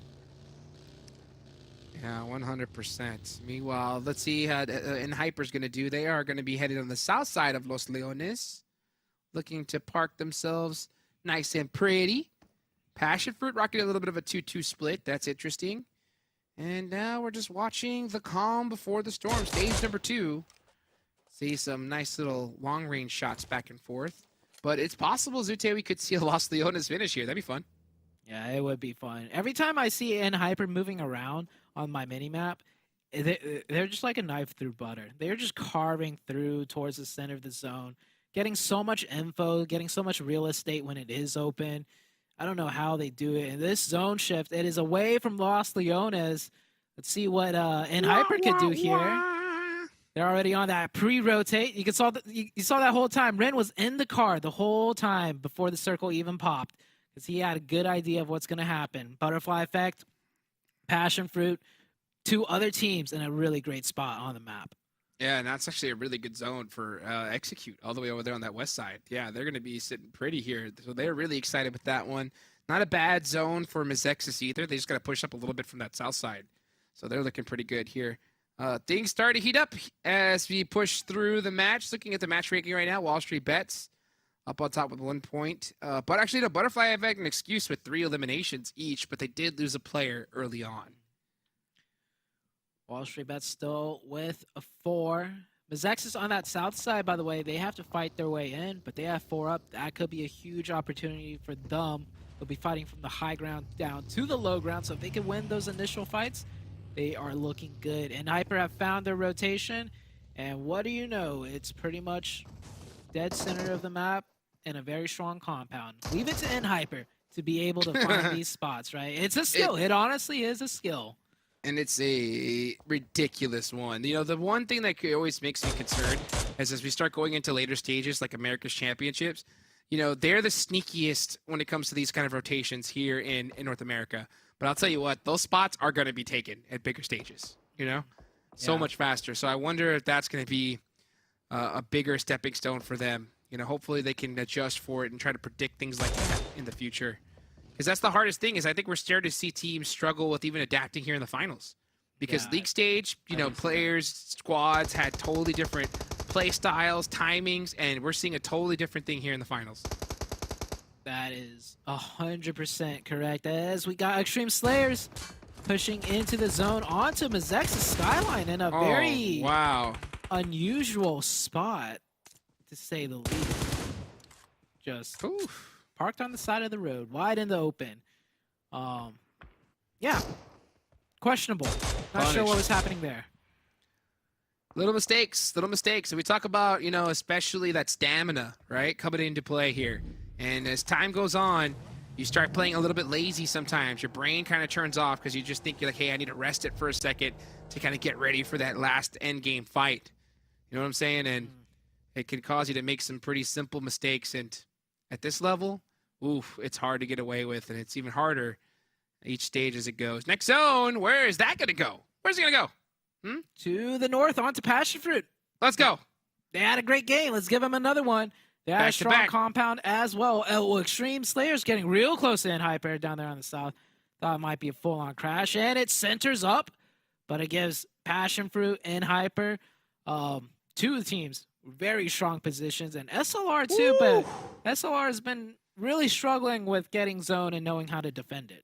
Look at that live finals ranking. We got to get a little glimpse of that right there. That's nice. 56 points for MEZEXIS in second place. Extreme Slayers on top with 59. NHyper in third with 48. So NHyper has dropped to third already, Zoo. Yeah. And that fall could be farther. Who knows? We'll see, of course, what these points ranking are going to be at the end of this whole thing, guys. So always kind of just keep that in mind. We never know what these points are going to look like at the end of these weeks. Oh, look at that. Rin getting a nice knock. Beautifully done. And, yeah, Baby Bray said, no, that's NHyper. Let's just head right back on over here. Oh, push! Oh, down to just one, down to none.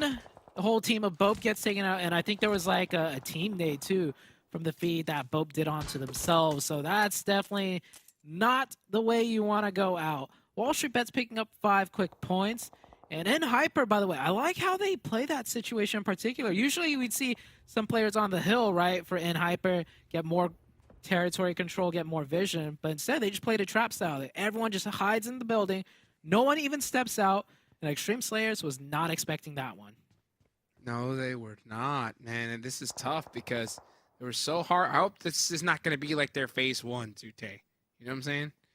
Where they were just so strong at the start of the games and then start to taper off. We need to see that longevity here from Extreme Slayers. They did lose one, but they do have one elimination, and their position could definitely be in a place that is more desired, but let's see how they utilize it. Stage 4. Gonna be no fighting for the next 2 minutes. Zute, anything standing out to you? Taking a look around the map, there's a lot clustered on the eastern side, that's for sure, as teams looking to find better positioning, but not too much standing out, honestly. Everyone's set up in some strong spots. The teams with 4 players up, all in the stronger of positions, honestly, I have to say. Execute, one of the few teams with 4 up that will most likely have to fight their way in, so that's one thing I'm looking forward to, seeing how Execute can continue that fighting spree that they had on Vikendi. You can see Ace of Spades. Yeah, I like the fact that they're trying to take a little bit more aggression here. They're playing this edge, and they need to get some knocks to be able to open things up for them, as they know they need to rotate here in the next few minutes. So they are protecting their vehicles, which is very smart. They're going to need them. And Lu Jiang, the only puppeteer up left, oof, stuck in a really bad spot. And Ace of Spades could be making a beeline for it here. in this next zone. So let's see, where is it going to go? Passion Fruit, you going to get another circle? Yeah, let's take it to the north. Help out Excuse as well. They're down to 3, right? Chronix is still alive. That's huge. Mm-hmm. That is huge for the team.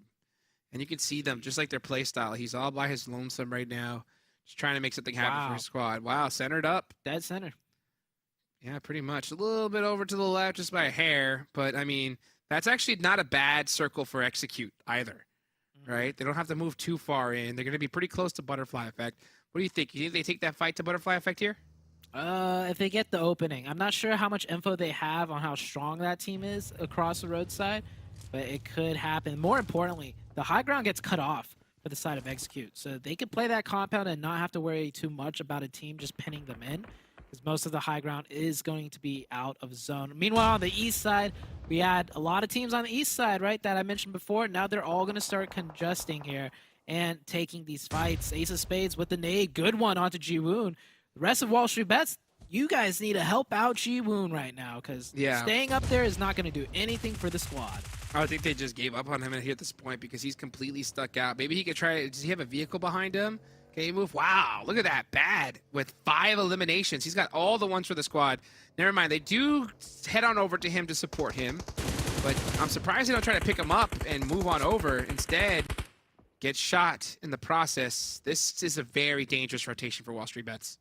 Yeah, Wall Street Bets, they're finding it difficult between deciding to move into the zone and give up your backs and get pushed by Ace of Spades, or staying still, or not staying still, staying at that spot where Ji-Woon just got knocked and fighting Ace of Spades to try and push him away. Either decision is going to be a hard one to make when you only have 3, and you can see that they're falling apart. Let's watch here as Ace of Spades trying to make the push. Pre-fires need to come out. Yep, here it goes, and he gets one. Goes for the second and got him! IOI really clutching it up right there. I think that was even Blinky Bay getting some nice shots there on a Jachi. So let's see what is going to be the question. The question is, which team's going to win the match? Oh, boy. Oh, I think it's time for N-Hybrid to win. That would be the perfect time. That would be the perfect time, you know. Just when the other teams think they could pull one over N-Hyper, this is where they're going to start pulling back ahead. But they're not. They're in a good spot, don't get me wrong. But if the circle goes north, across the road, that'd be tough for them. Hey, I will say this, Ute, right? I would agree with you 99% of the time, but guess what? It's Juancho's time to shine, baby. I'm going with Passion Fruit. Okay. Let's go. Let's see if that zone's going to head north. Where is it going to go? Meanwhile, you got Frady from Extreme Slayers taking some shots down range. Uh-oh, Lu Zhang. Oh, yeah, getting just pieced up right there. I think that was from Ace of Spades. Yeah, good shots from downrange. And Hyper getting some knocks onto Baton, actually, from MEZEXIS. That is on the southern side. We're going to have Extreme Slayers, MEZEXIS, and Hyper, and YKG all stuck on each other on the south side. You can see that right there. MEZEXIS loses a player, and Hyper still has 4 up. Same with Execute. Execute could also potentially win this one. Oh, all right. Let's see. Where is it going to go? Yeah, Execute's still big chillin' here. Zone, if it centers up, it's going to be tough. That road is dangerous. Oh, we're going to make it tough. It is. Absolutely. Meanwhile, you got 4-1-2. All right, going up against Excuse here. Chronix with that huge off angle. He's just playing it very quiet as much as he can. This is a tough one to fight. Is he going to push up and get... I don't think he can see anything from his spot, so he's just going to have to stay there for now. Maybe try to throw some util and get a crazy knock. Passion Fruit been playing this pretty quiet here. They're just utilizing the zone, not having to move at all. Yeah, I like to see Passion Fruit get a little bit aggressive here, especially onto the 2 teams fighting on their northern side, Excuse and 4-1-2. 4-1-2 taking a lot of damage, backing up for the first aid. Matt, that nade could be good. Connects, does some damage, but not the knock that they were looking for. And there we go, Passion Fruit on the backside. There we go. Pushing in. They get Chronix, and it was Wancho who opened up that one. Now Excuse is in a terrible, terrible position. Oh, both these teams are, and they recognize it. They say, we need to get this finished quick. We need to try to get as many eliminations as we can. Oh. Matt doing a great job. Oh, what a shot. And Excuse clutching it up there, getting some solid eliminations as he's going to go down to Passion Fruit. Matt with the 1-2 punch, though, onto 4-1-2. He catches one, catches the other. That was a huge clutch from him. They secured the points, the knocks, and they get another placement. Oh, well, actually, placement points-wise, yeah, I forgot. Rules have changed. You actually don't get too many placement points. There's still 9 teams left, Jukes. Whoo, you go out right now. Guess how many placement points you get? Nothing. Not many at all. Yeah, Zero. Zero's not many. That is correct. Unbelievable. And Hyper, look at this Koi. All by his lonesome, just putting in some work. Is the bank open? Oh, it is not. It is. It actually is. Woo! Talk about a withdrawal on yourself. That's gotta hurt. And meanwhile, inactive. Got that DBS. Is he gonna make the push though? Does he recognize it? I don't think he does. Yeah, talk about sticky fingers. That was a guaranteed knock if he manages to just let that go. Luckily for them, MEZEXIS only has 2. And I think even MEZEXIS know a self-nade might have happened, but they can't do much off of it. They only have 2 players in Hyper with all 3. Here comes the final push. Time to close things out. Can Hyper execute this cleanly and not lose a single player? That Molly's going to cause a lot of trouble, though. But Ren finds his 1v1 and gets his knock. All right, it's just Crow in a corner, and he should go down in the next few seconds. And you can see Crow throwing some Molotovs, trying to get some pre-fire, but does go down. And Hyper clutching that up right when they needed to. So they're going to still control the south side with all 4 players up. But it's definitely going to be tough. There's a lot of players surrounding them, but they should be able to make it happen. Meanwhile, to their east, you can see Ace of Spades trying to finish out SLR. Where's the zone going to go? Is it going to hit on north once again? That would be crazy. Oh, give it to Hyper. I don't want to see Passion Fruit. I didn't pick Passion Fruit, but it's looking like it's going to go to the north. More of the zone is on the north side of the road. Passion Fruit have full control on that north side. Oh, that is as north. Well, not as north as you could get, but that is a very northern zone, Jukes. Take it to the bank. That's north enough, that's for sure. Let's see if Passion Fruit can capitalize on this beautiful circle. They have nobody to their backs. All they got to do is get aggressive and focus on the teams downrange. But you know what? You got to worry as you start to see a lot of pressure come out here on the south side. Ace need to get this fight finished. They have 20 seconds on the clock. They know they got to get going, and here they come. Blinky Bay on the push. Ooh, nice little nade there. Meanwhile, Kindness does eliminate YKG. Extreme Slayers go down as well. Teams starting to get picked apart. Yeah, SLR is not long for this world either. Down to 2. Ace of Spades surely will find the opening. Eventually, Ace of Spades playing this so careful. Come on! They have the time, I guess. I know Blue Zone's closing, but they're on the slow side of things. They don't want to mess anything up. Can't blame them because they're in a great spot. They're also on the north side of the road. Ooh, that was almost a great pre-fire there from Stellar, but meanwhile, Iowa coming from the side. Oh, they lose a player. Oh, come on. That is tough.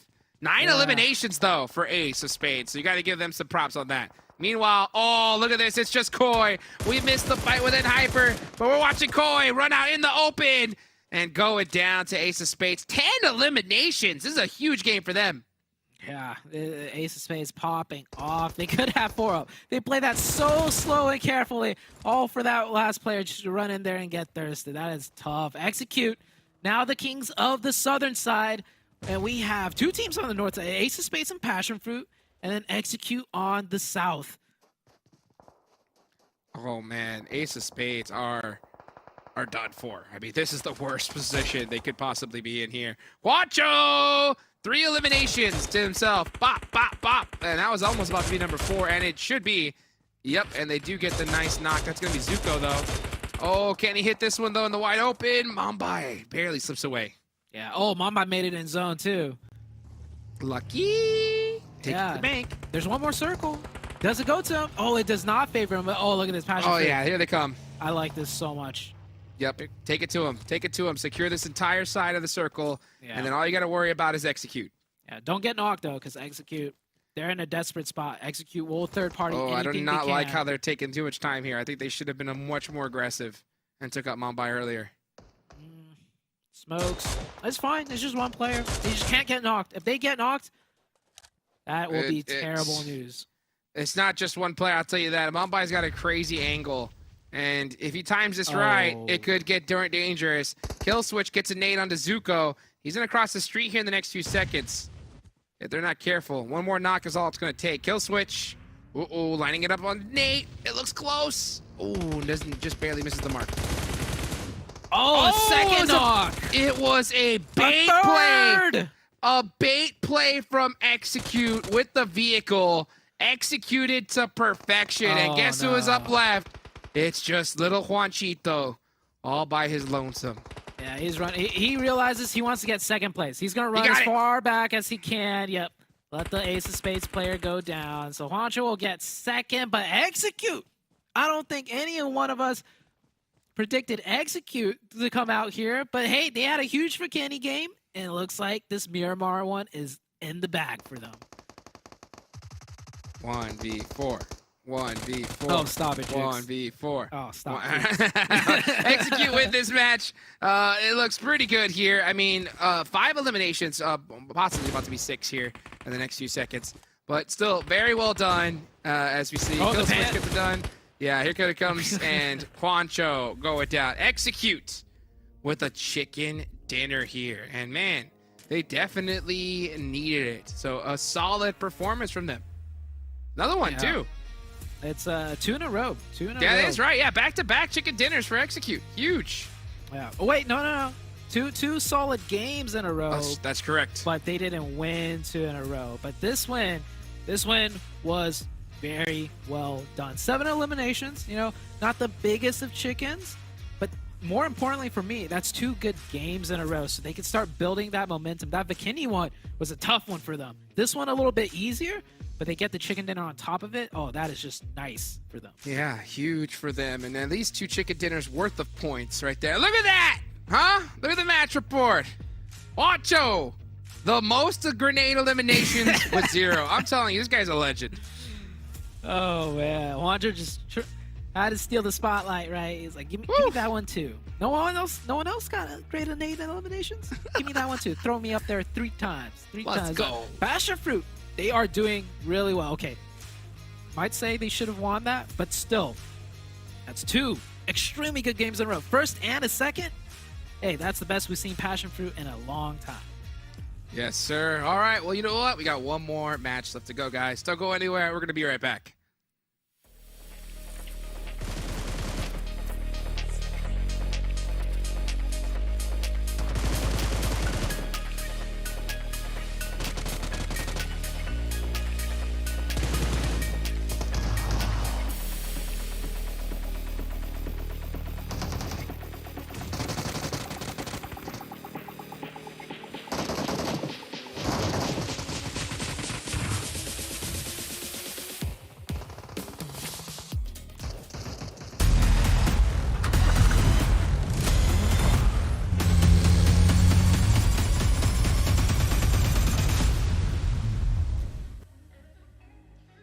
Man, I swear he caught me off guard there saying Execute with the back-to-back wins. It's like, wait, what? No, I had to look at my notes, man. But they do close things out.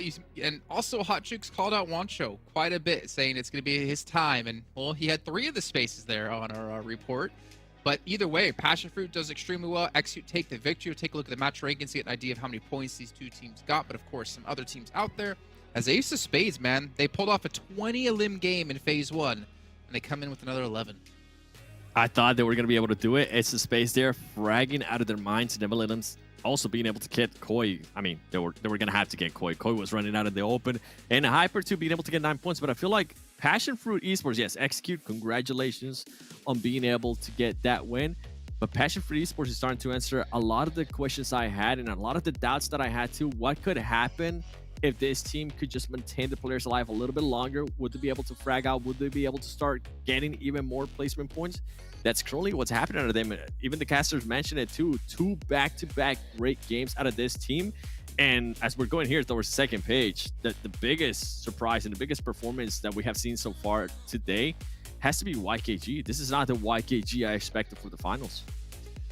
Yeah, man. I even talked him up as well, saying that I have a lot of faith in them taking this last week that they've had to really figure some things out. But you know what? YKG are just not been able to bounce back as well as they needed to. I mean, what I'm seeing currently, and it looks like these are correct now, that YKG's in 6th place at 42 points. they only got 21 points on the day, and they had 21 points on bonus. So they've only doubled their points so far, to be fair. And Hyper, 35 points going into the finals, and they're only at 67. So they haven't even doubled their points yet, which obviously is a lot harder to do at 35 versus 21. But they're currently sitting in second place with Extreme Slayers in first. Really? But this is what really kills you, man. The next 3 teams, the 3rd, 4th, 5th place, are teams that got 5 bonus points, 6 bonus points, 4 bonus points. You got MEZEXIS, PASSIONFRUIT, and Execute currently in our top 5. Ridiculous. And again, it's just one day. But Spring you know flashback? what? It very well could be exactly like that. But let's actually take a look at PASSIONFRUIT, right? You wanted to jump in to take a look. If I'm not mistaken, their phase 1 through 3 stats up against their stats in the finals, correct? Yes, and I'm hoping that for some reason we're able to showcase average survival time. Yeah, baby, that's the one I wanted to see right there. Obviously, on the left side is going to be phase 1 to phase 3, and on the right side for you guys' screen is going to be currently what's happening here today in the finals. The average survival time, I knew that was going to be the biggest one. I knew that it was the one that they were going to have to work with. And and I'm glad this is showing this too, because I figure if they are able to just clutch up on that average survival time, the Ilims are just going to be racking up even more, because this team has just showcased it. They showcased that they can win those fights. They showcased that they can push fights and win them too over and over again. I'm really happy to see that PASSIONFRUIT is truly being able to perform to somewhat of their potential. I feel like they haven't hit their full potential yet. I feel like maybe if they're currently on, by tomorrow midday, we might actually end up seeing the PASSIONFRUIT we were all expected to see here in this fall split. Right now, though, I'm really happy with their performance. Yeah, and the performance they're putting up has been able to get them into potentially regionals, where obviously Nate has been there before, but they still have a couple of hills to climb, right? We have 1 match left to come up today, then we have another 12 matches to come up the next 2 days. So 1 day of good performance is great, but you know what? If you can't maintain this in the next 2 days, then there was almost no point in you doing that. I guess obviously prize pool, right? You get extra prize money in your pocket. But man, we want to see teams do well, and well, we're starting to see them do just that. Execute, for me, I think that's one of the most surprising. Well, no, I don't agree with what I was just about to say. I was going to say I think it's one of the most surprising things to see them in top 5. But the caliber of players they have, it was a surprise to not see them be higher coming into the finals. Okay, I was going to say, I mean, I kind of agree with you in regards to surprising, because they have underperformed to what we expected out of them, right? I think a lot of us had them even finishing league stage, maybe in a possible top 5. They weren't even close to that. And the way that they've been able to play too, they've been changing the roster a lot. I mean, we saw some switches when Kill Switch came in. The team looked different, and they were switching off Casper with Tensa. I think they're currently being set with the roster the way they have it. And something that I have seen a little bit more, and that I'll get a chance to look into more at the end of the day, is how Fate's been performing. Because a big question mark for this team is Fate going to get eliminated very early on? Is he going to just be looking to frag out? We have seen Fate being able to take some fight, right? And it has worked out wonder for them. It's mostly going to continue to be that. Is Fate going to be able to stay alive and help IGL his team, which is his main role? Or are we going to go back to seeing Fate being eliminated early on? So far, I'm enjoying what I'm seeing out of Execute too. I feel like it's the opposite story of K19, where I remember hearing you guys talk about, well, is HH24 knocked and dead? Then K19 is going to do well. I don't know. I don't know why that popped up into my head. But, you know, also did pop into my head, Monster Energy, our official energy drink partner here at PMPL. You guys can unleash your beast by grabbing one and drinking it while you enjoy the soothed baritones of our voices. And also, I don't know why I said that, you can tweet to us and also post on Instagram with the hashtag PMPLNA. Listen to your thoughts about the show. Let us know about your... You know what? Let's ask them something weird, Seven. Ask the chat the weirdest question so they post with the hashtag. What's the question you're going to give them? Of course, you would set me up. Does pineapple belong on pizza while watching Obviously. PUBG Mobile Esports? Of course it does. Yeah. You know what also belongs on pizza? Cheese. I don't know. This is like the worst transition. Hachuk, get me out of this, please. They belong on pizza. If you said me, bro, I was about to be like, pause. You know what I'm saying? Well, you know what? Let's get it going here. Last match of the day. You know what? Who cares what you got on your pizza, as long as you got a nice cold Monster Energy ready next to it. I know you guys are going to be really excited, because here we go. 6 matches here today, Sute. Look at Juancho, this. by the way. Oh, man, I'm telling you. Dude's on it. All right. Coming in hot. Hey, manifest destiny. You believed in Juancho? What? He's got highest damage. Real. Those are by 200 over Trick as well. Okay, Juancho's actually putting in huge work for the team. You know, Jukes, you talk about it so much. I sometimes kind of just write it off. You know, I said, Jukes. Yeah, Jukes just likes Juancho, but man, Juancho's actually putting in huge work coming into the finals. Built different. Built different. I'm telling you, this is what dominance looks like. Look at that. 13 knockouts, top of almost every single list to start things off in the finals. PASSIONFRUIT doing a great job here. Now, let's see if they can finish strong, right? That's going to be my question for them. They do have that Yasnaya drop, a nice circle for them as well. So let's see. Even his longest to live? That's crazy. Okay. All right. Now he's just showing off. He's just showing off at this point. Can he keep it up, though, the next 2 days and this game and Excuse and Puppeteers up in the north? Wow. Looks like we never got that hot drop settled. It looks like there's going to be another fight between these two teams. Let's get it going. Meanwhile, we're looking at, I don't see any other crazy hot drops. We are seeing Butterfly Effect, always a team that gets caught into some action early on. Very, very close to Extreme Slayers. And yup, here it is. Cloudy does, yep, they're gonna say their goodbyes. I can't believe he actually, I thought he was gonna go for a pit maneuver for a second. Cloudy actually gonna do a little bit of a U-turn here and try to get to the rest of his squad as they try to loot shelter, and he does make it to safety. Yep, looks like these two teams will disengage. We're looking to go for some, maybe some runovers, but okay, here we go. So these two teams drifted in the sky in parachutes together all the way here. So the whole time as they were in the chutes, they were like, yep, we're doing this. We are doing this. And it's another 4v4 coming out in Severny. Crazy. I mean, usually, smart teams will recognize like how pushed up Puppeteers is in this deep into Severny. If you're Excuse, you could just land a little bit further back, like where the church is, and loot everything behind him and really take advantage and then just dip, you know? Yeah. But instead, they're opting to take this fight. It's much more risky, but, you know, sometimes that is the play. Kai, I think, is so stuck out of position out of all of his teammates. He's way too pushed up, and I don't know if he really has a line to get back to them. He might through that back door, but I think it does leave him open across the street. He's got that level 3 vest, though, with a DBS. So, I mean, if there's anything you want in the front lines, it would be those two things in particular. No helmet, however. So one headshot, and he's going to go down. 1v2 situation for Kai. And, got there's one. Oh, I got the thirst. Looks like Puppeteers might be ending this one real early now. They're down to 3. Chronix knocked. Chronix, you say Chronix is trying to do too much for his team because he's the star player and he feels like he needs to do it. I think it's the finals and the pressure's getting to him a little bit. Oh, and gets thirsted. That's the worst case scenario. And now the fight is completely evened up here. Yeah, Chronix just not able to get going. Faye, we're trying to find a disgusting angle. Just Rosh says, what are you doing, bro? Takes him out in the process. Uh-oh. Luzhang, he has to jump over. He does. Gets out safely. Oh, it actually doesn't. He stays. Still there. Super risky. Yep, Luzhang. Can he make something happen? Got him! 2v1. Honestly, looking ridiculous push from Kai there, honestly. It makes no sense he made that push. Because he gets knocked, he's getting thirsted.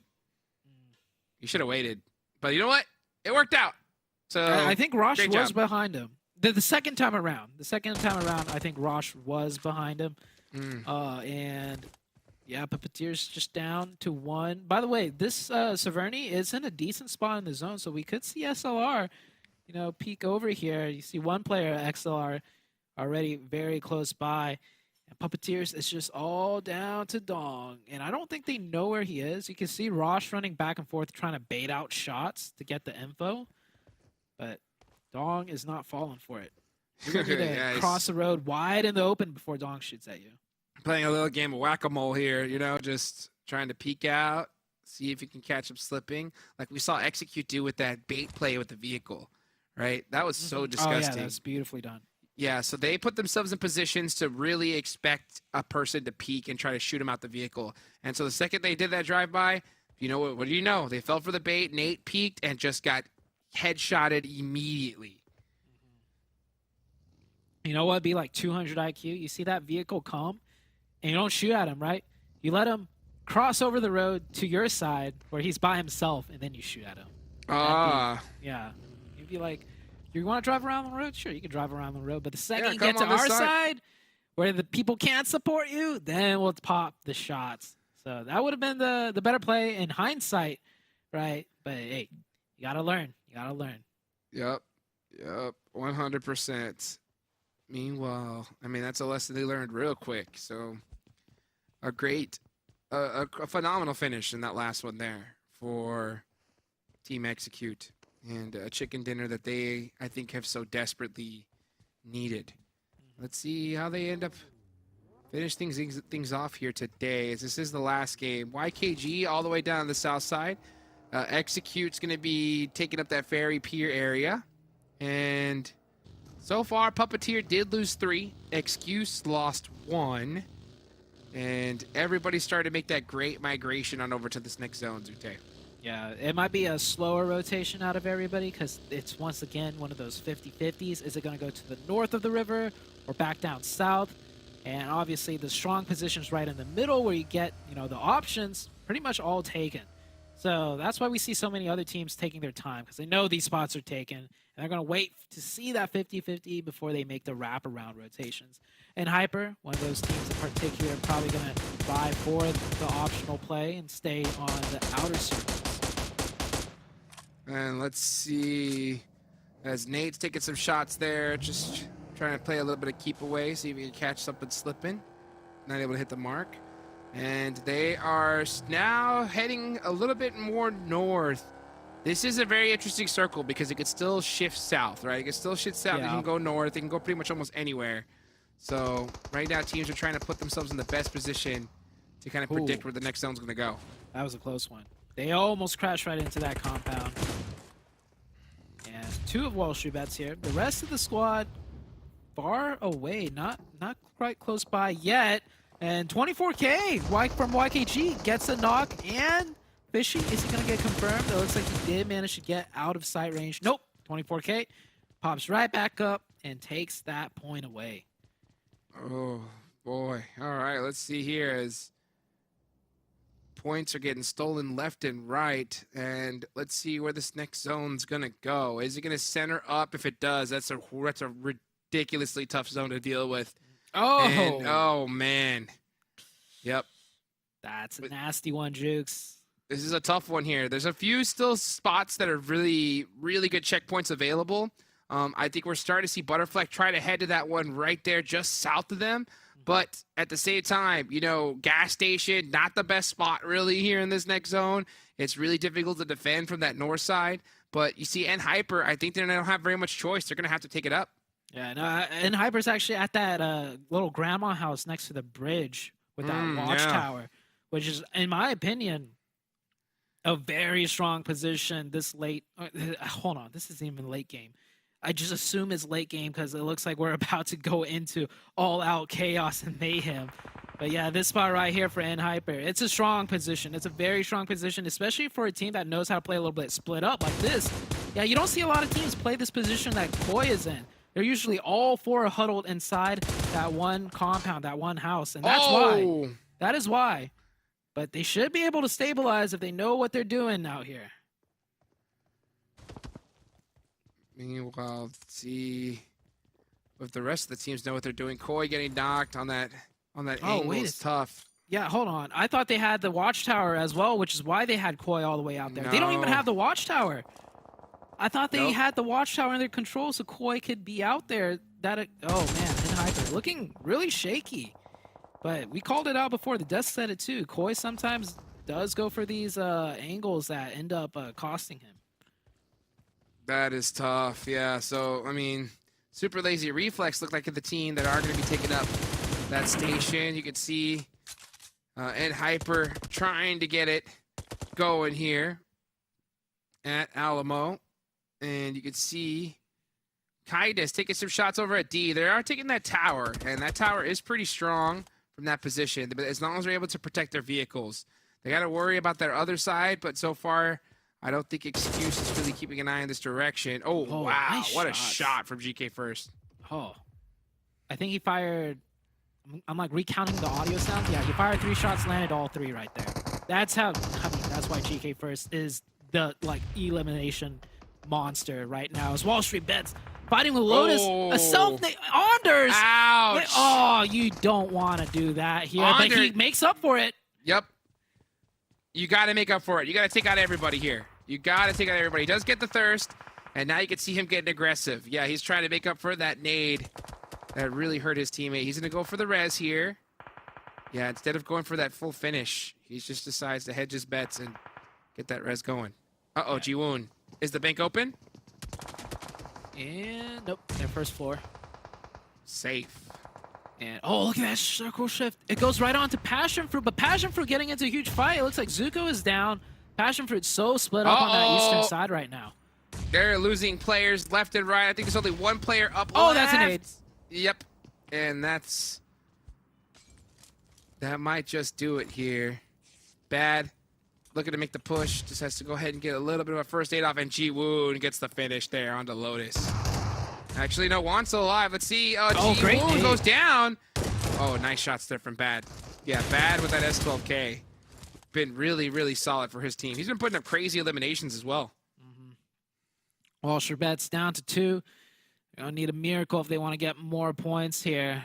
The zone did shift over to that eastern side, and it is just cut in half. Now it's a west and east situation. That river's staying in play the entire time. Got 4-1-2. 4-1-2 nowhere to be seen so far today. This is one of the teams that we were expecting to maybe really do something, but having a really rough start. Yeah, this is crazy how this game is going to be the end of an entire third of the tournament. You can see Baton getting some return shots. He's trying to save that buggy. Ooh, gets popped a couple times too. Nice shots there from Free Point. Yeah, he took down the wheel just a second earlier, so that buggy not being able to be used. Tries to get the bullet underneath the buggy, doesn't find it. Baton should be safe. Pick up for Baton, please. I see the rest of MEZEXIS is still kind of chilling, sitting in their compounds. Need some help there. I think they're just giving them room to breathe. They're saying, you know what, bro? You do whatever you want, okay? You do whatever you want. You've been doing good. So let's see if it ends up working out for him. Meanwhile, you see Extreme Slayer's Baby Braid just doing circles right now. Donuts in the field. Just testing out those Tesla tires. Execute. Yeah, pushing excuse. Rosh trying to mount a defense, not able to do so. Kai probably going to go for a thirst on the kill switch here. Yep. And then see what's going to happen from there. Oh, yeah, he finds it. Matt. 1v2. Meanwhile, yep, Casper with the DBS gets pieced up a little bit, but good teamwork right there. Execute's going to get the better of excuse. Yeah, Execute do lose 1, though. But honestly, for how well they've done today, 3 points, trading it for 1 player. Not too bad, right? At least they're ending off the day off with some points, and who knows? They could do a lot with 3 members still up. They are in a tough spot in the zone, though, coming in from that north side. For sure. One team in particular I'm looking at, of course, Passionfruit. They end up losing 3 players, so it's just Nate all to his lonesome over there in Yasnaya. You can see him right there. He's just trying to get some remaining points for his squad. Where's the zone going to go, though? Put it in the water. Why not? Put it right there in the river. Oh, we'll see. Extreme Slayer's in a great spot on the east side, and Hyper in the opposite side, but Hyper are down to 3. Extreme Slayer's still with 4 up, and it goes to the east. Extreme Slayer's sitting pretty. We could even see a Yasnaya finish if it goes further to that eastern side, and we might see some swimmers now, as there is very, very little land left to play in. 100%. And the gas station's going to come in huge from this spot here. And Extreme Slayers are holding it down. Meanwhile, let's look at Puppeteers. Puppeteers are done. 4-1-2 on the run. And MEZEXIS, wow. Some nice shots right there at the end. End up taking him down there. Baton getting the confirmation. Very, very nice. Oh, free point. Did they not even see a free point? Oh, free point. Hey, if you don't move, they can't see you. Yeah, they have no idea free point is here. He's chilling. He's so still that, just stare into the wall, because that's how confident he is. Well, MEZEXIS, they pick a point, but they still need to pick up their rotation, because they are still stuck on the western side. It looks like they're going to wrap all the way around into Yasnaya, wrapping through the north side. Yep. Yeah, just do a nice, big, long wrap there. It's going to be nice and safe. They're going to probably have to deal with SLR and Execute, thinking about doing the same exact plan. But that out of all the different areas you can go to, that's definitely the safest. And Crow catches kindness. Maybe they just push now. That's an opening. That is an opening, but that Alamo's so hard to push with that broken wall there. But you know what? They're gonna make it. They're gonna go ahead and push it too. And Hyper do get a couple of shots off. Oh, they get 2 now. They get three. MEZEXIS is down to 1, just like that. Crow down to 1 HP as well, and then out comes kindness. It's done. Wow. Beautifully done. And this is why we talk about this. This is one of the most difficult places to push.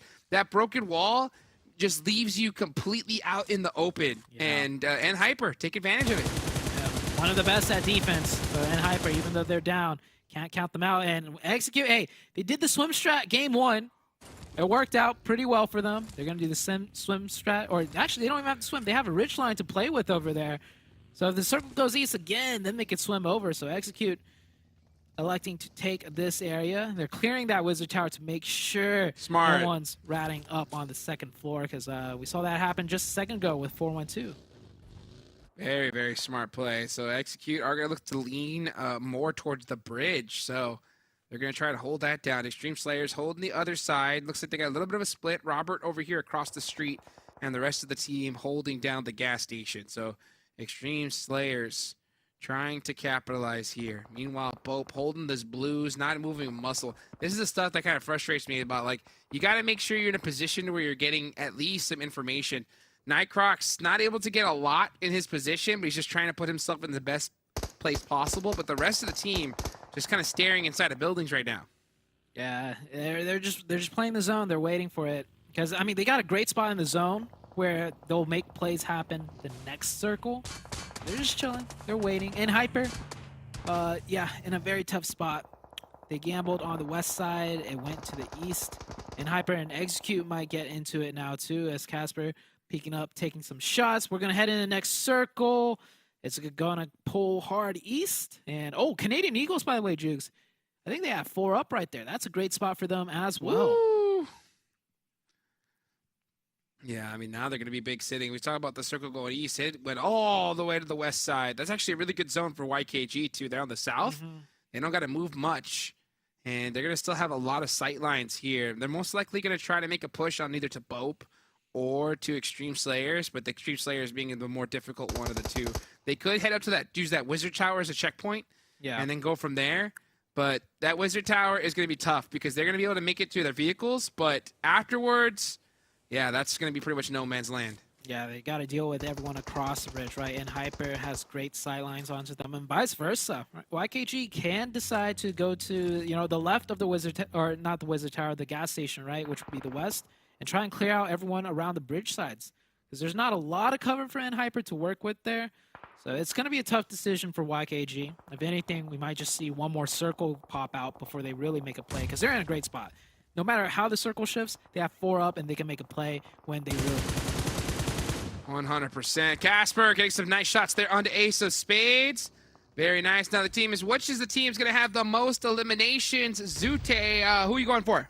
Oh, this is a tough one. I think I'm going to go with YKG. Show him some love for today. YKG, very interesting. I think I might just stick with an Hyper. Actually, no, I want Extreme Slayers. Extreme Slayers, Extreme Slayers. Give me Extreme Slayers, 100%. Let's go. Yeah, Extreme Slayers, great spot, 4 up. But I feel like YKG can pull off this push from the outside. That's all the points they're going to need. Still, got Ace of Spades, who could also come in huge with 4 up. Canadian Eagles has 4 up. And I even think SLR on the northeast side that are about to push Canadian Eagles have 4 up. There's a lot of 4-man teams here that can make things happen in this final zone for the day. And Hyper has some decent eliminations as well, so they're looking pretty good. Here comes Trick, gonna go ahead and throw that nade right on out, and does it hit in the water? Ooh, just a little bit off. I mean, talk about going fishing with some grenades, right? Trick just trying to get as many points as he can. Does he spot it? I mean, Execute doing a great job of holding down this position. Yeah, I'm surprised Ace of Spades didn't just push, man. But speaking of push, Canadian Eagles pushing on. Here they go. This is actually SLR going aggressive. They're the ones having to push onto Canadian Eagles. Got look at that. him! Look at that. When SLR is not getting zone and they have to fight and they push, they win those. They're better off not getting the circle, honestly. Beautifully done. Beautifully done. This is the SLR we've been waiting to see, right? Because, I mean, they do have really solid rotations, but how they defend has been so troublesome. But now, hopefully after that push, they really push more. see the light. Yeah. Yeah. Do some more pushes. Even when you get the zone, push out into the enemy, maybe. Because when they play defense, they just...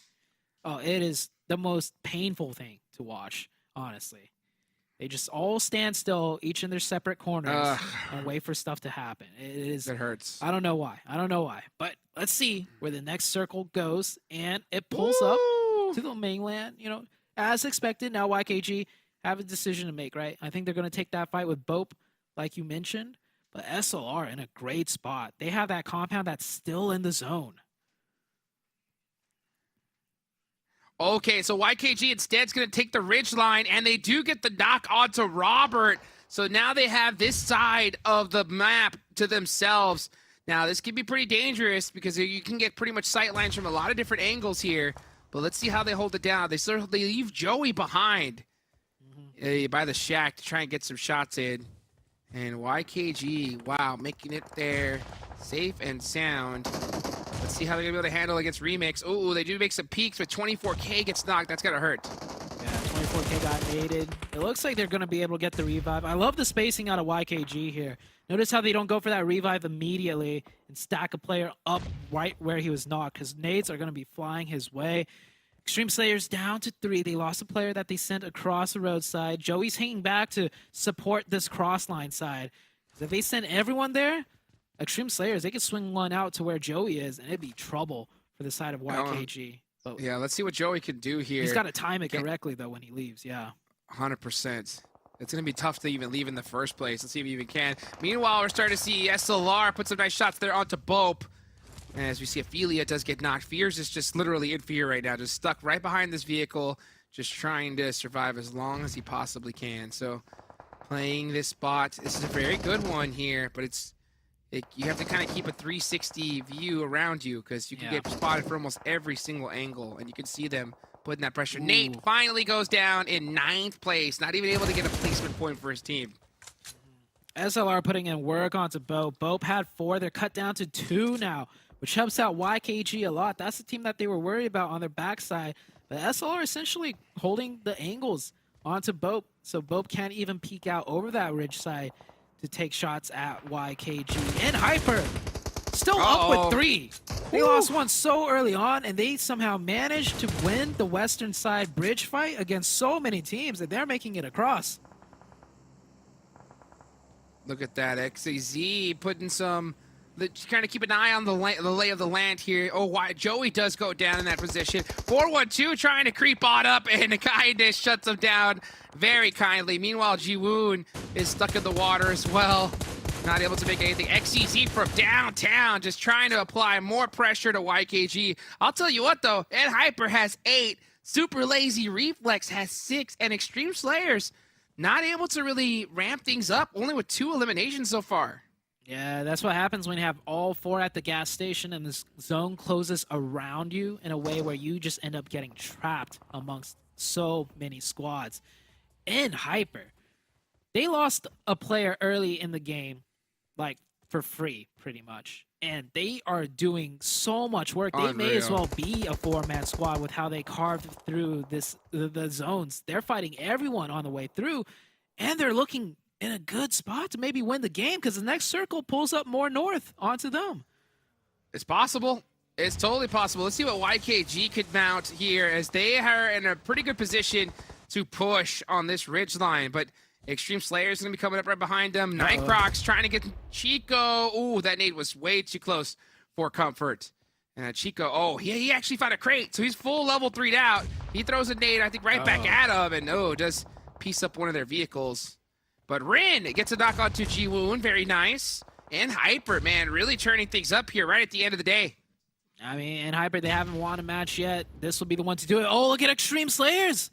This play, I love this play. They're going to swing out the backside and try and fight in Hyper. But in Hyper, they're aware of this. This will be a 3v3 as well since Extreme Slayers lost one.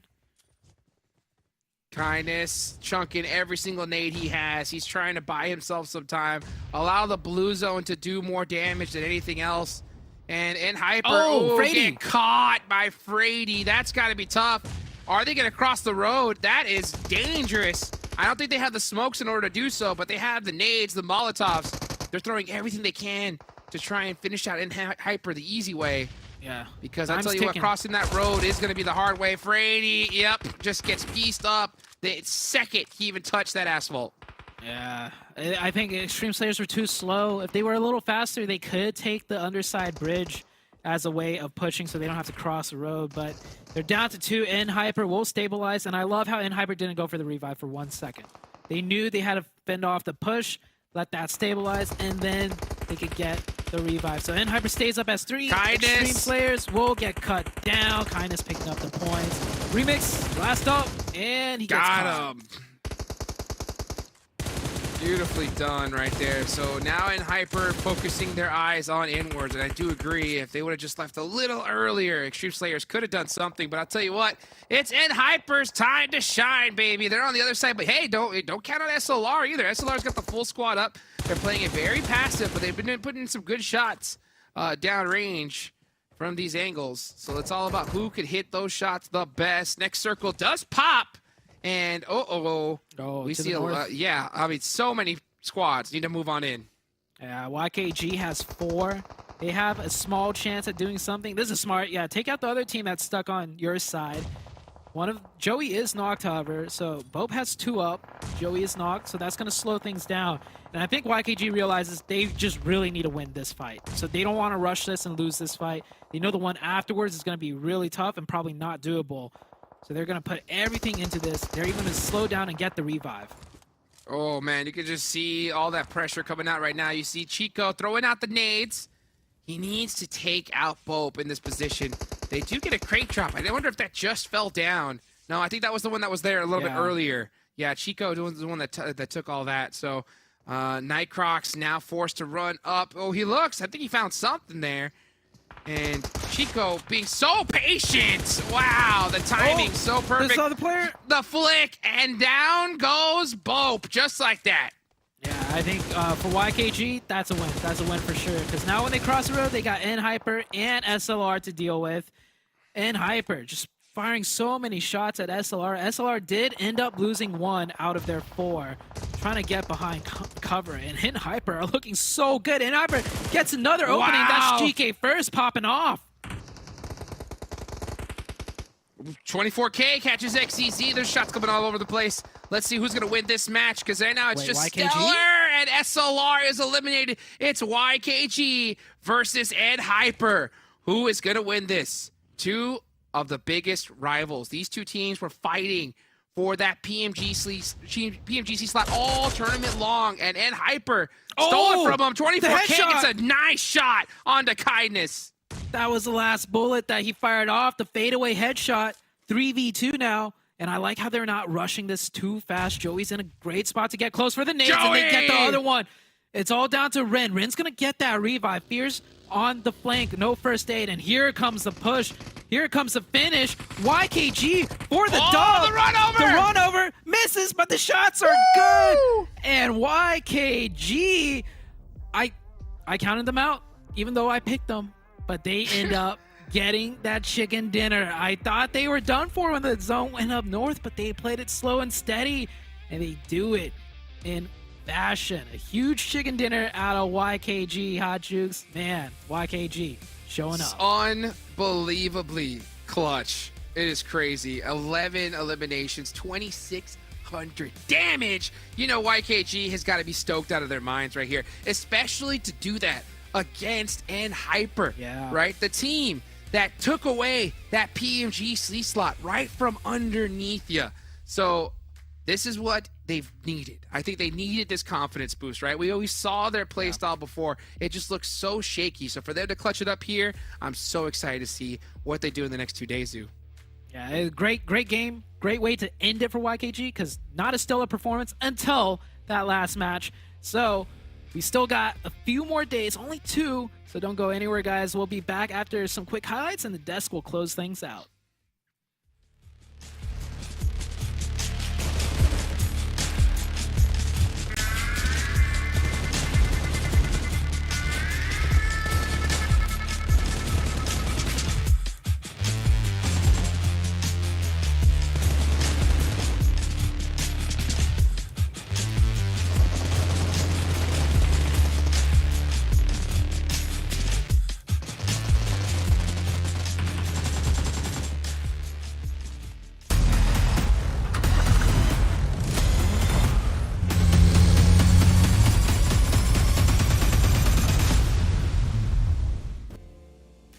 Well, this is the YKG we were looking for, the YKG we expected, the YKG that I talked about before we got into this day, though they didn't really live up to what I was saying before. But they closed things out with a victory with the dub, a much-needed dub, and I'm having some good expectations, some good feelings for them coming into tomorrow, man. That must be a giant weight off of their shoulders.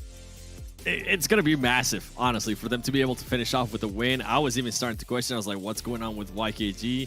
If this continues on, imagine YKG not even make it to Americas. I was just overreacting in my head. And all of a sudden, Joey with the nade, YKG with just a nice little win, back it up with the level elims, just comforting me, saying, it's okay, 7. We still got this. We're still in this. By the way, I love that we got a finale there between the two teams that it's pretty much been the storyline throughout the whole season of this fall split. And a Hyper, let's talk about them for a second, too. I can't believe this team got second place, got 13 elims. We saw where they were, and we're like, yeah, there's no way that they're going to be able to get the most bridge, elims. Man. Exactly. Extreme Slayers were like right next to that bridge. I was like, there's no way they're getting out of that hole, and they somehow do and put up 13 elims. I think this final match was like our two kings of NA showing, yeah, we still got it, because NHyper have been quiet, YKG have been quiet, and they're like, yeah, no, don't forget about us, guys. We're still here. Yeah, they were like, we've been giving everybody a chance. You know what? It's time for us to actually show our final form, and boy, did they did. Execute, by the way, being able to back up a good performance during the previous matches with at least 8 elims, 1 placement point. Good to see that out of them. 412 Nomads, currently not performing. MEZEXIS, I feel like we really haven't been able to see much of the MEZEXIS. Hopefully tomorrow we'll start seeing a little bit more consistency out of these teams. Right now, I feel like we're getting just a lot of roller coasters with the way these teams have been performing today. 100%, because right now, 412 Nomads, like a team that honestly have been performing so well over the course of these 3 phases. They finished 4th overall, but they're in 11th place. 15 points in bonus points, 27 points total. They've gotten 12 points on the day. For a team that's been ever so consistent, I mean, the elimination game out of this team, they were 14th week 1, 6th week 2, 6th week 3. Their average survival time, 4th, 2nd, 4th. Like, this team I had pitted to be a potential top 5. They have tanked.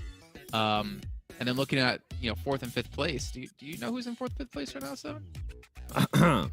MEZEXIS and PASSIONFRUIT. And right behind them, Execute by 1 point in 6th place. Like, there is a lot of potential things that can happen these next 2 days, man. I'm excited for it, man. Where everybody thought, including myself, we're like, okay, we're going to be going into the finals. I think I already have the set top 5 teams that are going to be going to Americas. I wonder if maybe one team is going to be able to surprise us. We come into today, we get crazy circles. And then on top of that, 3 surprising teams end up in the top 5. I like it. It's the perfect way to kick off day 1 of our NA Fall Finals. But we also have to figure out who our MVP of the day is going to be. And honestly, I think this one's kind of tough.